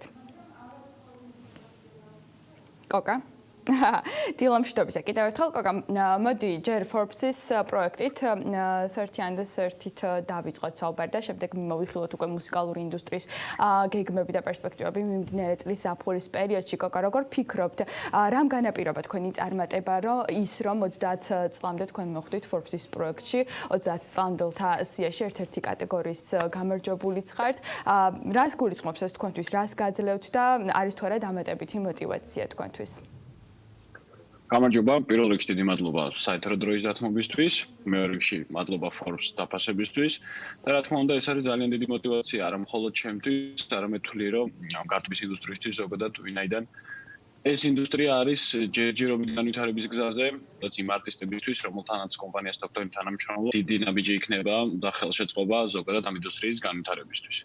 კოკა, როგორ ფიქრობთ, რა ბენეფიტების მიღება შეუძლია ჩვენს ქვეყანას ეკონომიკას თქვენი ყოველდღიური? საქართველოში არის ძალიან ბევრი მუსიკალური პროექტი, რომელიც საზღვრების გარეთ შეიძლება გავიდეს. თვლი რომ ჩვენი საქმიანობის ძირითადი მისია არის ის, რომ სოფლიოს გავაგონოთ ხმა საქართველოდან, გავიტანოთ ეს მუსიკალური პროდუქტები და შესაბამისად დავაინტერესოთ საერთაშორისო საზოგადოება ქართულ მუსიკალურ პროდუქტებში, რაც მგონია რომ ავტომატურად შეიძლება გადაიზარდოს ინტერესში ქართული მუსიკის მიმართ და ზოგადად ქართული კულტურის მიმართ, რაც სტანდარტულ პირობებში შეიძლება და გადაზრდილიყო ეკონომიკურ დაინტერესებაში ქვეყნისთვის, რაც გამოიხატება ტურიზმის დონის ზრდაში და ფაიზის და საქართველოს ფარგლებს გარეთ, თვლი რომ ავტომატურად გასდიდა ქვეყნის ცნობადობას, რაც ავტომატურად აისახებოდა ტურიზმის რაოდენობის ზრდაზე. ეს არის ჩემი აზრით ის მიმართულება, რაზეც შეგვიძლია ყველაზე დიდი ეფექტი ვიქონიოთ ჩვენი ყოველდღიური საქმიანობით. ალბათ მაყურებელის დამეთანხმება და თავად თქვენს, რომ ტურიზმის შემოდინებაზე ძალიან დიდ როლს თამაშობს ტურისტების შემოდინებაზე თბილისი Open Air-ი და სწორედ ამ მიმართულებით მინდა ახლა რომ წავიყვანო საუბარი. როგორც ვიცი, ლაინაპი უკვე გამოქვეყნებულია, თუმცა ბილეთების გაყიდვის პირველი ეტაპი გადაწეულია. რას გეგმავთ წელს ჩატარდება თუ არა თბილისი Open Air-ი 20 წლის ზაფხულს თუ გადაიწევს ერთი წლით ან რამდენიმე თვით, აი როგორია გეგმები წელს? ალბათ ყველა ხვდებით რომ არსებულ ვითარებაში ძალიან რთული იქნება გამოცხადებულ თარიღებზე ფესტივალის ჩატარება, თუმცა ჩვენ მაინც ვცდილობთ რომ ალტერნატიული თარიღები შევთავაზოთ ჩვენს მსმენელს და მუშაობთ ამაზე, რაც შეეხება ოფიციალურ განცხადებას, ამას ჩვენ თვის ბოლოს გავაკეთებთ ჩვენი ოფიციალური Facebook გვერდის მეშვეობით და მაქსიმალურად ვეცდებით რომ ეს ფესტივალი ჩავატაროთ წელს თუნდაც ახალი თარიღებით. თავად შემსრულებლები რამდენად არიან მზად რომ წარსდგენ მაყურებლის წინაშე თუ არის უკვე დაკენსელებული შემსრულებლების რაოდენობა თბილისი Open Air-ის მიმართულებით?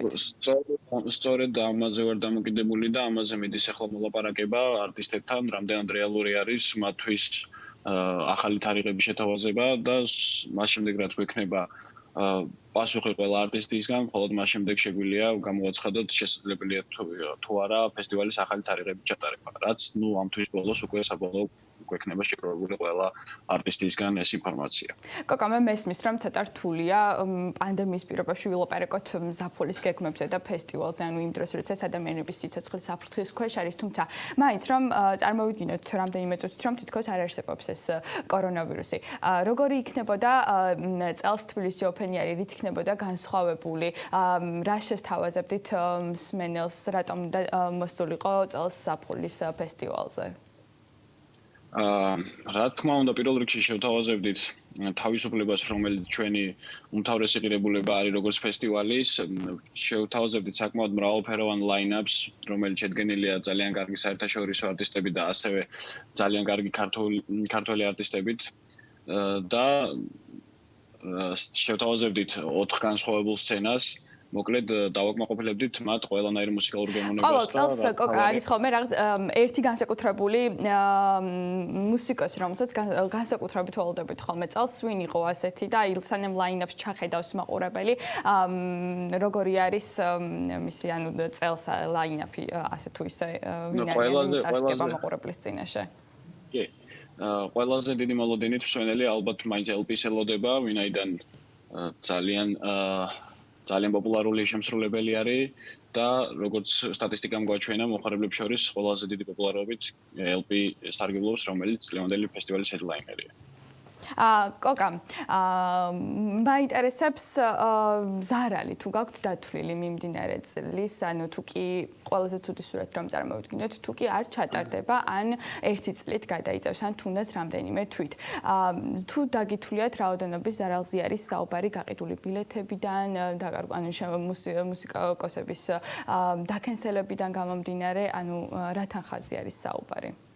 ჯერ თული ამაზე საუბარი ვინაიდან საბოლოო არ შეთანხმება არ შემდგარა არც არტისტებთან, არ ვიცით რამ იმის მიხედვით გადაიდება თუ დაკენსელდება რაოდენობის ადამიანები მოითხოვენ დაუშვათ თანხის უკან დაბრუნებას, რა რაოდენობის ადამიანებმა შეიძლება შეინარჩუნონ, ამიტომ ჯერ თულია, თუმცა უკვე დაწყებული გვაქვს ეს თვლა და საკმაოდ მსუყე ციფრებზე იქნება საუბარი და ალბათ რაღაც დროს გასაჯეროდება ეს ინფორმაცია, ну დაახლოებით მაინც მივაწოდებთ ჩვენს მსმენელს იმ ინფორმაციას თუ რა ზარალის წინაშე დადგება კომპანია. თუმცა ჯერ ზუსტად ციფრებზე საუბარი ძალიან რთულია, ვინაიდან არ ვიცით ის ფაქტორები ზუსტად რომელიც ამ ციფრებზე გავლენას იქონიებს. კი ბატონო, ახლა ისევ მუსიკალურ ინდუსტრიაზე რომ გადავიდეთ, აი მაგალითად საქართველოში როგორ ფიქრობთ, რამდენად კონკურენტუნარიანია ბაზარი, რამდენად გაუმჯობესდა მუსიკოსების ხარისხი წლების განმავლობაში, მაყურებლების გემოვნებასთან დაკავშირებით რა მდგომარეობა, ანუ წლების დინამიკას რომ გადავხედოთ, აი როგორ აფასებთ თქვენ ამ მიმართულებით საქართველოს?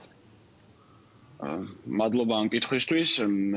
პირველ რიგში მინდა ვთქვა, რომ რამ გამოიწვია ასეთი კომპანია Stockton-ი არის მუსიკალური მენეჯმენტის კომპანია, რომლის ძირითადი მიმართულება არის არტისტების მენეჯმენტი და ზოგადად მუსიკალური ინდუსტრიის ხარისხის გაუმჯობესება. რამ გამოიწვია ასეთი კომპანიის არსებობის აუცილებლობა? ვთვლი, რომ დადგა მომენტი, როდესაც ამ ორ მუსიკალურ პროექტთან, რომელთანაც მე თანამშრომლობ ამ შემთხვევაში ეს ამბობ მწვანე ოთახი, მათი განვითარების ტემპი აღემატებოდა ქვეყანაში ლაივ მუსიკის ინდუსტრიის განვითარების ტემპს და შესაბამისად იმისთვის, რომ შესაძლებელი ყოფილიყო ამ პროექტების პოტენციალის სრული გამოლენა, ვთვლი, რომ საჭირო გახდა ქვეყანაში არსებული ინდუსტრიის განვითარება. ანუ ვაცხადებ იმას, რომ მუსიკალური პროდუქტის ხარისხი 1-2-რად გაიზარდა, თუმცა ინდუსტრია არ იყო ამისთვის მზად. და იმისთვის რომ ამ არტისტებმა შეძლონ თავის წარმოჩენა, აუცილებელი არის ინდუსტრიის განვითარება, რომელშიც მეც მონაწილეობ, გარდა ამისა არიან სხვა კომპანიებიც ბაზარზე, რომლებიც ამაში აქტიურად მონაწილეობენ და ძალიან კარგად და დინამიურად იყო ეს პროცესი დაწყებული. თუნდაც შემიძლია მოკუმოკუს მაგალითზე ვთქვა, რომ მათ ჰქონდათ პირველი ევროპული გერმანული ტური, რომელიც 3 კონცერტისგან შედგებოდა. ეს იყო ქალაქ შტუტგარტში, მიუნხენში და ბერლინში და ძალიან კარგად და ამბიციურად დაიწყო წელი.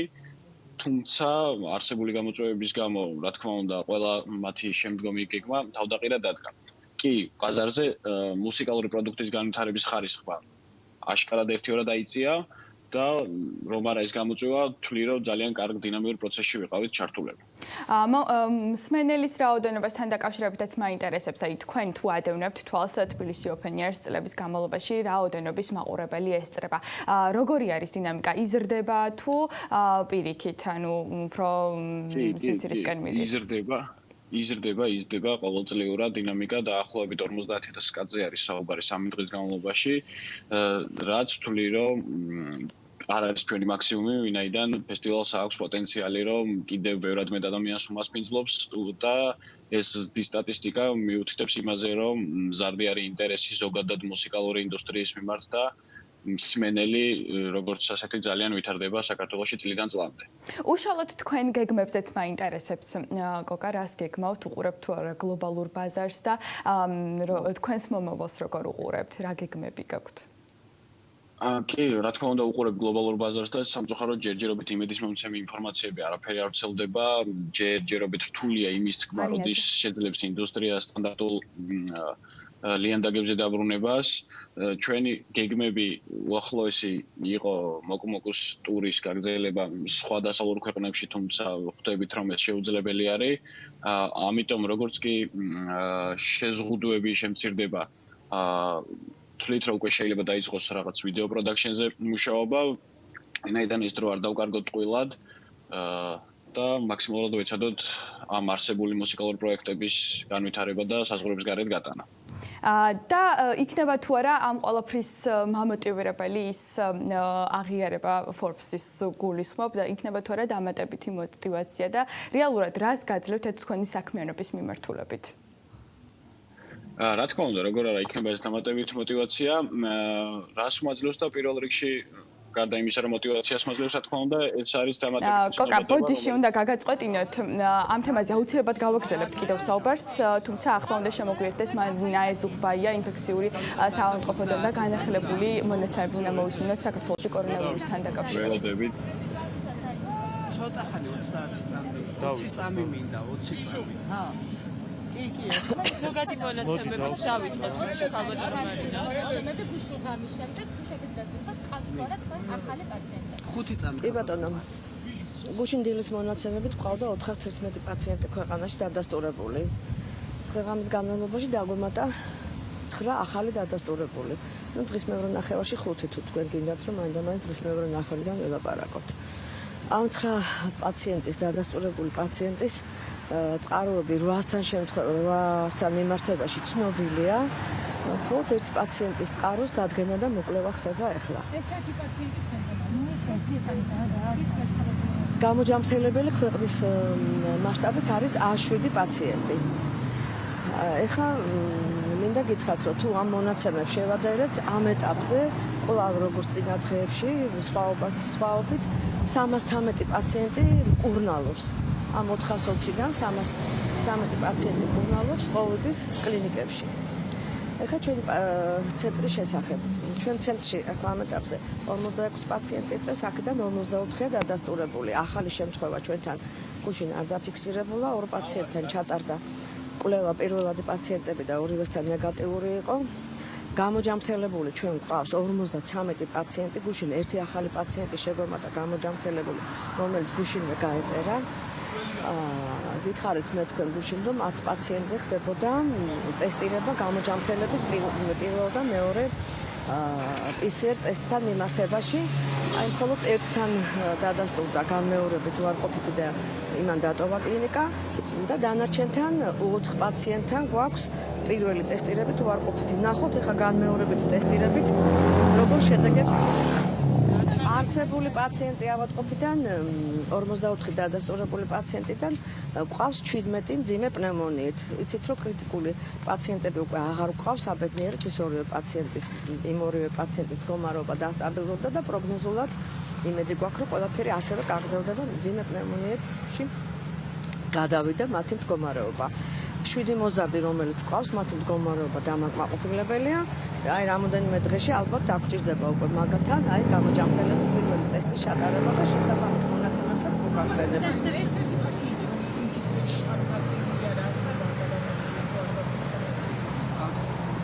მე არ მაქვს და ის 7 პაციენტი რომელსაც წყაროს ცნობილია რომ კლასტერთან თქვენთვის ყველა ცნობილი კლასტერია და ეხლა გამეორებას რა აზრი აქვს ამ ეტაპზე?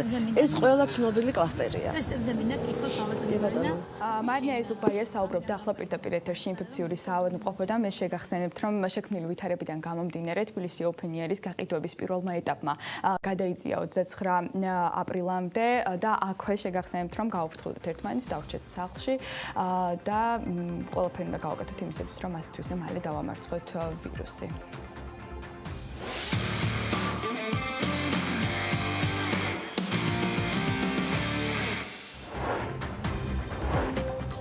მუნიციპალიტეტებში მოქალაქეებს 6-დან 8 საათამდე და საღამოს 18-დან 19 საათამდე გადაადგილების საშუალება ეძლევათ. გადაწყვეტილება სასოფლო-სამეურნეო სამუშაოების განხორციელების მიზნით იქნა მიღებული. სოფლის მეურნეობის საკითხებზე ვისაუბრებთ რამდენიმე წუთში. ჩვენი რეპორტიორი თათია ჩაფუჩაძე, თენგიზ კალანდაძე, სურსათის და სოფლის განვითარების დეპარტამენტის პირველადი სტრუქტურული ერთეულის ხელმძღვანელს უმასპინძლებს საქმიანი დილის ეთერში.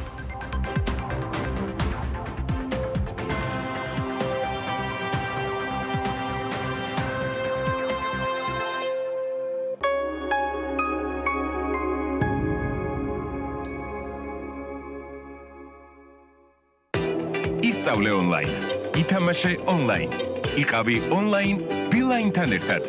4 გიგაბაიტი მხოლოდ 9 ლარად. ბილაინი ასწორებს. ნამდვილი მამაკაცი პრობლემებს არ გაუგლის. პროსტატა გიქმნის პრობლემას. მოაგვარე როგორც მამაკაცმა. პროსტამოლ უნო ანელებს პროსტატის შემდგომ გადიდებას და არეგულირებს შარდას. პროსტამოლ უნო მამაკაცური პრობლემის კაცურად მოგვარება. გამოყენებისას გაეცანით ინსტრუქციას. გვერდითი მოვლენების შესახებ დეტალური ინფორმაციის მისაღებად მიმართეთ ეკიმ. ჰაუკის ბრენდის ოფიციალური წარმომადგენელი საქართველოში. აირჩიეთ გერმანული ხარისხი თქვენი პატარებისთვის. მისამართი ნუცუბიძის 77. თბილისი მოლის მესამე სართული. გადაწყვიტე დაუბრუნდე ბუნების წიაღს. მაშინ ეს შენი შანსია. ფინური კარკასული ტექნოლოგიით დამზადებულ ეკოლოგიურად სუფთა ხის სახლს ქოხიჯი შეგიქმნის. აიშენე ოცნების სახლი სრული რემონტით სულ რაღაც 20 დღეში. კვადრატული მეტრი 600 ლარიდან. ყუდრო და ჯანმრთელი გარემო ჩვენი მთავარი გზავნილია. მაღაზია ბაიკლენდი კვადროციკლების, მოტოციკლების და მოტოაქსესუარების ყველაზე დიდი მაღაზია ამიერკავკასიაში. გადმოჯექი ორთვლიან ტრანსპორტზე. ყველაზე ეკონომიური და მოქნილი ტრანსპორტი.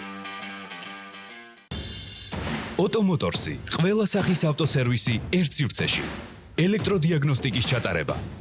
თვლების ნახარისგან გამოწვეული დისბალანსის 100%-ით გასწორება 3D აპარატის მეშვეობით. ნებისმიერი ტიპის ავტომობილის სავალი ნაწილის და ძრავის გაუმართავობის დადგენა და აღმოფხვრა. ოტომოტორსი, ისარგებლე ულტრათანამედროვე აპარატურით აღჭურვილი დიზელის ცენტრით და სამღებრო სათუნუქე სამუშაოებით ქარხნული სტანდარტების დაცვით.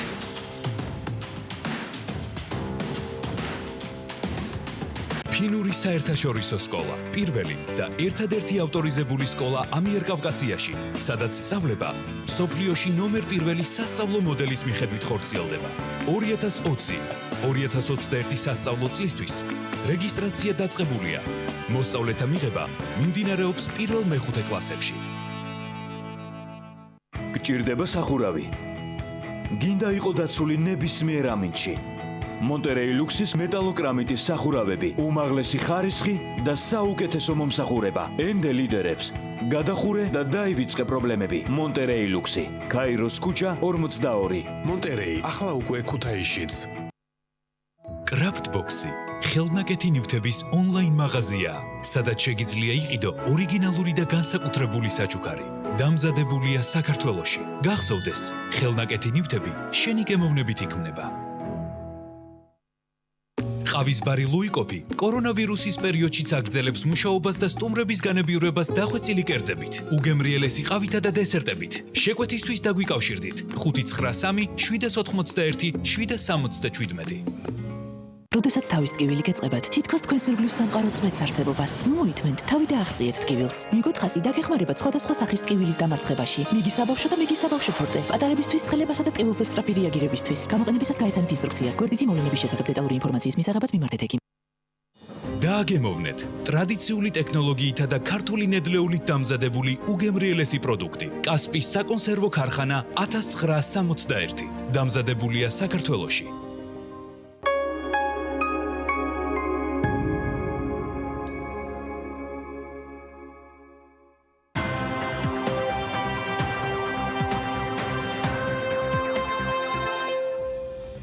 მუნიციპალიტეტებში მოქალაქეებს დილის 6-დან 8 საათამდე და საღამოს 18-დან 19 საათამდე გადაადგილების საშუალება ეძლევათ. გადაწყვეტილება სასოფლო-სამეურნეო სამუშაოების განხორციელების მიზნით იქნა მიღებული, როგორც საქართველოს პრემიერ-მინისტრის პრეს-სპიკერმა ირაკლი ჩიქოვანმა განაცხადა, გადაადგილების დროს დაცული უნდა იყოს მსუბუქი ავტომობილით მგზავრთა გადაყვანის უსაფრთხო წესები, რომელიც პირბადეებით არ უმეტეს 3 პირის გადაყვანას გულისხმობს. სოფლის მეურნეობის მიმართულებით არსებულ აქტუალურ თემებზე ვაგრძელებთ საუბარს საქმიანი დილის ეთერში. სტატია ჩაფიჩაძე გვერდება. სტატია დილომშვიდობის.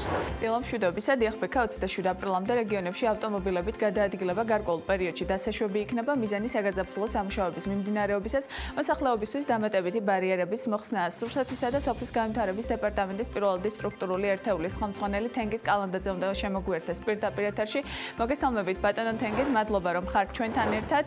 პირველ რიგში მაინტერესებს ვიზე ვრცელდება ამ შეზღუდვის მოხსნა და რა უნდა გააკეთონ მათ იმისთვის, რომ ამ უფლებით ისარგებლონ. უფრო დეტალურად რომ უთხრათ ჩვენს მაყურებელს.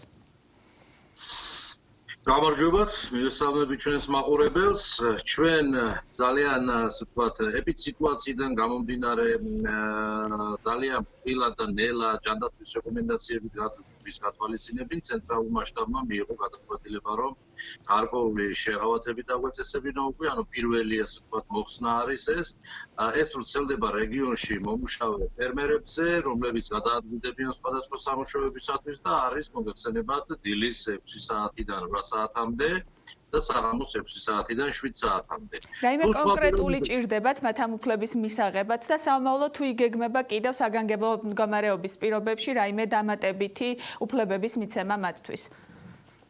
ანუ ეს რაც ვთქვი, ამ შემთხვევაში ეს არის საათობრივ, ესე იგი ჩარჩო დატოვებული, სადაც თავისუფლად შეუძლია რეგიონში მცხოვრებ ფერმერს მეწარმეს გადაადგილდეს საშუალო ამას არ ჭირდება, ანუ მსუბუქი მანქანით გადაადგილებაზე საუბარი, ხოლო თუ მათ სურვილი აქვს და საჭიროება აქვს და ამას დაგვიდასტურებენ, რომ სხვა საათებშიც უნდა მას რომ გადაადგილდეს, ანუ სხვადასხვა სამუშაოების შესასრულებლად, ის უნდა მიბრძანდეს რეგიონალურ მუნიციპალიტეტში და მუნიციპალიტეტი მისცემს მას სპეციალურ ცნობას, რომლითაც იგი გადაადგილდება.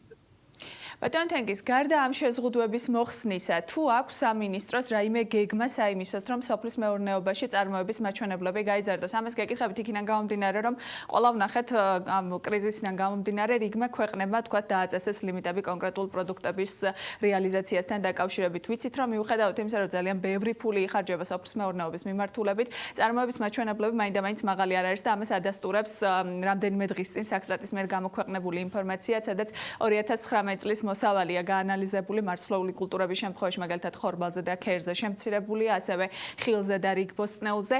თუ გაქვთ გეგმა რაიმე, რაც უფრო მეტად წაახალისებს სოფლის მეურნეობას წელს იმისთვის, რომ მეტი მოსავალი, მეტი მიწა დაამუშავონ და სამომავლოდ მაჩვენებლები გქონდეს გაზრდილი? დიახ, რა თქმა უნდა, თქვენ მოგეხსენებათ, რომ დაახლოებით 10-მდე პროექტი გვაქვს, ჩვენ რომელიც უკვე წლებია მუშაობს და ამან საკმაოდ შედეგი გამოიღო. შეიძლება ხორბალი და ქერი არ იყო ჩვენთან პრიორიტეტად აღებული, იმიტომ რომ ამას გარკვეული დრო სჭირდება, ანუ ჩვენ კანონი მივიღეთ სათესლე და სარგავი მასალის შესახებ და თესლის გაუმჯობესებიდან დაწყებული უნდა მოვახდინოთ ჩვენ ახალი ტექნოლოგიების დანერგვის, სწორედ სახექტარო მოსავლიანობის გაზრდა და ეს ერთ წელიწადში და ორ წელიწადში არ იქნება, თუმცა რაც შეეხება ჩვენს მიერ გაწეულ სამუშაოს ამ პროექტების დახმარებით და სტატისტიკური ინფორმაცია მინდა ერთი ციფრი გითხრათ, რომ დაახლოებით 7 წლის წინ ექსპორტ-იმპორტის უარყოფითი სავაჭრო ბალანსი იყო 900 მილიონი, მინუს 900 მილიონი, ხოლო ეხლა ეს არის დაახლოებით მინუს 300 მილიონი, ანუ ამ წლების განმავლობაში ჩვენ შევძელით, რომ მინუს 600 მილიონი გაგვეპლიუსებინა და გადმოვყრილიყავით დადებითი მიმართულებით და ეს პოზიცია გრძელდება. რაც შეეხება იმ სურათს, რომ მინდა ესეთ საინტერესო შეფასება გავაკეთო, რომ მთელი 2 წლია ჩვენ ვისმენთ, რომ ხომ არ შეგვექმნება სურსათის დეფიციტი, გვაქვს თუ არა მარაგები და ასე შემდეგ, მაგრამ სულ რაღაც 2 წლის წინ გამოვლინდა გუშინ მაგალითად მარნეულში, რომ პირიქით ჭარბი წარმოება და რეალიზაცია ჭირს, ანუ მე ხშირად ვიმეორებ ამას, რომ დეფიციტი არ გვექნება, პირიქით იქნება ჭარბი მარაგები, იმიტომ რომ სოფლიოში ნახევარი ქსელი, რომელსაც ორეკას ქსელი ქვია, დაკეტილია და ის პროდუქცია, რაც იქ მოიხმარებოდა, ეხლა წამოვა ჩვეულებრივ მარკეტებში. რაც შეეხება ხელშეუწყო პროგრამებს, რა თქმა უნდა, ჩვენ ამას ვაგრძელებთ და შესაძლებელია გარკვეული პროგრამები გადავაკეთოთ და მიმდინარეობს უკვე მუშაობა, შეემუშაოთ ახალი პროგრამები. შეგიძლიათ კონკრეტულად გითხრათ, რომელი პროგრამის გადაკეთება მიმდინარეობს და ახალი რა შეიძლება იყოს წელს, რითაც წარსდგება სამინისტრო გლეხების წინაშე? ჯერჯერობით ეს სამუშაო პროცესია. ახალი პროგრამა ჩვენ მივიღეთ მეცხოველების მხარდაჭერის პროგრამა, ეს არის დონორისი დახმარებით IFAD-ის პროექტი, სადაც გარკვეული თანადაფინანსება მიმდინარეობს 3 რეგიონში და მეცხოველებას შევეხიდებით. რაც შეეხება მემცენარეობაში, ჩვენ მუშაობთ, ეს მუშა პროცესია, რომ გადავერთოთ ისეთ კულტურებზე, რომელიც არის ერთწლოვანი კულტურები, სწრაფი ეფექტის მომცემი, რათა გარკვეული მარაგები შევქმნათ. ყველაზე ესეთი პერსპექტიული სექტორები, რომელი მიგაჩნიათ წელს, თქვით, რომ აი ქერი და ხორბალი არ არის ჩვენი, ასე ვთქვათ, პრიორიტეტი ამ შემთხვევაში არ იყო და იმიტომ შეიძლება შემცირდა. რა არის დღეს ყველაზე პრიორიტეტი, რომელიცაც აქვს გასაქანი და რომლის მოსავლიანობა შეგვიძლია გავზარდოთ? გარდა თხილისა და ყურძნისა, რაიმე თუ გაქვთ ახალი? ქერი და ხორბალი სამწუხაროდ წლების წინ არ ექცეოდა მას ყურადღება, თორემ როგორც მოგახსენებთ, ჩვენ უკვე 3 წლის წინ მივიღეთ კანონი სათესლე მასალის შესახებ, რაც იმას ნიშნავს, რომ ბაზარზე არასერტიფიცირებული სათესლე მასალა ვერ გაიყიდება, რაც იმას ნიშნავს კიდევ თავისთავად, რომ ჩვენ მაღალი სახეთრო მოსავლიანობა უნდა გქონდეს და კულტურული ჯიში უნდა გქონდეს და ასე შემდეგ. ეს ჩვენთვის რა თქმა უნდა პრიორიტეტია და ვმუშაობთ, მაგრამ ეფექტი რო დავინახოთ და შედეგი რო დავინახოთ, ამას დრო სჭირდება. ჯერ 2 წელი მარტო ჯიშთა გამოცდა საჭიროა, შემდეგ ნათესების ასე ვთქვათ გაფართოება და ჩვენ ამაზე ისაუბრა დაუშვა ჩვენმა მინისტრმა და მინისტრის მოადგილემ, რომ დაახლოებით 50-60% თვითუზრუნველყოფის ჩვენ შეგვიძლია ხორბალი საქართველოში გქონდეს, ეს არის სადღაც 400-450 ჰექტარი ფართობის ნათესები. ეს რა თქმა უნდა პრიორიტეტად არის ჩვენთან ეხლა აღებული, ამაზე ვფიქრობთ, რომ აუცილებლად ხორბლის მოსავალი ნახევარი მაინც გქონდეს თვითუზრუნველყოფის. ბატონ თენგის, მარნეული ახსენეთ და გუშინ რომ გესაუბრეთ, ელოდებოდით 3 ტრაილერს. თუ დასრულდა გუშინ ეს პრობლემა, შესყიდვის ამბავი და თუ ჩააბარეს გლეხებმა ის რაოდენობა კიტრი, რაც ჰქონდათ? კი ბატონო, რა თქმა უნდა, ჩვენს თვალწინ იქა როცა შეკრება იყო და საუბრობდით ჩვენ ფერმერებთან, ჩვენს თვალწინ მოვიდა 2 ტრაილერი, საღამოს ჩავიდა კიდევ 2 ტრაილერი, თუ არ ვხდები 3 არა, სამსველოდით, მაგრამ ორი ჩავიდა, დღეს კიდე ჩავა ამ კომპანიის ტრაილერები და გუშინვე, მაშინვე, აი, როდესაც უკვე მიმდინარეობდა ეს ხალხის შეკრება, ხალხი დაიშალა იმ მიზნით, რომ გადაერთენ ისინი მუშა პროცესზე და დაიწყეს პროდუქციის დატვირთვა. გუშინდელი შეხვედრა ნამდვილად პროვოცირებული იყო, ამაზე არ მინდა ვისაუბრო, უბრალოდ რო ჩავედი ძალიან გაკურებული დავხდი, ხალხი მიშა-მიშას იძახოდა და ვერაფერს ვერ დავაფიქსირე, რა კავშირშია მიშა და კიტრი ერთმანეთთან, მაგრამ როდესაც რეალურად ამაში არ გამოკვებით, უბრალოდ რეალურად ფაქტი ის იყო, რომ ეგ ადგილზე ქონდათ სარეალიზაციო პროდუქტი მოტანილი და ამბობდნენ, რომ ვერ ახერხებდნენ რეალიზებას და ვერ ყიდიდნენ ეს ამ თემაზე მაინტერესებს და არაპოლიტიკური. იქ გამოიკვეთა 1-2 პროვოკატორი, რომელიც აგრესიულად იქცეოდა და მოიტანეს სპეციალურად ის და 2 ცალი კიტრი დაღარეს მე დაინახეთ, მაგრამ როდესაც ჩვენ იქ იმყოფებოდა ბატონი სოზარ სუბარის გუბერნატორი და როდესაც ჩვენ უკვე საქმიანი საუბარი გავაბით და საქმე თვალნათლივ დავანახეთ, რომ აი მანქანა მოვიდა და დაიწყეთ მშობო. ანუ რეალურად საჭირო იყო ამ დამატებითი ტრაილერების მოყვანა და შესყიდვა, ისეც გამოჩნდა, ხო ბატონო თენგიზ რეალურად? რა თქმა უნდა, ჩვენ ამაზე სპეციალისტ გუშინ შტაბში ვიმსჯელეთ, საღამოს გვიან ღამე შტაბის შეხვედრა ჰქონდა და მოახსენეთ შტაბის წევრებს და ხელმძღვანელობას ის, რომ პერიოდულად ეხლა უკვე ყოველდღიურად ახალი პროდუქტი გამოჩნდება, არა მარტო მარნეულში, ეს იქნება ლაგოდეხში, ეხლა წამოვა ლაგოდეხის კიტრი, მარტყვი წამოვა, ბროკოლი, სალათის. კი ბატონო, და აი ბოლოს ძალიან მოკლედ მინდა რომ მკითხოთ გუშინ ამ თემების აპასუხოთ ჩვენთან მოიწერა რამდენიმე მოქალაქემ, რომ სოფლებში არის სარიელი დახლები, მაღაზიებში არ არის ხილი და ბოსტნეული და ჩვენ ვrčებით პროდუქტების გარეშე და ვერ ახდენ სოფლის მეურნეობა მომარაგებას დროულად. ამაზე რა კომენტარი შეგიძლიათ გააკეთოთ და დაგემშვიდობებით. ამაზე მარტივად გეტყვით, რომ ეს ყველაფერი არის დამოკიდებული იმ ობიექტურ მიზეზებზე, რომ მანქანით მიმოსვლა არის შეზღუდული და ძირითადად პატარა მანქანებით ხდებოდა ხელბოსტნეულის მიწოდება, თორემ დიდი დისტრიბუცია შეზღუდული არ არის და საერთოდ სურსათის დისტრიბუცია შეზღუდული არ ყოფილა არც არასდროს და არც ახლა არ არის.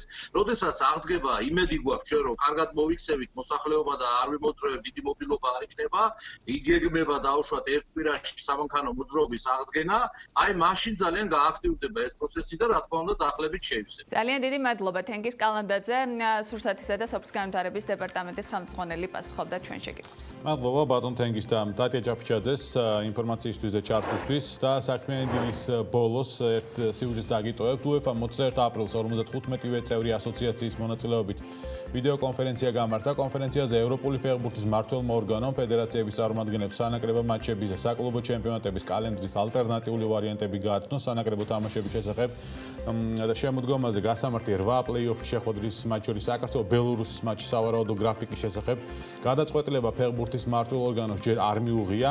ის სავარაუდო დღეს უნდა გახდეს ცნობილი აღმასკომის ხდომაზე, ასევე UEFA-მ დაადასტურა თავისი პოზიცია, რომ ჩემპიონატები უნდა დასრულდეს ნებისმიერი ფორმით. ვიდეო კონფერენციის შემდეგ UEFA-მ საგანგებო განცხადება გამოაქვეყნა, მკაცრად გირჩევთ, რომ დაასრულოთ შიდა ჩემპიონატები პირველ დივიზიონებში, ისევე როგორც თასის შეჯიბრებები. თუმცა თუ ჩემპიონატები არ დასრულდება, ევროპულ შეჯიბრებებში მონაწილეობის სახელმძღვანელო შედგენისას გათვალისწინებული იქნება რამდენიმე განსაკუთრებული შემთხვევა. ყოველივე ამის შესახებ გადაწყვეტილება გამოცხადება ხუთშაბათს, ანუ დღეს UEFA-ს აღმასკომის სხდომის შემდეგ კითხულობთ UEFA-ს განცხადებაში. სანამ ფეხბურთის ბოსები სხვადასხვა გამოსავალზე მსჯელობენ, ჩვენ უბრალოდ გულშემატკივრების სპორტის გარეშე დავრჩით. მარტო ის რა დღეს, რომ ერთ-ერთი უდიდესი სპორტული ღონისძიება ოლიმპიადა 2020 წელს არ იქნება. მოკლედ გიტოვებ სიუჟეტი და გემშვიდობებით საქმიანი დილის სტუდიიდან საქმის კურს ეთერებში შეხვდებით ერთმანეთს. პანდემიამ ბევრი რამ მოგვაკლო, ჩამოთვლას არ დავიწყებ, რადგან რა გქონდა და რა გვაქვს დღეს, ამის ყოველწამიერი გახსენებაც კი ზედმეტად სენტიმენტალურია.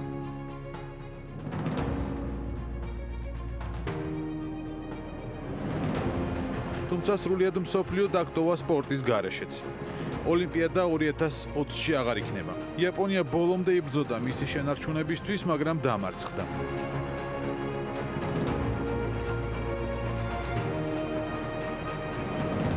იაპონელებმა 12.6 მილიარდი დოლარი დახარჯეს მოსამზადებელი სამუშაოებისთვის, თუმცა გამზადებული ინფრასტრუქტურა მინიმუმ 1 წელი დაელოდება მსოფლიოს ერთ-ერთი უდიდესი ღონისძიების მონაწილეებს.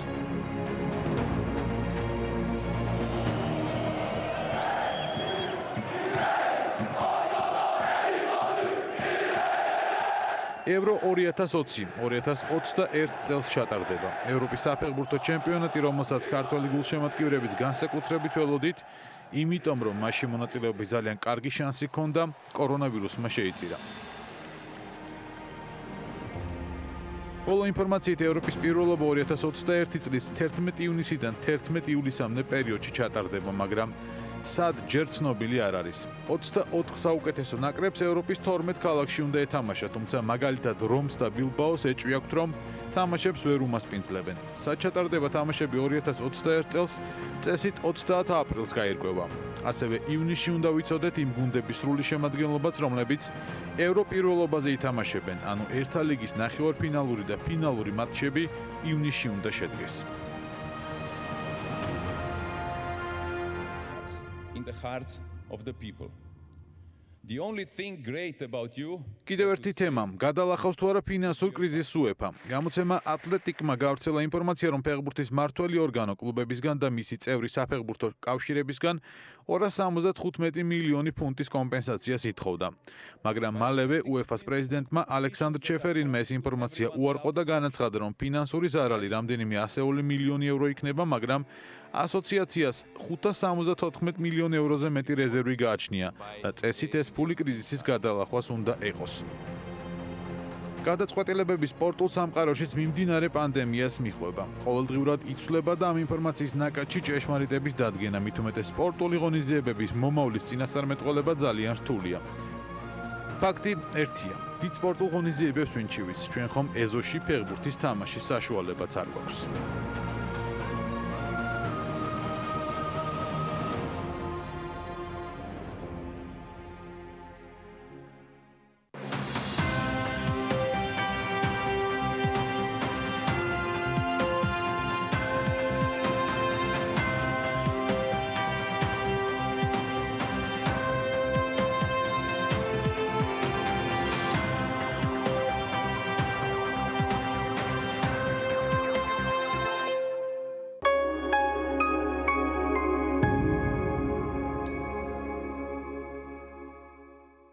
მე და დაიკოს გვიყვა